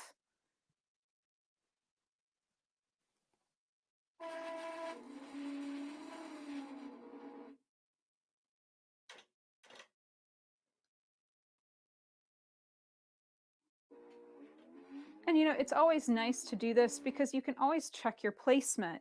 Just like I said before in the second video, if you drop that needle down and it's not exactly where you want it to start, then you can go back, hit the back button, and reset that placement node until it's exactly where you want it to go. So I hit sew, and now this is going to stitch out. And just like before, I'm going to keep an eye on the design, making sure that it doesn't, you know, as the first one stitches out, I'll kind of keep an eye on the placement, the distance between the highest point here and that area, and then the lowest point and the border here. And then I can just measure that distance and make sure it's consistent across the entire length of the border.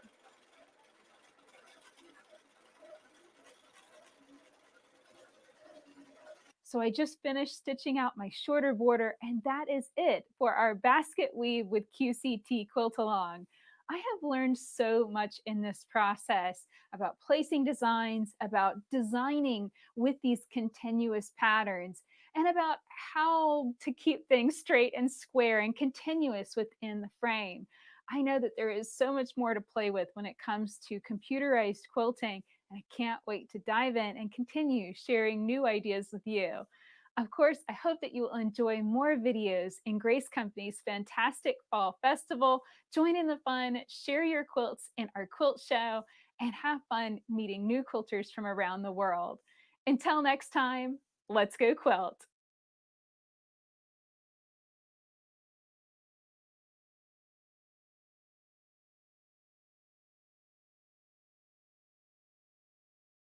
Great.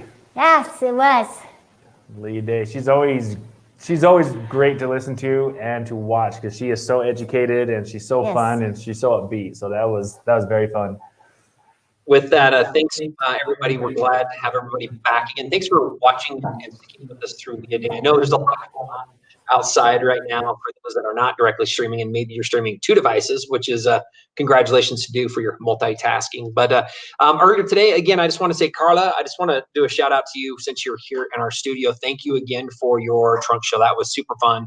Really enjoyable going through all that. And I'm just guessing, are your arms doing okay today? Are you done with all your quilt lifting? Because that was a lot, and you have some very large quilts. A lot of people were kind of talking a little bit about that. Right now, what I thought we would do, we've got just a little bit of time, probably about 20 plus minutes here before we introduce what's going to be coming up next, which is really excited. Lizzie Allen, our international ambassador from Australia, award-winning quilter. We're going to have a chance to listen and see part of some of the things that she's going to share with us regarding a wedding ring bed runner, and some things that she's put some time in regarding that one. So we're really excited about that. However, Mark, I know you'd love it. Like, I wish I had my sound effect. Like, if it was coming, I'd love to do another couple giveaways, a couple spin the wheels. We have fewer people, so if you're still streaming, higher chance of winning. That's always a plus. So what I wanted to do is maybe take a look at that wheel and come back to Karla, my favorite, for asking questions. And she doesn't like a couple of questions, but you do such a good job, Karla. So with that, go ahead and give us a question that we can post for everybody so we can spin the wheel and give some more stuff away. Hey, Nathan just talked about an international ambassador, and she is going to do a presentation on a wedding ring bed runner. Anybody who can give me her name, she's fabulous and so knowledgeable. She is an award-winning quilter. So the first one to give us her name. And maybe the second question would be, where is she from? If you know that. That would be a good one too. Okay, so what Karla did is she just took care of us for the next 2 key questions. I'm going to repeat them because I only put one on the screen. So we have an individual, her name that we're going to be bringing on here is an ambassador. She is an ambassador. We have a class that she's going to be sharing with us here coming up right at about 4 o'clock our time. So we're about 24 minutes out from bringing her on. What is her name? What we're going to do is choose and select the first Facebook and the first YouTuber that's made a comment. So we're going to go pull that up. Right now I'm showing we already have 35 comments, and they're going to keep on scrolling. Second question, which we'll then do as a secondary piece with an additional 2 winners, is where is she from? So those are the 2 questions. I got the one up right now. Give me a minute. Karla, while I'm doing this, maybe just come back and just share a little bit with them while I'm doing some quick searching on part of, again, a little bit about your award that you decided to come up with on Friday this week. Award? Maybe talk briefly about that and why you decided to do that. While I'm searching, so.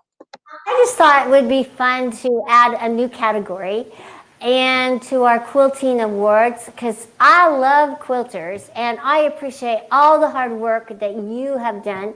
And my sweet sister-in-law, Lori, Jim's wife, she is being home alone without her sweet husband. He's in China.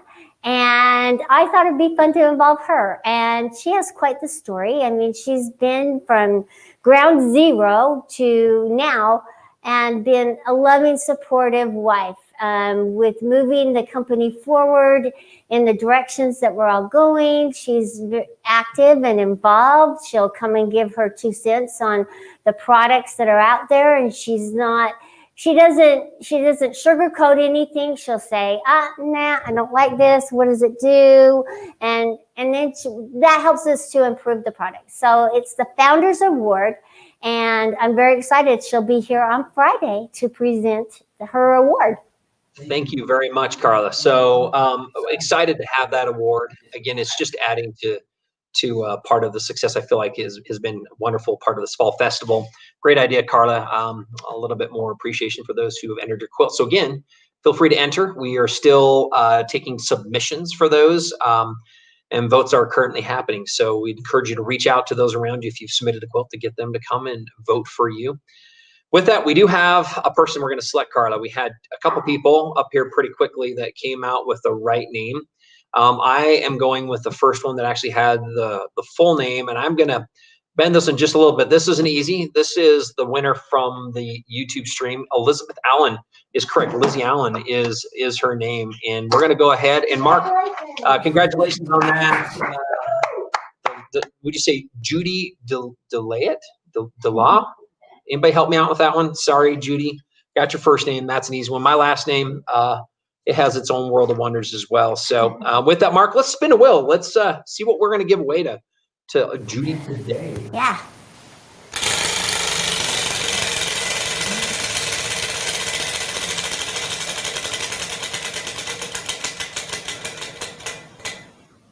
Oh, nice. Quilters combo. All right. Congratulations. Quilters combo. Mark, quickly just run through this and you can tell us what she's won. I think it's about a $65 value here that we're going to send out. Really quick, Judy, email sales, S-A-L-E-S, sales@graceframe.com in order to retrieve and claim your award on this. Again, sales, S-A-L-E-S, @graceframe.com in order to claim that. So Judy, Mark, go ahead and tell us briefly about what she's won there.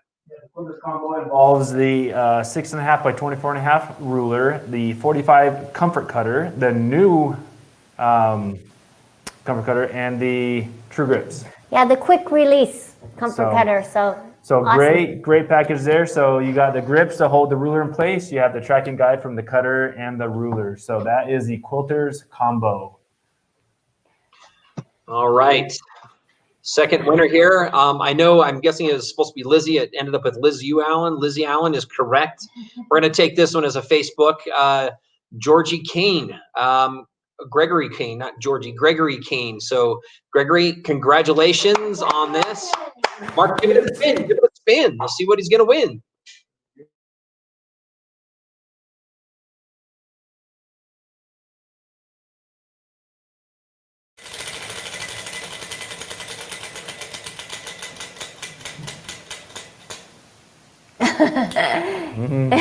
Let's do this. We're going to give him a square ruler, but I still want to spin again. Maybe a little softer on this one.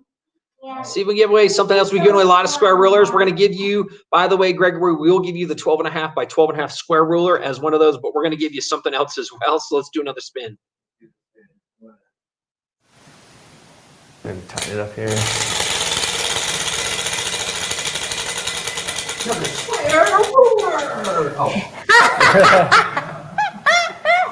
Winner on the square. So let's do this again. Let's do this again for you. Let's maybe land somewhere else. Do your old lady spin.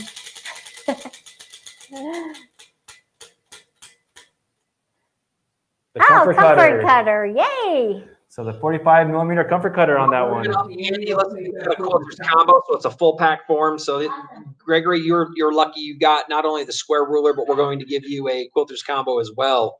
So congratulations. Go ahead, you. Quilters combo. Now we're going to go down to the next two, and this is Where is Lizzie From? So I'm scrolling. We've got winners with Elizabeth Allen. Elizabeth Allen, thank you, by the way. Those are there's some proper Elizabeth Allens. And here I'm going to pull up the first one that has the country in it from YouTube is a Vicky Nanaman. Congratulations. I don't know if we said she was from Australia. No, congratulations. What's the win? Let's give it a spin. Oh, come on.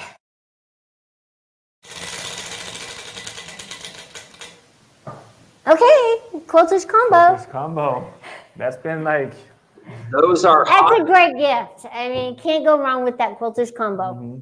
I'll tell you this quick story. My wife, she has a friend. My wife's a fifth grade school teacher.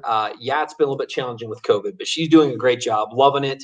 Glad to be in class with her kids. She has a co-teacher that's also in fifth grade that is teaching, and she's a quilter as well. Not a heavy quilter, but quilters. And my wife decided to give her a quilters combo as a gift. And I'll tell you, she brings it up all the time. And my wife keeps saying, I just got to tell you, I just want to say thank you so much. She loves her cutter. She loves her system. And then she came back and she wanted to buy a few extra for her quilt guild with that and the sharpener amongst some other things as well, which is really fun. So she's absolutely loved them. So it can change your cutting experience. Karla, I know that you cut for potentially hours when you're doing your projects, but that system is a wonderful system. So congratulations, Vicky Nanaman, on the win by having it selected Australia. Now there are several others who are getting this correct, but let's go to the first Facebook, and here we have the first Facebook winner is Vicky Yoder Ferguson. So congratulations. Mark, maybe go give a spin on behalf of Vicky, and let's see what Vicky's going to win.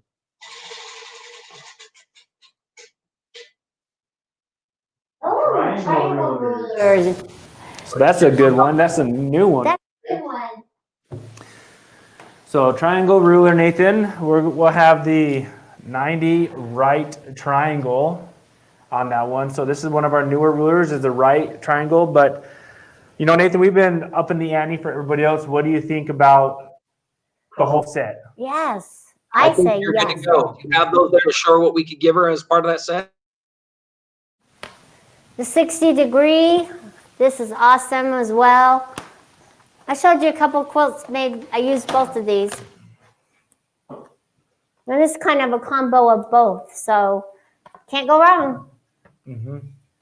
Now with these, Mark and Karla, I know earlier we spent about an hour talking about some of the key TrueCut products. Does this one have some of those same features that they could be a customer that they might be aware of that come on the other rulers? Yes. It does have the track system on the rulers, which makes it awesome. And we haven't made the track system go all the way to the points in the rulers, so it can just go right off.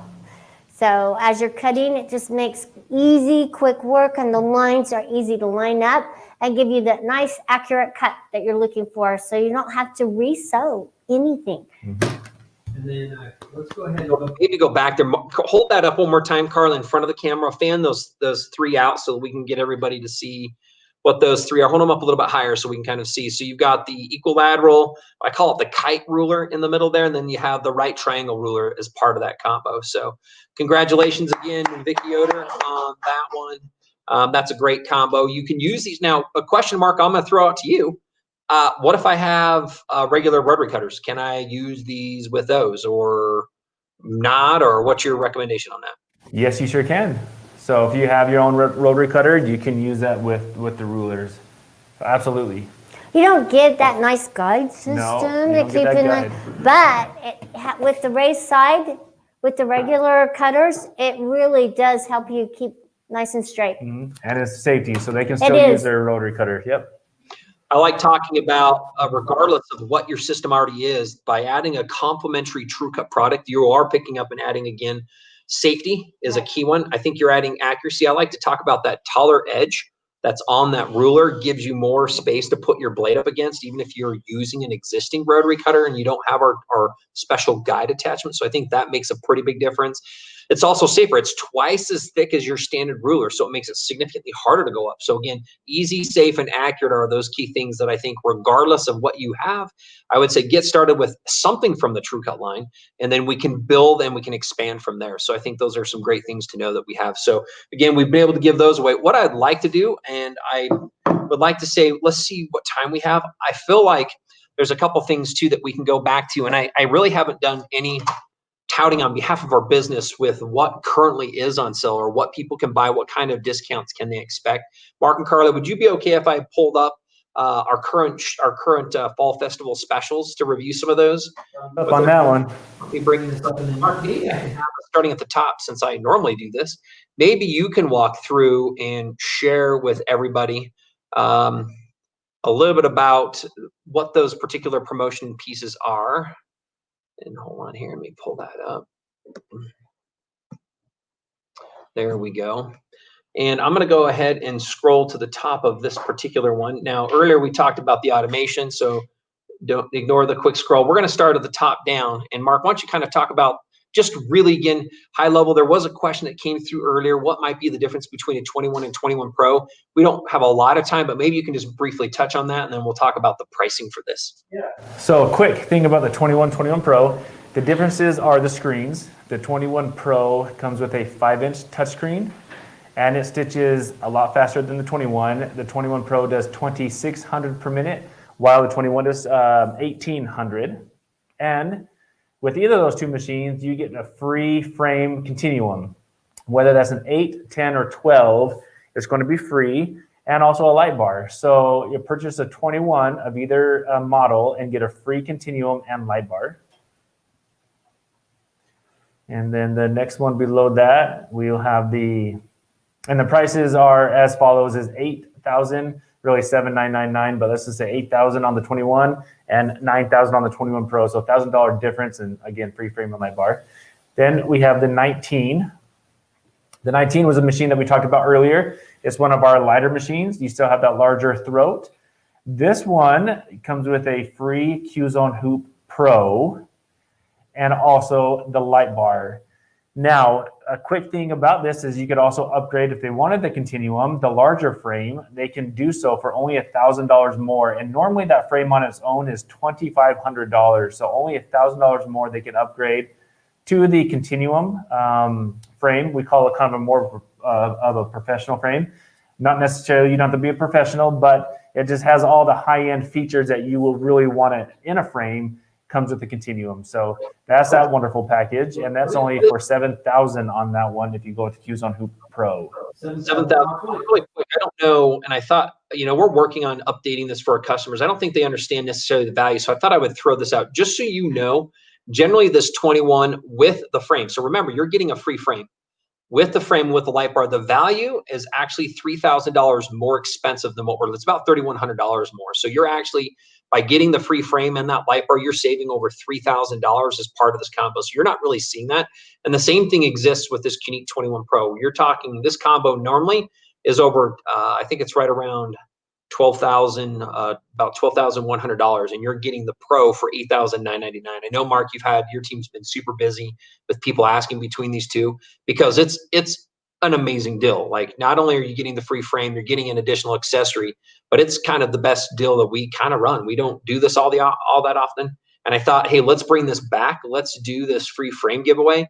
And I think sometimes people look at a number and go like, I'm not sure, is that a good or not a good deal? Same with this, the 19 head is $6,999.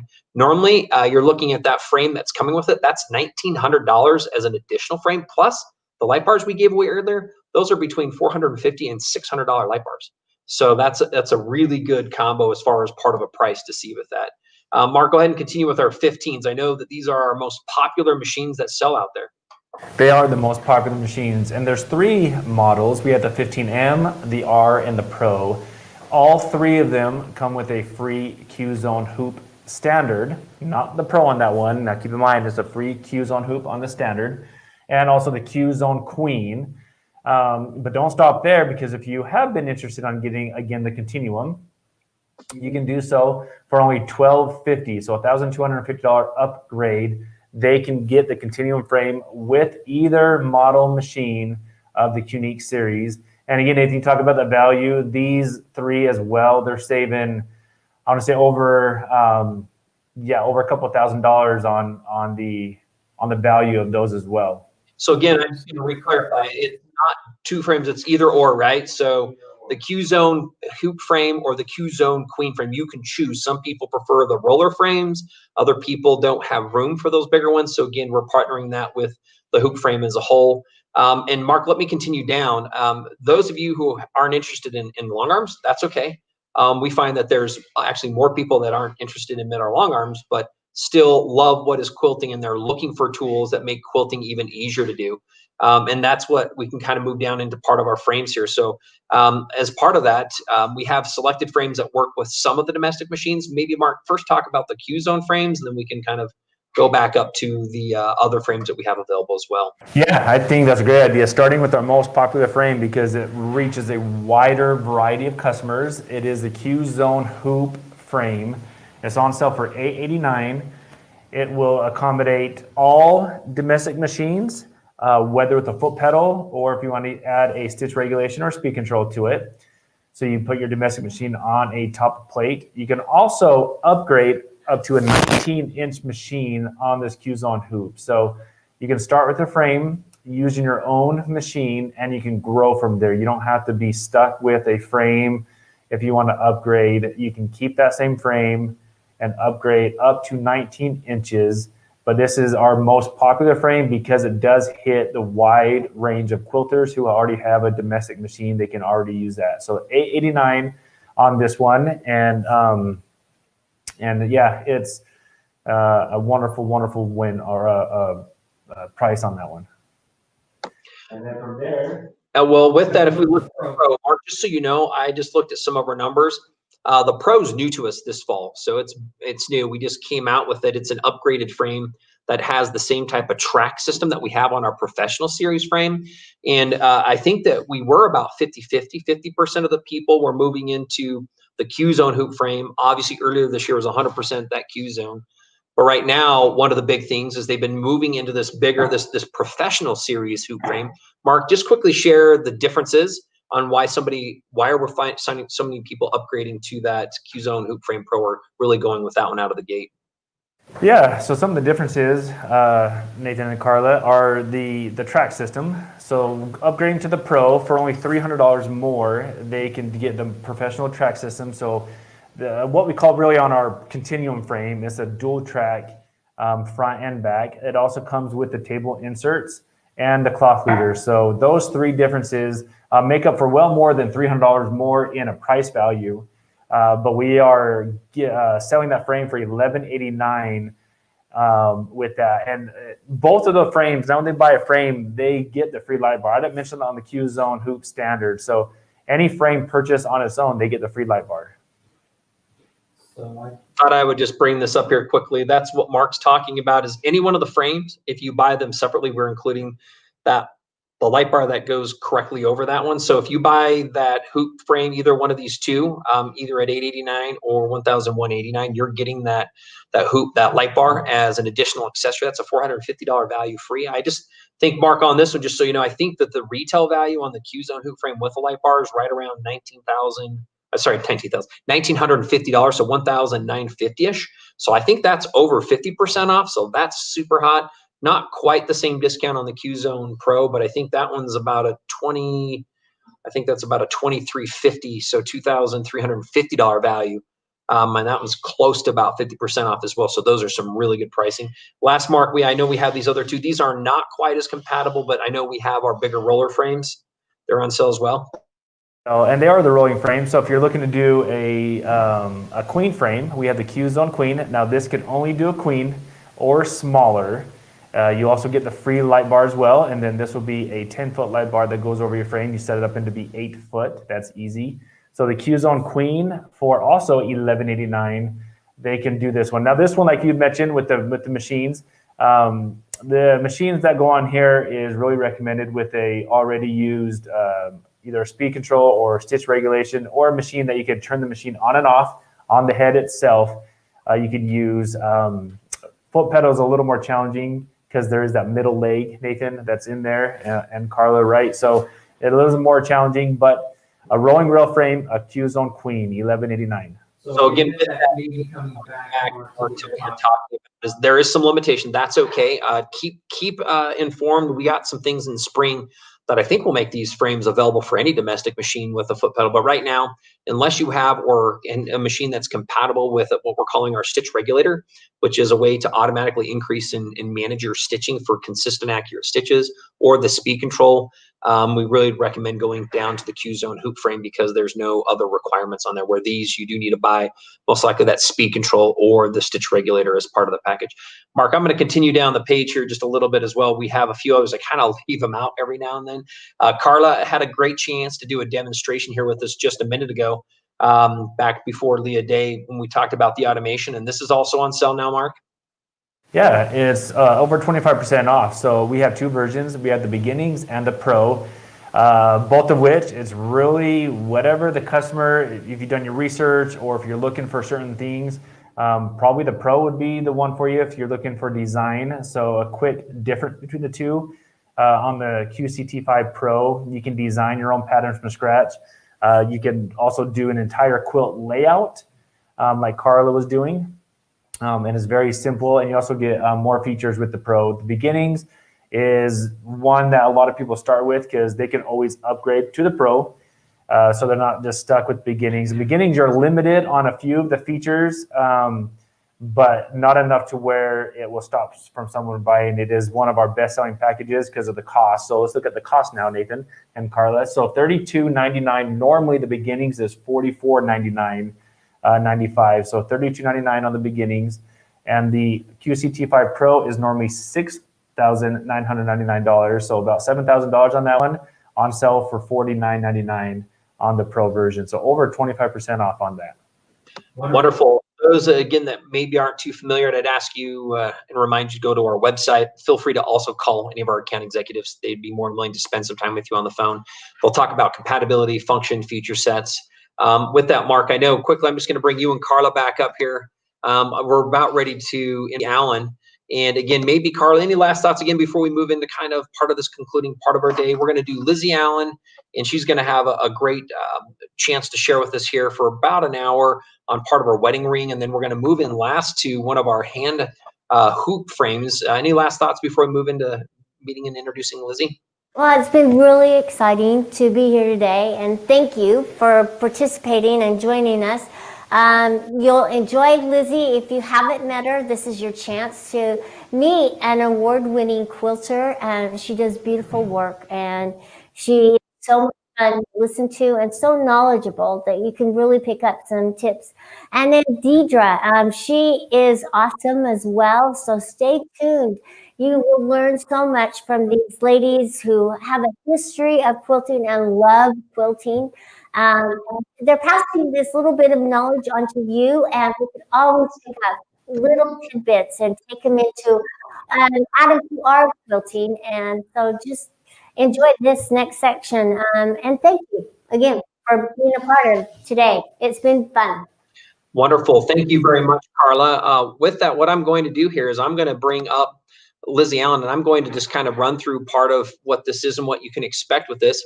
She talks about as part of this overview is that it's quilting a wedding ring, quilt on your, have you done one? Have you ever completed a quilt like that? Is that something on your bucket list? One of the great things she says like this, perhaps those curves, you've been a little intimidated, you've been feeling a little intimidated. Why not give it a try? So in this class, quilting professional teacher Elizabeth Allen, she will show easy methods for placing your designs using the QCT5 software and how to use some custom quilting rulers and also how to use some wonderful background fillers to help guarantee that you'll end up with a fantastic design. Your design's going to pop. She will also cover design choice, which is a big one to know. By the way, I love that she's going to talk about the design choice, batting, and of course, which needles and threads are suitable for use with that. Again, we've loved having Lizzie Allen as one of our ambassadors and international partner with us. Please know you can see more about her, and she has her bio on our website. So with this, we're excited to go ahead and introduce Lizzie Allen, and we will be glad to hear from her for about the next 15 minutes. Stay tuned with us as we come back and have a brief intro into our new hoop hand quilting frame following this as well.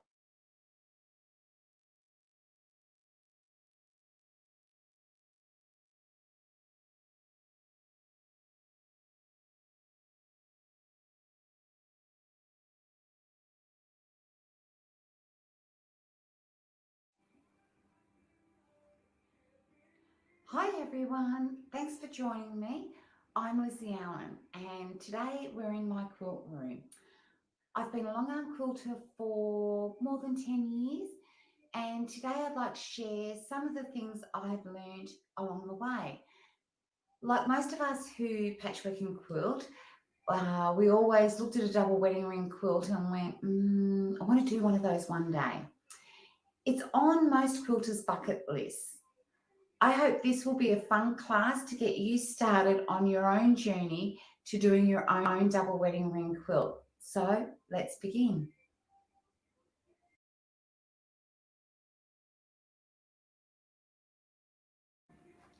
The pattern. There are some really great resources out there for the double wedding ring pattern. So I decided to try the pattern by So Kind of Wonderful, the Metro Rings. It's the big quilt that you see on the wall behind me. I actually made that for my daughter's wedding present. I love the instructions. They're easy to follow.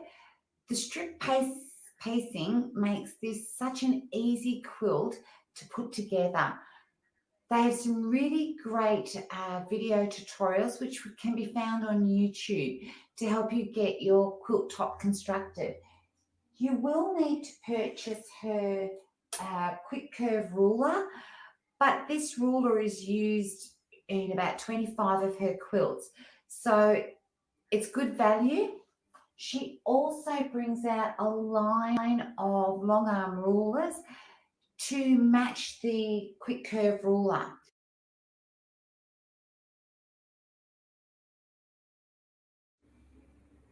Most quilters usually prefer to press the seam allowances to one side rather than pressing open, as this will help to strengthen the seam. I don't always think that this is a must. Most of us like to press to one side so that when we piece it, it achieves perfectly matched seams. For me, pressing the seams open or pressing to the side truly depends on my project. In this project, I've done a little of both. All the stripped piecing for the arcs, I press to the side. When I started to construct the curve set ends, triangles, I decided to press these seams to the side and on the outer edge open.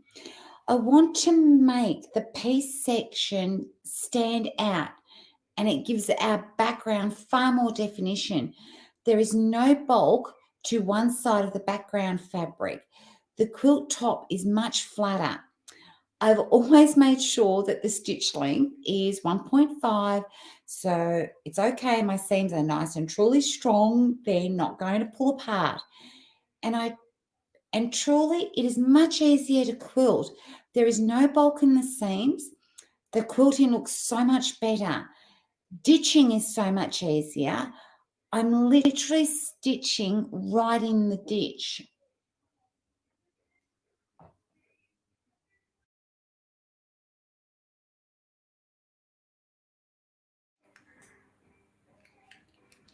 How I mark my quilt. I like to use the blue water soluble pens. These are probably one of my favourites for markings on light coloured quilt tops. It's really easy to remove. I use a spray bottle of water, about a cup, 250 ml, with a heaped teaspoon of baking soda. Just mix it really, really well. I usually wait until the end of my quilting project, and then what I do is use the spray bottle and I just spray the whole quilt top surface. Apparently it changes the pH of the ink, so it just disappears. Because I also starch the fabric, it helps the ink sit on top of the surface rather than in it. One thing I will say, it's really important that we don't iron the markings before we remove them. Apparently it can set them. I've never had any problems, but it's out there and they say girls don't iron the blue water soluble. They're readily available. I've used many, many brands on the market and they're easy to see. So that's how I mark the quilt, and we will be marking it because we're going to take the same integral design from here in the center and we're going to create a lovely border out here. So we'll use the blue water soluble pens to mark.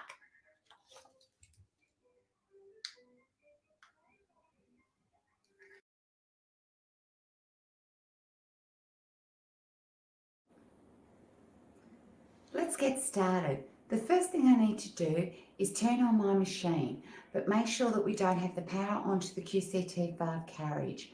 I need to release the belts on the frame. This will make the machine nice and free while I'm working. Now, I've put on my ruler base. It's essential because we will be doing ruler work. I put on my horizontal channel lock and I basted the batting to the backing.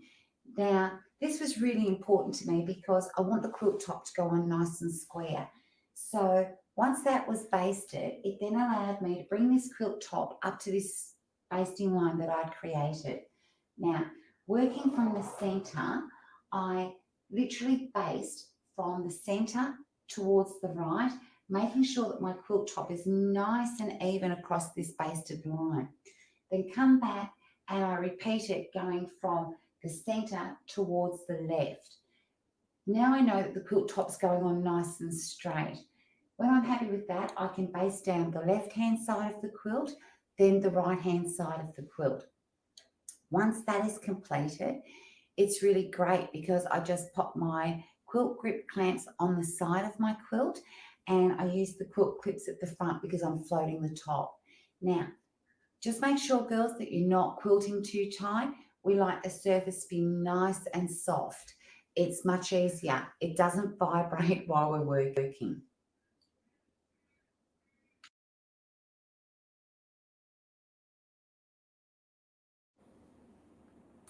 I've also taken the time to change my foot to the ruler foot. I have the great little 4-piece hobbing foot set. I got a standard hobbing foot, a ruler foot, the micro stippling foot, and the open toe foot. That's kind of my favourite. It's the visibility for going around applique. It's amazing. Takes a couple of minutes. I just use the 3mm wrench. They come with a great set of instructions. It's quick and easy to do. And because we're going to be doing ruler work, it kind of is essential because it's been designed that the foot's a little higher. So our rulers nest perfectly when we're going around our designs to ditch them. So I've gone ahead and I've done that and we're ready to go.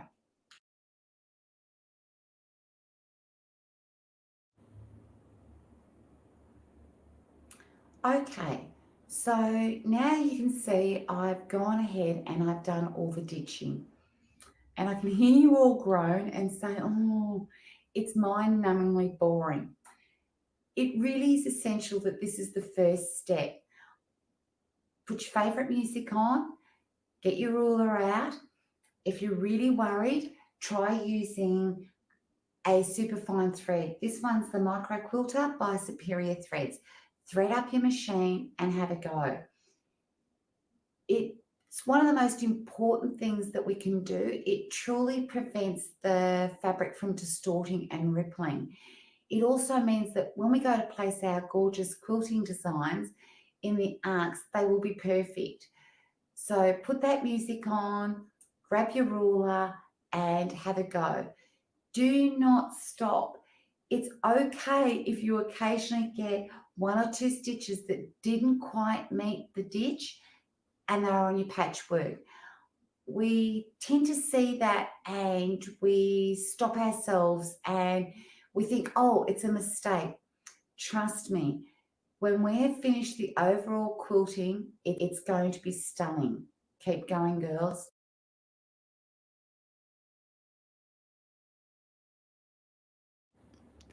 Okay, so let the fun begin. So this was the original Metro Rings quilt that I did for my daughter's wedding. I loved the ease of the design and the construction of the Metro Rings, but it's a modern take and it didn't have borders. So what I decided to do is get a little bit creative and I added a 10-inch border. Then I decided I wanted digital designs to use the QCT5 to place inside the melons and the center borders. Now, I love the pebbles because they really do pop on the background. So that's the pebbles there. But, I can't quilt without using a feather. So basically, I decided I wanted to use both. then what I wanted to do was give it that little bit of a vintage twist. So I put on the 10-inch border, and we have these great quilting machines. So I decided, well, why not quilt the borders, incorporate the designs, and allow them to pop. And I will show you how we put on the curved bias and the rick rack. So now for placing the designs on our bed runner.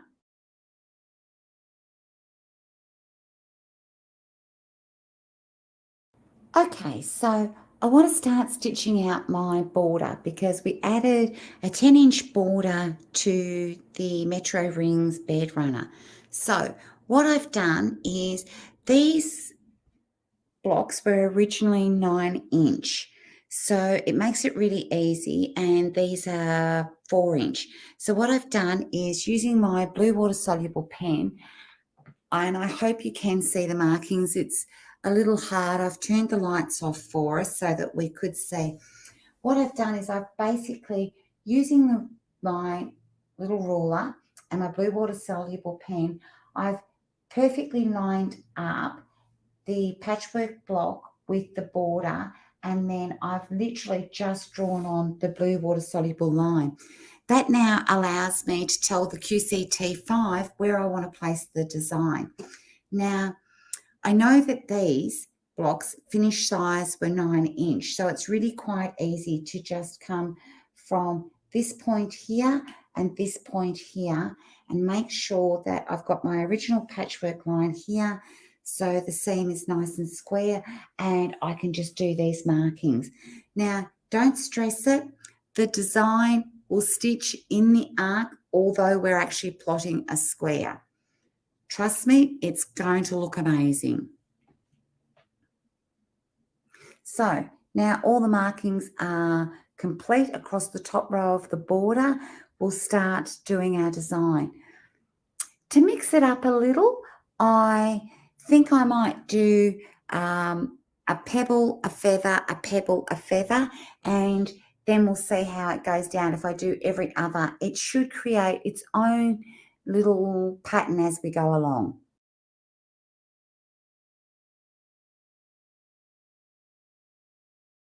Okay, girls, so it's really exciting. We've got ready to stitch out our first design. So remember that we were using the machine in free motion, so I've gone ahead and I've tightened up my belts on my frame and on the carriage. Now, the first thing that we need to do is I've gone ahead and I've opened my software, and following the prompts on the screen, I've gone ahead and I've set the save area. Now, I previously imported my designs in there in the batch folder. Now, what you'll see is I've set it on 4-point, stretch to fit.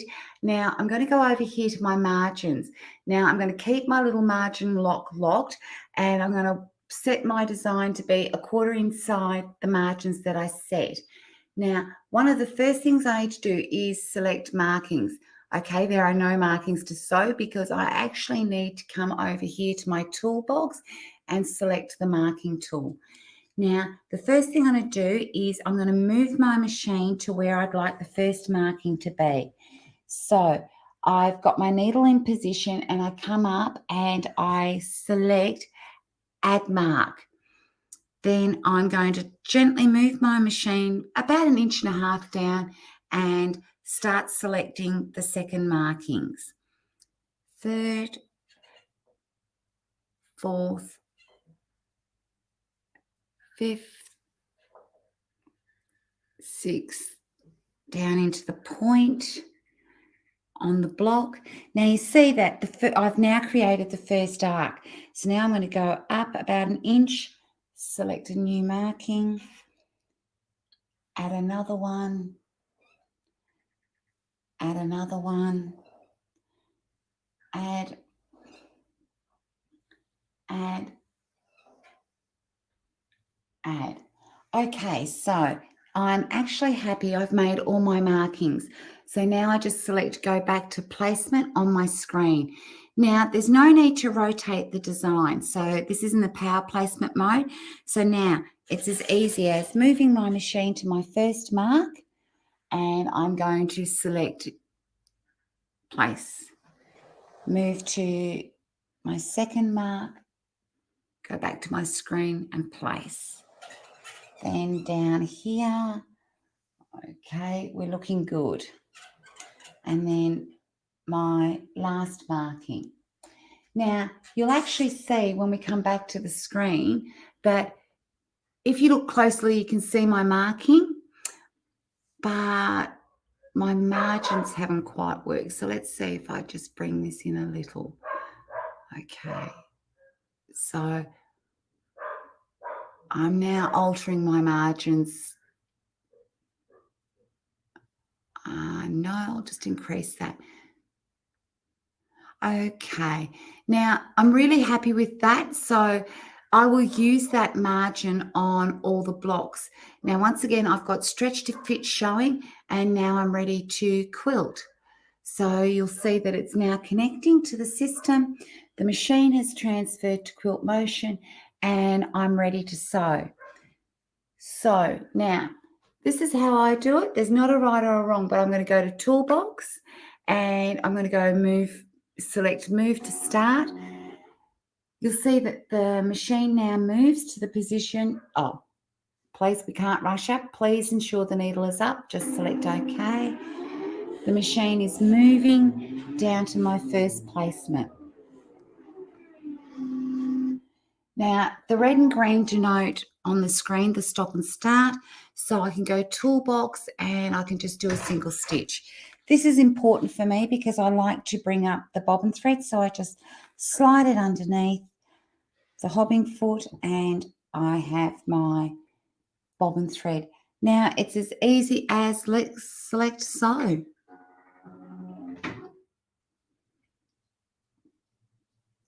Please ensure the needle is up. She's very bossy, but it's nice to be safe. Hit OK. All right, here we go.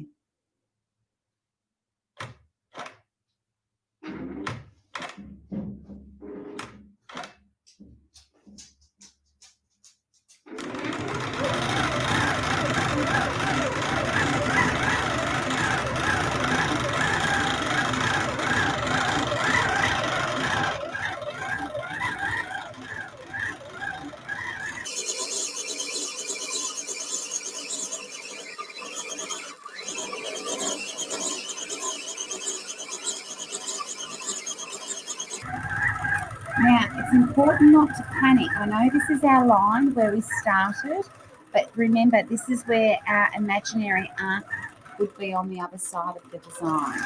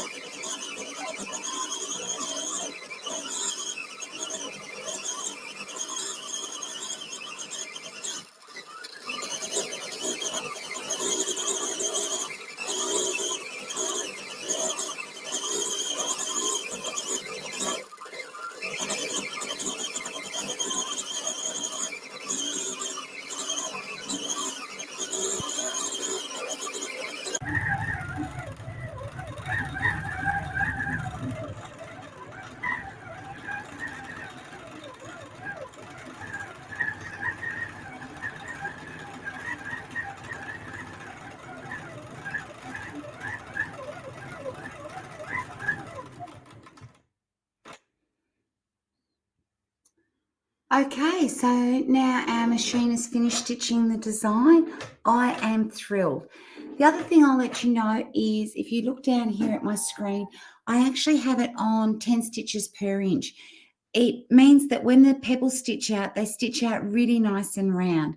So now I'll quickly show you how I deal with the thread. I take the needle thread with one hand, I bring the machine forward and I do a nice needle down, needle up, bring up the bobbin thread, and I just snip that. Now, because I previously set in my software for it to do a couple of tie-off stitches, I don't have to tie it. So I really like to use these, and I don't know whether you can see that, but that's a lovely open-ended needle, and it's really quite simple.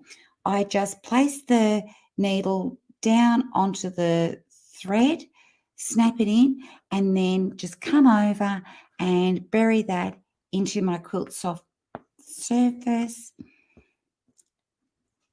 Give it a gentle tug, pull those threads firm, and just snip it. And then, of course, I come back and I got that one a little caught, which is what I didn't want to do. So I'll just tidy that up. Do exactly the same thing, snip that and bury the thread.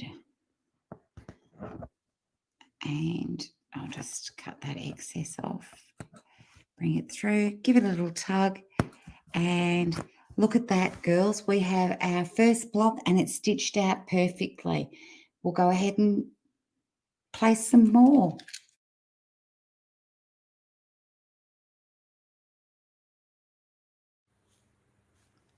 Okay, girls, so now we're going to place the corner design. So what I'm going to do is I'm going to go back to my toolbox and I'm going to hit marking tool, and I'm going to go remove all. And you'll see that the original markings for the first block I did have disappeared.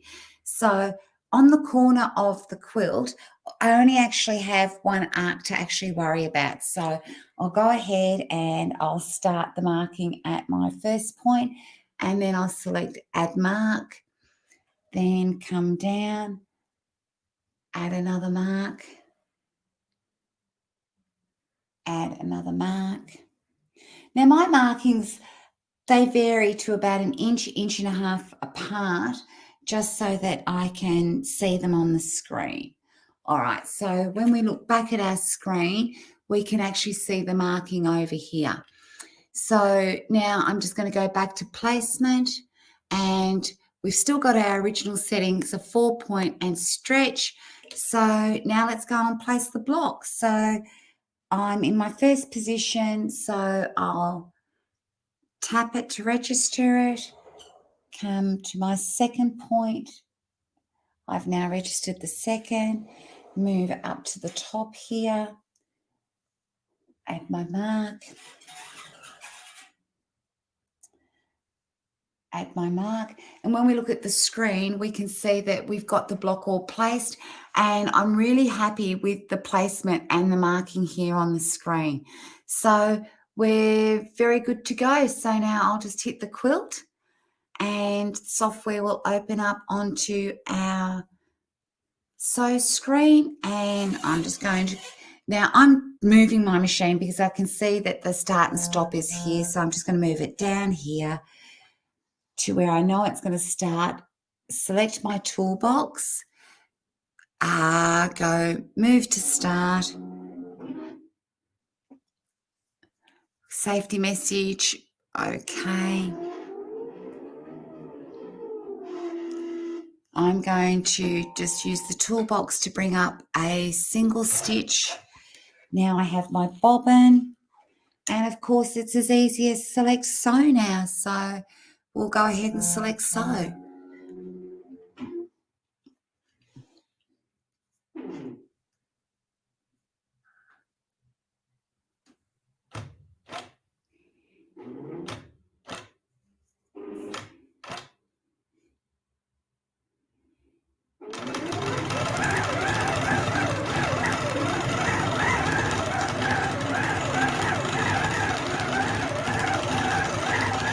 Okay, so we'll just let that stitch out until it's finished.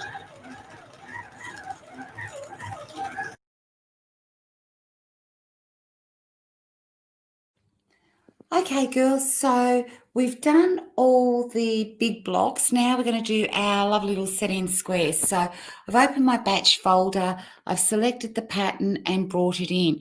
So this one's really basic, so I'm just going to move to the first point on my quilt and anchor it down, move to the second point and keep tapping to select and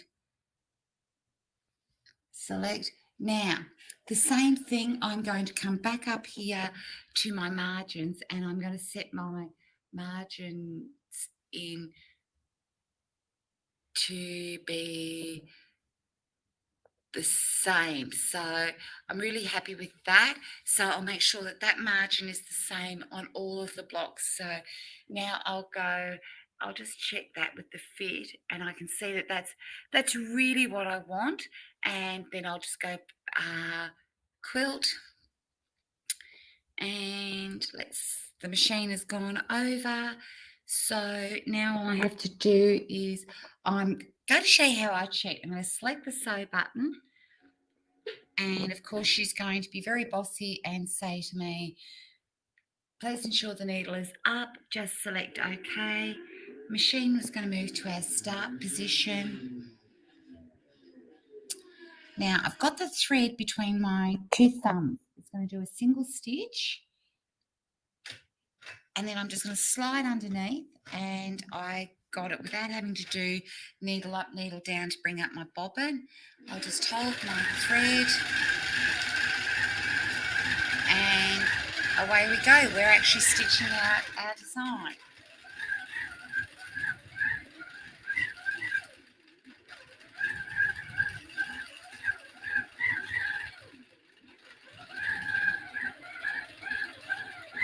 I'll just make sure that I don't get my threads caught up.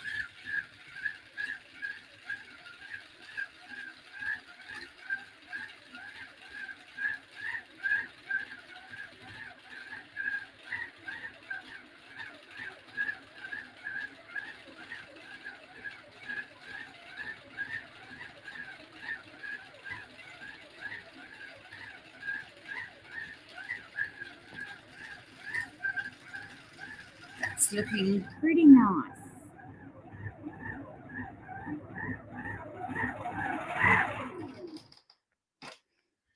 Okay. So we're stopping. We're finished and I'm going to go back to my pattern placement. And what I'm going to select is ditch. So now what I want to do is I wanted to stitch, no, it's because it would stitch this line. I want to stitch markings. So, okay, I'm going to go to my marking tool and I'm going to go to the corner of my block and I'm going to select add mark. Add a mark. Add a mark. Add a mark. And then come back and add the mark. Now, I just actually added a mark and I'm not actually happy with it. So I just go remove last and I can just gently tweak my machine to where I want. No, remove, add, remove. Let's just see if we can get that right. Oh, hang on. It's the blind leading the blind here. Okay, we should be able, yeah, there we go. So I've added my markings there. Now I'm really happy. Now what I'm going to do is go back to placement and I'm going to unselect ditch, select markings, and I'm going to ask it to put the markings.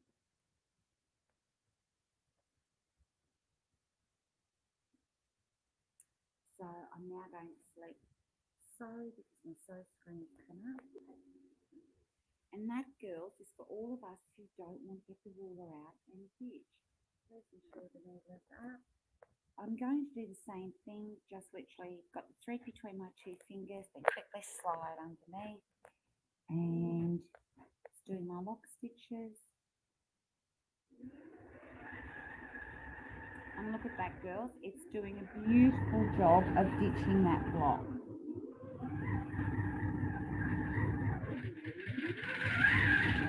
I'm very happy with that. Okay, now I'll just go ahead and continue to bury my threads once she's finished locking off the stitches. So I'll repeat that now for all the cornerstones.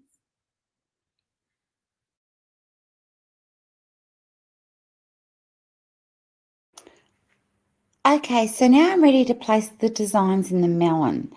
Now, what I noticed was that I used my marking tool and I marked the inside of the actual melon. That was fine.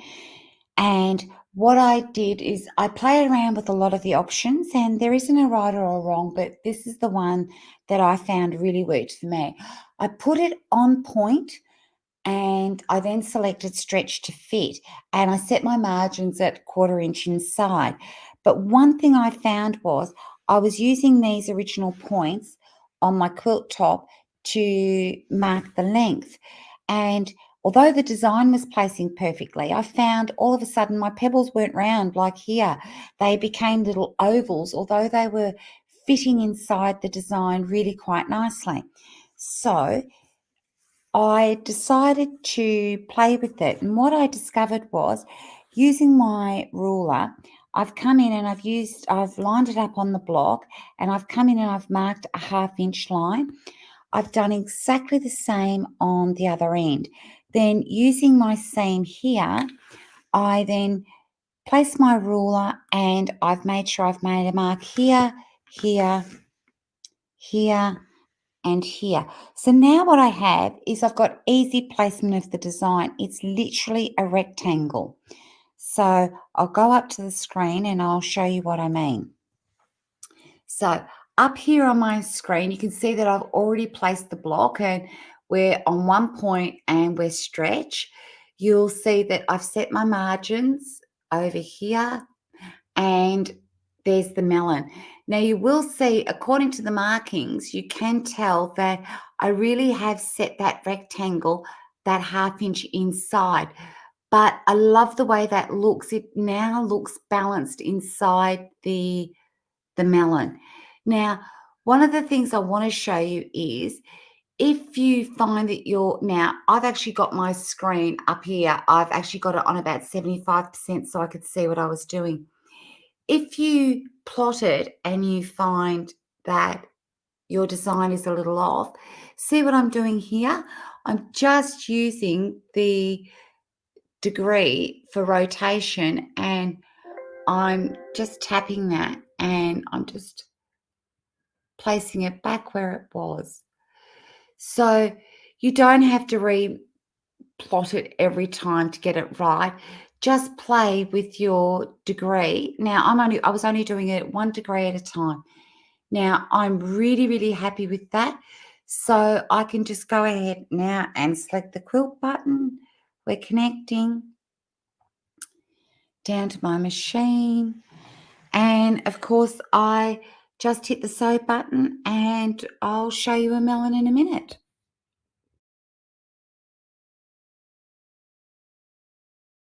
That they had here in these ditchings so that we're all balanced. So I did that free motion by hand.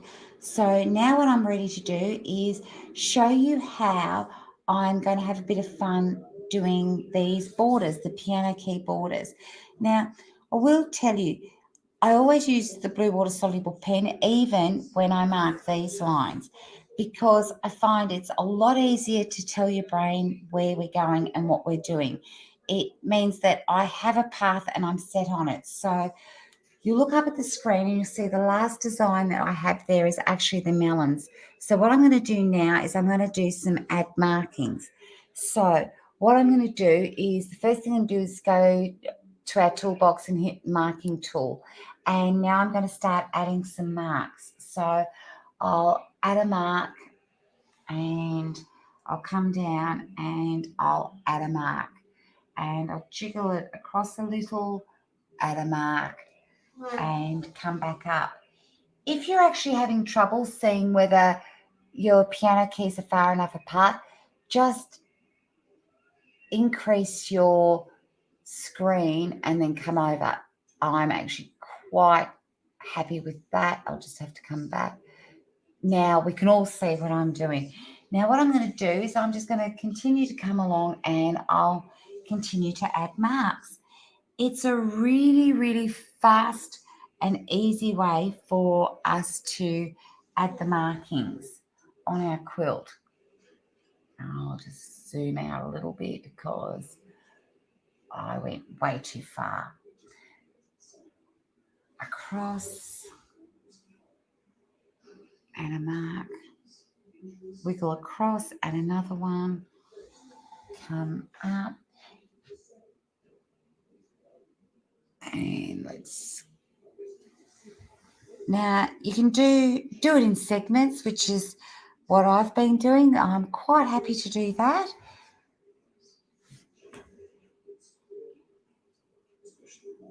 And I'm going to go right across the border, and it's a really easy way of doing the piano keys rather than taking the machine out of automation and ditching them. Takes the fear factor out. Just do a couple of more so that you get the whole idea of what we're doing.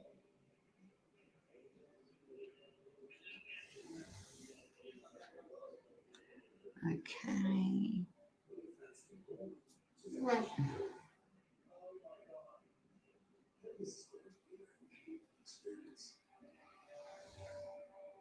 Now don't panic. I know it looks a little crazy on the screen. Trust me, they stitch beautifully.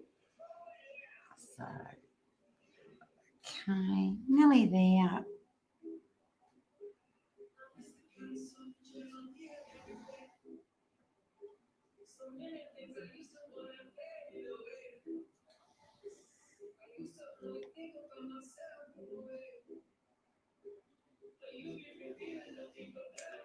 I actually just might remove that last one.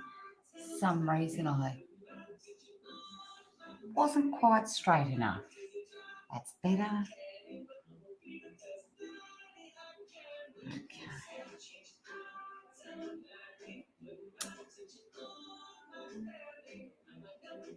Okay.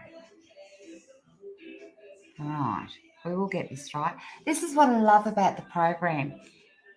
It's much easier than unpicking girls. If you don't like it, just simply remove that last mark.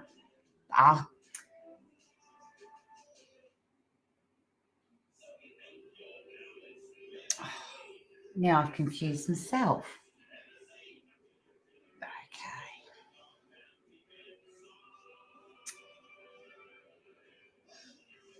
Okay, I'm happy with that. So now note that the pattern is on, so that means it would stitch the pattern. So I need to deselect that, and I want to select markings, and then I'm going to select quilt.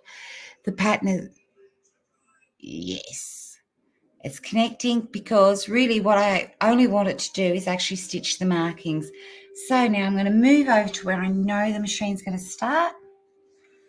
And once again, holding the thread, I'm going to select sew, come down, and it does look better in blue. Okay, pulled the bobbin, just hold that while she does the lock stitches.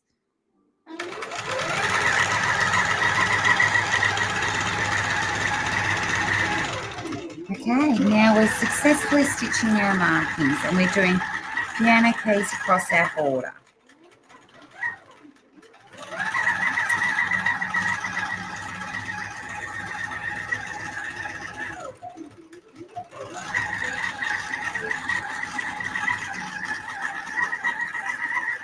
Now, I'm really happy with that. It looks horrible on the screen, and yet it's sewing really nicely for me.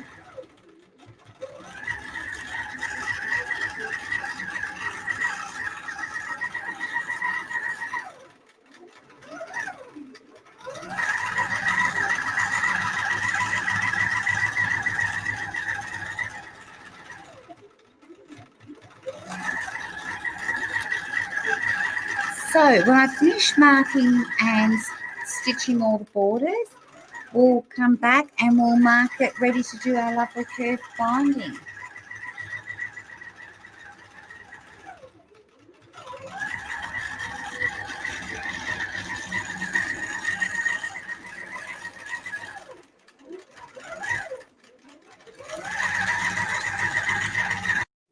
Okay, so let's have a little fun, and we're going to do the corner so that I can show you how I place that. So we're going to come along and we're going to do these. So the first thing I need to do is up on the screen, I'm going to do remove all because I want those markings removed.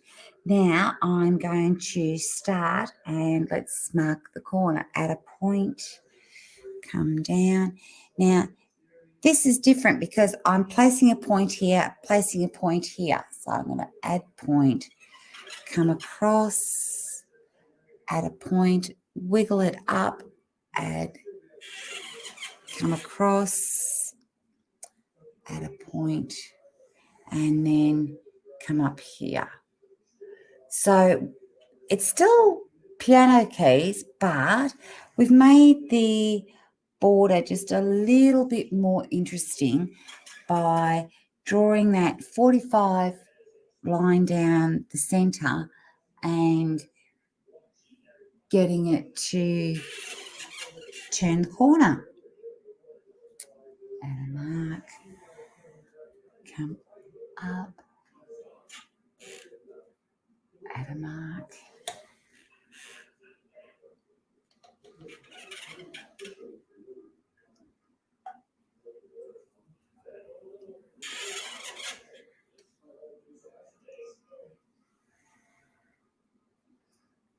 Okay.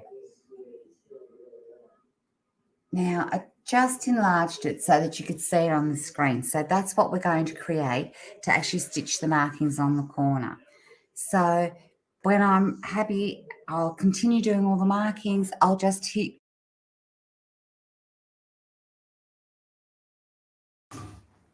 Okay, girls, so I'm at the exciting part. All the quilting's done and I'm really happy. But I wanted to add an extra element to the quilt. So what I've done is I've decided to put a scalloped border on it. Now, it's really quite easy to do this.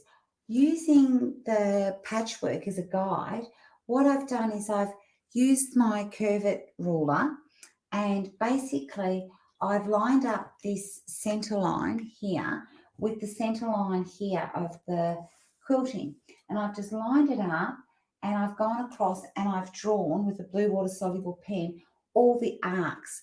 And I'm really happy because these arcs, the degree of the arc matches the degree in our patchwork. And then I've come across and I've moved over and I've used the quilting design here, found the center registration and done that side, done the same on this side here. Now, to find this curve, it was really easy. I went, look at that, it works perfectly. So that's what I chose to do. Now, for me, I would never ever cut this and then stitch on the binding. So what I do first is I stitch this line here so that I'm really, really happy, and then I cut it back a 1/4 inch. So it would be, I would cut this at a 1/4 inch. Now, what I've done is to make it look balanced, although I added a 10-inch border, I've come down from the top here 1 1/4 inches, and I've drawn this blue water soluble line to square it all up, and then basically just used my ruler and I've drawn all my arcs on. So I'm going to happily quilt that line in, and then the exciting bit is I'll take it off the frame and I'll show you how I put the binding on. Okay, so I carefully cut back a 1/4 inch to the original stitch line that I did while it was still on the quilting frame. Now, I always like to add an extra element to binding. It's just something that I've always done. So this is 8mm rickrack, and I've just placed it on the edge there, and it's going to be a peeper on my binding. So I cut 6 strips across the width of the fabric at 2.5 inch. And yes, I heavily starched again because I find that it helps bond the 2 pieces of fabric together. Then yet again, I've ironed all my seams open on my binding. And it's really important when I'm doing something curved so I don't end up with a bulk in one position. So I'll start off, I leave a big tail when I start stitching. So I have my 1/4 inch foot on at the moment, and I'll show you what happens when we get to a point of a curve. So I'll just pop it down here and I'm going to start stitching. And really what I do is I actually bring the quilt around so that really I'm sewing a straight, not actually a curve. And so I've got one hand on the top, one hand here on the bottom, and I'm just going to bring that around, just sewing a 1/4 inch, and you just gently ease it in.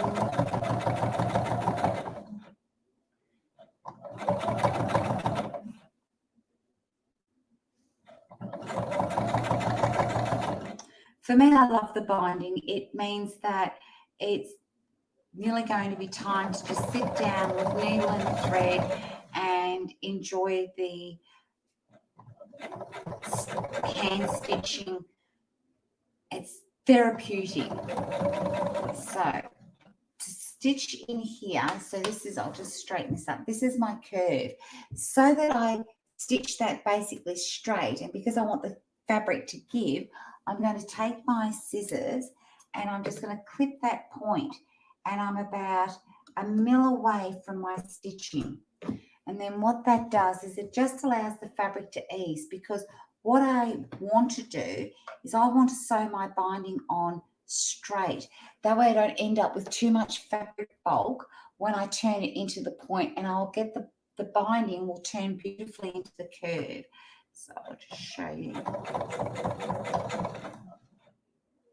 So this allows me to stitch it as though it was straight, and I'll just stitch a little bit further, and I will take it out from under the needle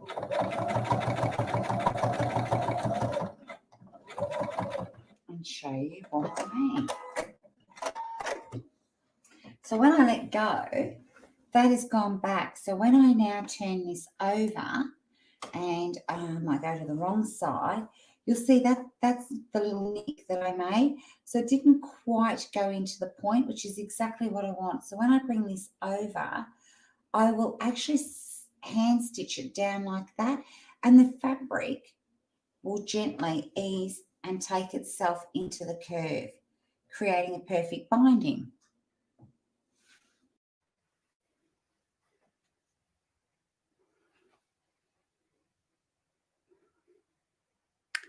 Well, the binding's all done. I finally finished it and it's on my spare bed. I hope this inspires you on your own journey to make your own double wedding ring quilt. Thanks for watching.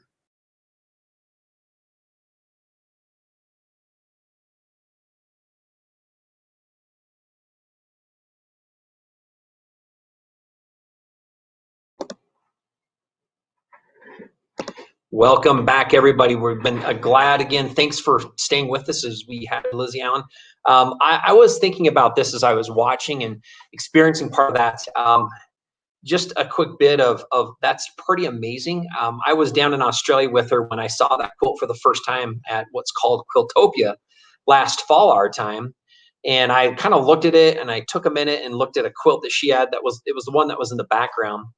And I'm just kind of in awe. And I'm like, so Lizzie, and she's like, yeah, so I just thought everybody always says you can't do this or you can't do that. And it's so hard to do this with automation. I just thought I would show them, like, let me show you what's possible and what's available and what you really can do. So again, it's been fun to watch her as part of that has been going on. And it's been really great to see her put this into a video. And I'm just thinking, like, that's an amazing amount of detail to show you that you can, like Karla was demonstrating earlier, you can keep it simple by doing simple edge-to-edge patterns. But if you really want to get involved, you can get as involved as you want and have that automation system, the QCT5, and I know she's running the Pro, do a whole lot of that quilting for you. So again, thanks, Lizzie. Really appreciate that. I know it takes time to put together these videos and to participate with us in these events. And again, just love all of the content you had. It was very exciting to see not only from the beginning, but what the end result looks like. And again, I know took some time to not only put that quilt together, but to quilt it all out. So thanks again. It was fun. We're hoping to have more from Lizzie Allen as an ambassador to see and have her share more details with us as the time continues to come on. With that, I'd like to go ahead and move on to one more introduction with Deidre McElroy, and we refer to her by Dee Dee, is what I know her as. And she was very kind to be able to participate. Long story short here, our owner has a very long, extensive relationship in being able to know Dee Dee and how she's kind of come in and has kind of been a champion for hand quilting for oh so long. And she, because of that, has also come up with a couple of wonderful products that she continues to know help make the hand quilting a little bit easier. And if you know, we stem from what is hand quilting, and Jim, our owner, as we've had hoops, has been in contact with her, and she's helped provide some great feedback and some insight. And with that, we kind of are getting back into hand quilting. It's one thing that we didn't want to get out of, but as we switch from part of what has been the wood and our wood manufacturing process, we need to find another way to do this. And so Jim spent quite a bit of time, I want to say probably a little over half a year in some design in conjunction with Dee Dee, and some of her insights on what we think would make a hand quilting frame a little bit more compatible. And so Dee Dee, in part of this video, what you're going to see is she doesn't just talk about the hoop frame, she talks about a couple great techniques with hand quilting. So I know a lot of you might not be doing hand quilting, but stick around if you have an interest, or if you know somebody who does or who is. This would be a great video to share with them, along with some insights from a professional hand quilter with award-winning quilts from herself. Again, it's a great thing to have. So I'm just going to kind of talk about what this is. It says, just join quilter, author, and inventor Deidre McElroy as she walks through the first sneak peek of our new, what we're calling our Hoop 2, our DM Hoop 2. She's going to go through the hoop, some of the basic assemblies, some of the basic tools that are needed in order to do so. She talks about how to sit properly if you're going to be hand quilting. So the posture of the chair, the hoop, and the stand with your body, and how to properly place your quilt in that hoop. She also wraps up the segment with some hand stitching lessons, some free hand quilting lessons with that. So with that, we're excited to go ahead and introduce Dee Dee. Before I do that, quickly, as we go through this, we're going to kind of conclude with part of Dee Dee and her presentation and her video, but we want to invite everybody to come back, be with us here on Friday. Hopefully there'll be a little bit less distractions than what we've got going on today with the news and everything out there. So thanks for hanging with us. We're excited. Friday's a big day for us. We've got a lot more to come, a lot more insights and educations. We're going to wrap it up with a couple great big giveaways. We'll do a lot more for those that are live and streaming with us as well. Again, we'd invite you to reach out to your quilt guilds, your friends, and let's see what we can do to have as many of you be part of our final day streaming, which will be November 6th, this coming Friday. From, again, 11 o'clock Mountain Standard Time to a little after 5 o'clock p.m., like we've done today on this Tuesday. So with that, stay with us again. Enjoy this hand quilting video. We're going to invite everybody to come back again. Go to GraceFrame, www.graceframe.com for registrations, for an entry and your chance to win some of the prizes next week that we're going to be doing. If you haven't submitted a quilt, again, same thing. We encourage you to go submit a quilt, share that with everybody else. Thank you very much, and we're going to go ahead and turn the time over to Dee Dee to get her and listen to her great chance and all the things that she can bring for us. So thank you.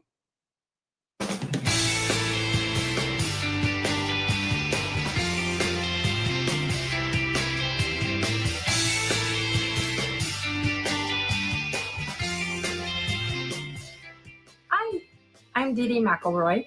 I'm a second-generation hand quilter. I learned how to hand quilt when I was 19 years old, and I taught my first national level quilting class at age 25. I've been quilting and offering classes internationally for about 25 to 30 years now. I would like to show you some orthopedically correct ways to help your hand quilting stitch. I always tell my students that hand quilting is not a masochistic art form. You are not supposed to be suffering from back pain, shoulder pain, finger pain, wrist pain, and absolutely no bloody fingers. So there are some really good methods that will keep that from happening, but you'd be surprised how important the tools are. A lot of the methods that we accidentally happen upon are because we have tools that aren't living up to their name. When you have good tools, then you can actually perform good technique and you'll get really tiny, even hand quilting stitches. So here's how. Once you have a quilt top done and ready to be quilted, there are some basic supplies needed, and each one comes with decisions that need a quilt top done and ready to be quilted. There are some basic supplies needed, and each one comes with decisions that need to be made, like the batting. Be sure and pick a batting that is hand quilting friendly for your best stitches and comfort during quilting. The backing fabric is not just a style and print choice. You should also choose a thread count that will be hand quilting friendly for the best stitches. Then you'll need basting thread and a basting needle, which is basically just a long, thin needle. Then you'll need a good quilting hoop. In addition to a quilting hoop, you'll need quilting needles, which typically are numbered 10 betweens. Then you'll need a good quilting thread, and hand quilting thread is very different than machine quilting thread, so be sure you pick the right one. Then you'll need a quilting thimble, and most of us will probably need to have glasses, a little pair of scissors, and something to drink at the table by our side. Out of all of these things, two of them have the biggest impact on your ability to create fine, tiny stitches easily: the thimble and your quilting hoop. Thimbles are an ancient tool. Mammoth hunters 30,000 years ago used to use them to help them sew pearls into leather. The style and shape that we know of as a thimble was first made in 1695 by a Dutchman in England. Today's quilter has a huge array of choices, mostly in the type of material the thimble is made out of, from leather to metals to rubber to plastics. There are only 2 or 3 basic shapes, however, and the shape is really crucial. So is the type of metal that it's made out of and the fit. Small, medium, and large does not typically work for shoes or clothing, so it definitely is not going to work for your finger. Here are the basic guidelines for a good hand quilting thimble. It should fit like a glove on your fingertip only. It should be puncture proof. We're putting a lot of pressure trying to put a tiny thin needle through 3 layers of a quilt. If you're just using leather, the eye of the needle may prefer to go through the leather into your finger instead. The thimble should have dimples that are not only angled correctly, but deep enough to control that needle as it angles through the quilt and never lose control of it. It should be orthopedically correct, meaning it allows you to push from the ball of your finger, not the side or the tip, because our body is not built to push from those directions. And then I'll leave it up to you, but most quilters really want their thimble to be aesthetically pleasing on their finger. The original Roxanne thimble is the Ferrari of the thimble world. Its dimples are deep enough and angled well to control needles and never lose control of the eye. It custom fits the curvature of your finger, whether you have fingernails or not. Don't be fooled by the little Roxette thimble. Although it is really adorable, comes in beautiful colors, and is less expensive, it was never intended for fine hand quilting. It is a lesser version of the original Roxanne thimble that is going to help cross stitchers and needle turn applicators and embroiderers so that they can control their needle better. This picture of a solid sterling silver Roxanne thimble is angled as if it's in your lap. Notice where the eye of the needle is hitting. It is right at the ball of the finger with a natural curvature of the finger. As compared to this picture, where the finger is kinked up really badly and we're pushing from the end of the finger, which does nothing but jam joints and shift all the work out to the wrist.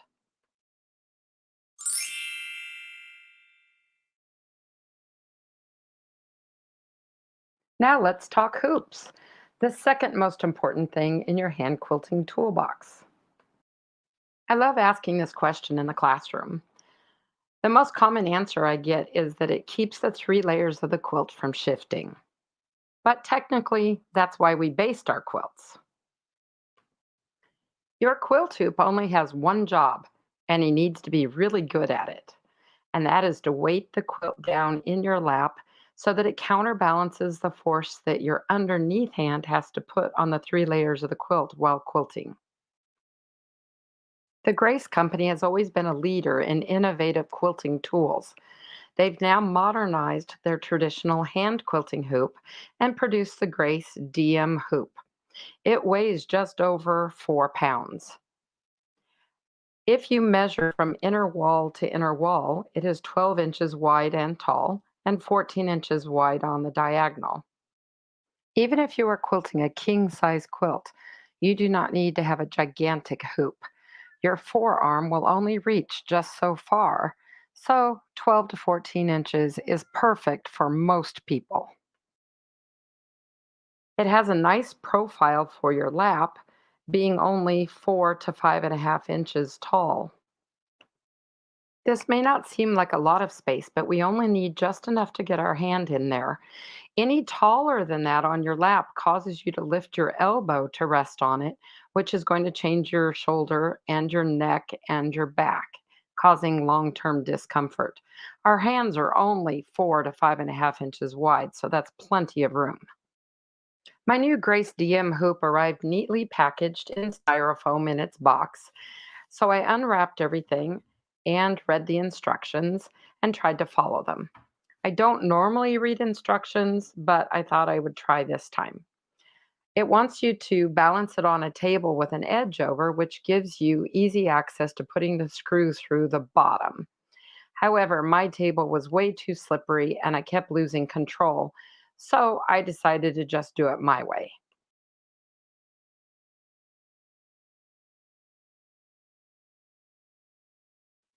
This worked out a lot better for me. I was able to use my forearm and wrist to kind of hold on to the sides and balance them while I put the screws in. All the tools needed were provided, and in total, I got the hoop together easily in less than 3.5 minutes. I also ordered the floor stand, which I highly recommend for anybody who has back, neck, or shoulder problems because it will cause the hoop to literally float in your lap. No weight on you. It can angle at any direction that you need for your orthopedic issues. It also makes the hoop much heavier, which is only going to help our hand quilting even more. The stand was super easy to put together when it arrived, and the hoop itself installs onto the stand or comes off the stand in less than 10 seconds without using any tools.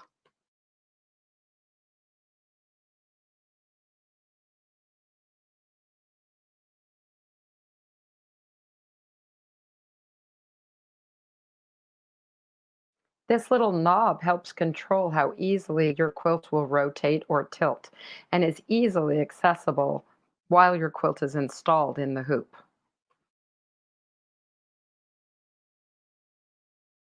I love that the arm that holds the hoop can adjust so easily in height while I am quilting, allowing me to get extra angles and my better quilting. If you don't want it to do this, you can install this little clip and it will stop it from being able to notch up or down. It's extremely useful when trying to transport the hoop around the house or out to your quilting guild. Then just pinch and remove, and you're back to being able to adjust height very smoothly and easily without any hitches.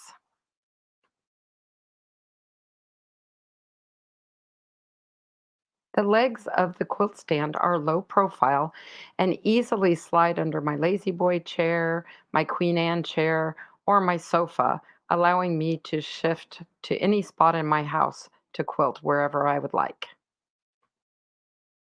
A really thoughtful addition to the stand is a little tool caddy. I can put my pin cushion and my quilting thread and my scissors at arm's reach. Everybody has different orthopedic challenges, so the Grace DM, especially when it's on the stand, can adjust in rotation, tilt, and height to meet your needs. If you need to sit up straight to keep your neck straight and your back straight, we want your elbow to flow underneath the hoop easily. Tilt it to reach different areas of your hoop and quilt depending on where you're trying to reach. If you need to relax backwards, be sure to put a small pillow for lumbar support at the base of your back in order to not further stress the spinal nerve. On a different day, on a different piece of furniture, I may be sitting lower and tucked back into a corner. I don't have the greatest eyesight, so when I'm not wearing my glasses, I need to be able to get the hoop up a little closer to my face, and the Grace DM did that very nicely for me.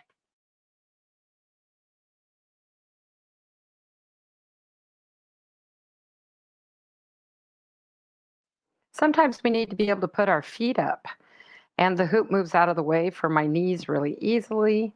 I can still relax and adjust the hoop to where I can see and reach comfortably. If you need to sit up and give your lower back a break because you didn't put some lumbar support there, you can also lower the hoop quite easily and lean over it.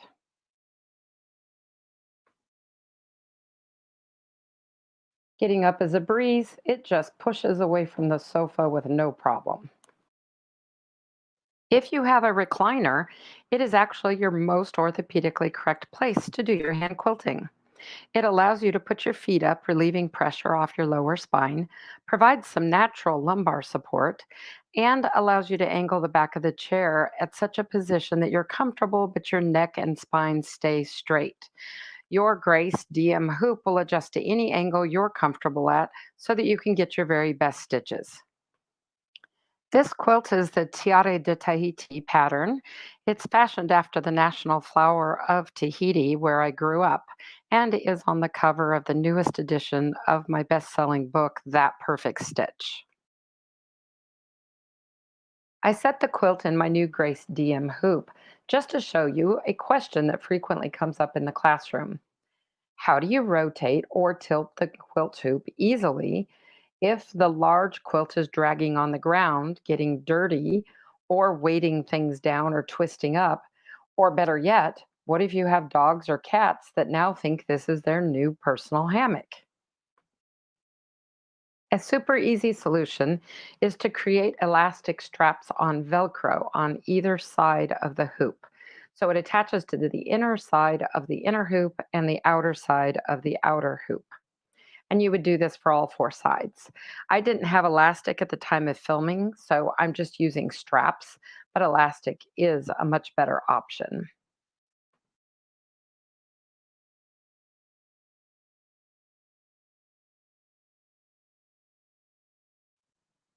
Then all you have to do is either fold or gently roll up the edge of your queen size quilt. Once you've got it rolled up to the frame, just reach under and grab your elastic straps with the Velcro and attach it to the Velcro on the outside of your hoop. This essentially bungee cords it to the edge of the hoop, which will allow us to now twist and turn the hoop freely and easily, especially when all four sides are done.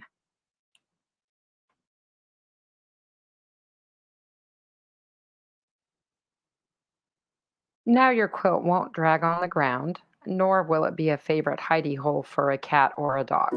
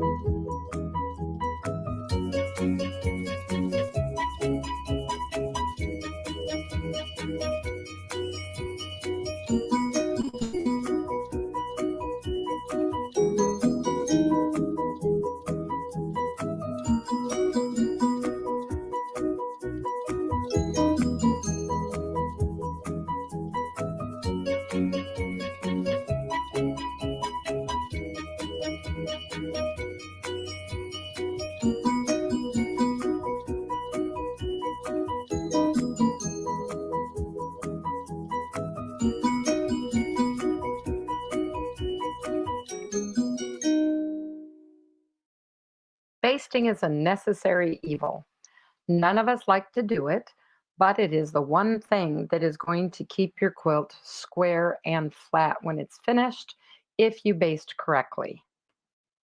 Always baste from the center out to a straight edge. Then baste from the center out to its opposite straight edge. Go to a third straight edge and then out from the center to the fourth straight edge. Then you can go from the center out to each diagonal. Try to baste opposites to keep everything stretching evenly as you force your needle through the fabric, batting, and backing. Keep running lines of basting from the center out to the outer edge of the quilt until no more than 3 inches is left open between lines of basting. To avoid having a lot of knots or loose ends at the center of your quilt, take a piece of thread that is the length of the direction you want to baste, but start at the center and baste to that outer edge. When you get to the outer edge, unthread your needle, pick up the long tail that you left at the center of the quilt and rethread your needle, and go back that opposite direction. That makes the basting one solid piece of thread, but you went the correct direction from the inside outwards. The reason this is important is because the act of pushing the needle and thread through the 3 layers of the quilt shifts the layers. So you want to make sure that you are shifting everything to the outside edge of the quilt where the little puckers and wrinkles can disappear. I even bunch up my quilt a little bit on the flat table just to be able to get 2 or 3 stitches on there. Keep in mind that basting stitches are large, uneven, ugly, and may not even be perfectly straight. They're just tacking the 3 layers down. And I like to use thread that matches my fabric so that they don't glare up at me while I'm quilting over the next several weeks. The worst mistakes you can make in basting would be to run a basting line all the way around the outer edge of the quilt. This traps all the puckers and looseness inside, and they can't escape while you're quilting, so they have to settle in weird places. And that tends to be the main cause of why a finished quilt is not perfectly square and flat. Another mistake would be to run grids back and forth across the quilt and then back and forth across the quilt the next direction. This drags everything one way and then forces it all the opposite direction and then back the other direction again, creating chevron wrinkles in the quilt that will be permanent when you quilt it. One of the most fascinating features to the Grace DM hoop are these little gaps that are created between the inner hoop and the outer hoop here in the corner. This allows the bias of your quilt to be completely untouched and not have any pressure put on it when you are tightening or loosening the hoop the way a round hoop would, and could possibly stretch or warp your finished product. To make the best use of this feature, be sure to set your quilt on top of the hoop squarely versus diagonally so that the corners of the square hoop are going the same angle as the corners of your square quilt. Not like this, but more like this. It is actually fairly instinctual for quilters to do this even without any explanation. Then just tighten up the outer hoop so it is really snug. That way your quilt won't loosen up on its own during quilting.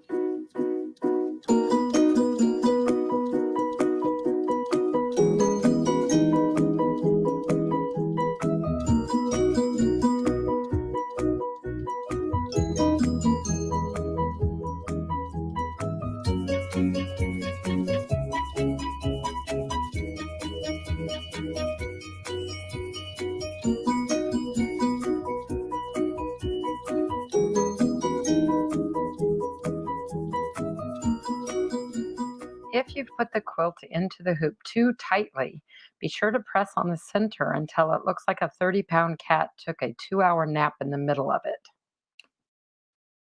I'm showing you this angle mostly so you can see overall arm positioning around the hoop. The left arm, assuming you're right-handed, is pushing up pretty hard from below.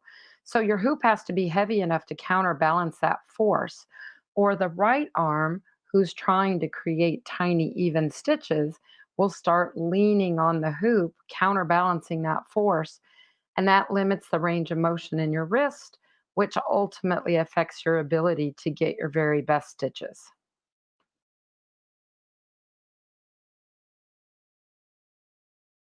To begin stitching, we have to bury the knot between the layers.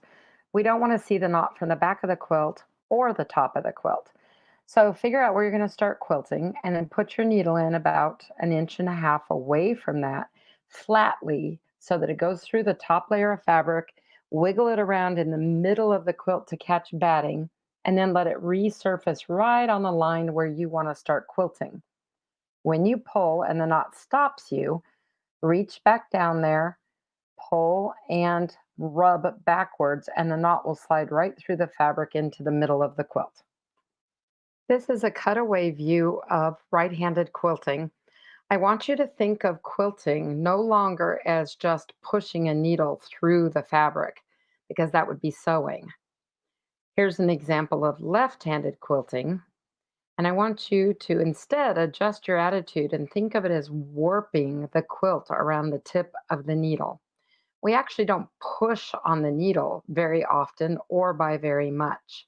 If you do, you tend to lose control and poke your underneath finger, hence quilter's calluses or even pain sometimes, hopefully never blood. Hand quilting is about the timing of warping the fabric, compressing the layers, putting pressure on the fabric, when to rotate the needle and when not to. So when you stand the needle up straight, get your thimble on it and make sure you catch the eye right at the ball of the finger. The underneath finger is on the sharp part of the needle, so don't push. It's literally just holding. If anything, push up from below to tighten the quilt layers and smash the 3 layers together so the needle's barely in the fabric, giving you a small stitch. Once you're here, you're going to gently rotate the needle backwards, no pushing whatsoever, or you will hurt your finger. Once it's laid back all the way back, then you're going to wiggle the thimble side to side. No actual pushing, just wiggle it. This will cause the point of the needle to barely surface through the fabric, especially if your thumb is out ahead of the needle point, pushing the fabric down, warping it. The sooner that thumb gets down there, the sooner your needle comes through, giving you the smaller stitch. Then you rotate the needle back up to a standing position, and that's the only time that the left hand underneath the quilt can relax a little bit. You're going to again wiggle the needle just a little bit, and you're feeling for the point of the needle now to come through the bottom of the quilt. When I say feel, I don't mean feel the needle. Literally, it should just be a little scratching feeling. You would almost swear it hasn't come through. Then you push up from below again, tightening the quilt up, and you start your rotation again. And from here on, it is just repeating those steps over and over and over again. Perfectly even, consistent stitches come from people who get a rhythm going and always do exactly the same thing at exactly the same times. Remember that this is a sideways view, and I'm sitting on the right-hand side of the screen facing the left-hand side. This helps keep your wrist and your hand in an orthopedically correct position, meaning the curvature of your hand should be like holding a cup. We don't want fingers kinked up super tightly, and we don't want fists. Otherwise, you're muscle a certain amount of time. Always put pressure in the quilt before you rotate the needle. Rotating is the one time that the needle likes to slide through the fabric on its own. So if you push up from below and tighten the fabric batting and backing, the needle can't slide as easily unless you push on it.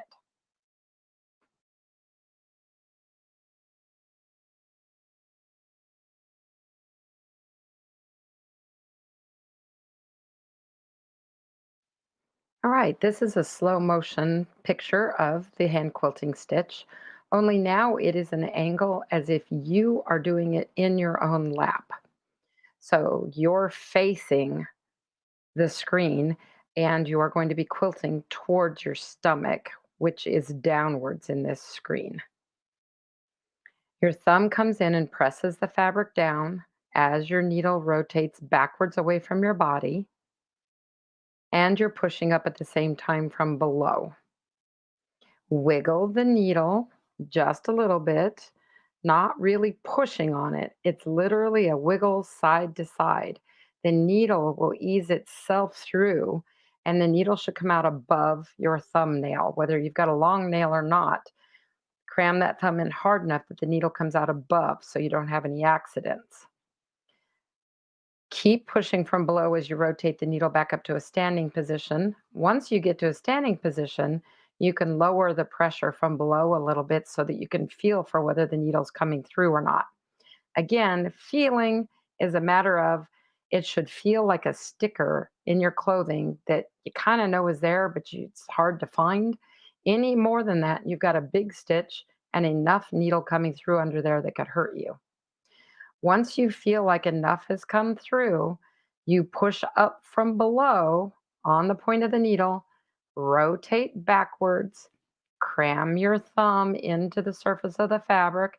You should probably even be bending your needle a little bit during this process. Hand quilting needles are built to be able to take that. Wiggle the needle side to side against the surface of the fabric, letting it ease the point through the fabric right above your thumbnail. And just keep repeating the process.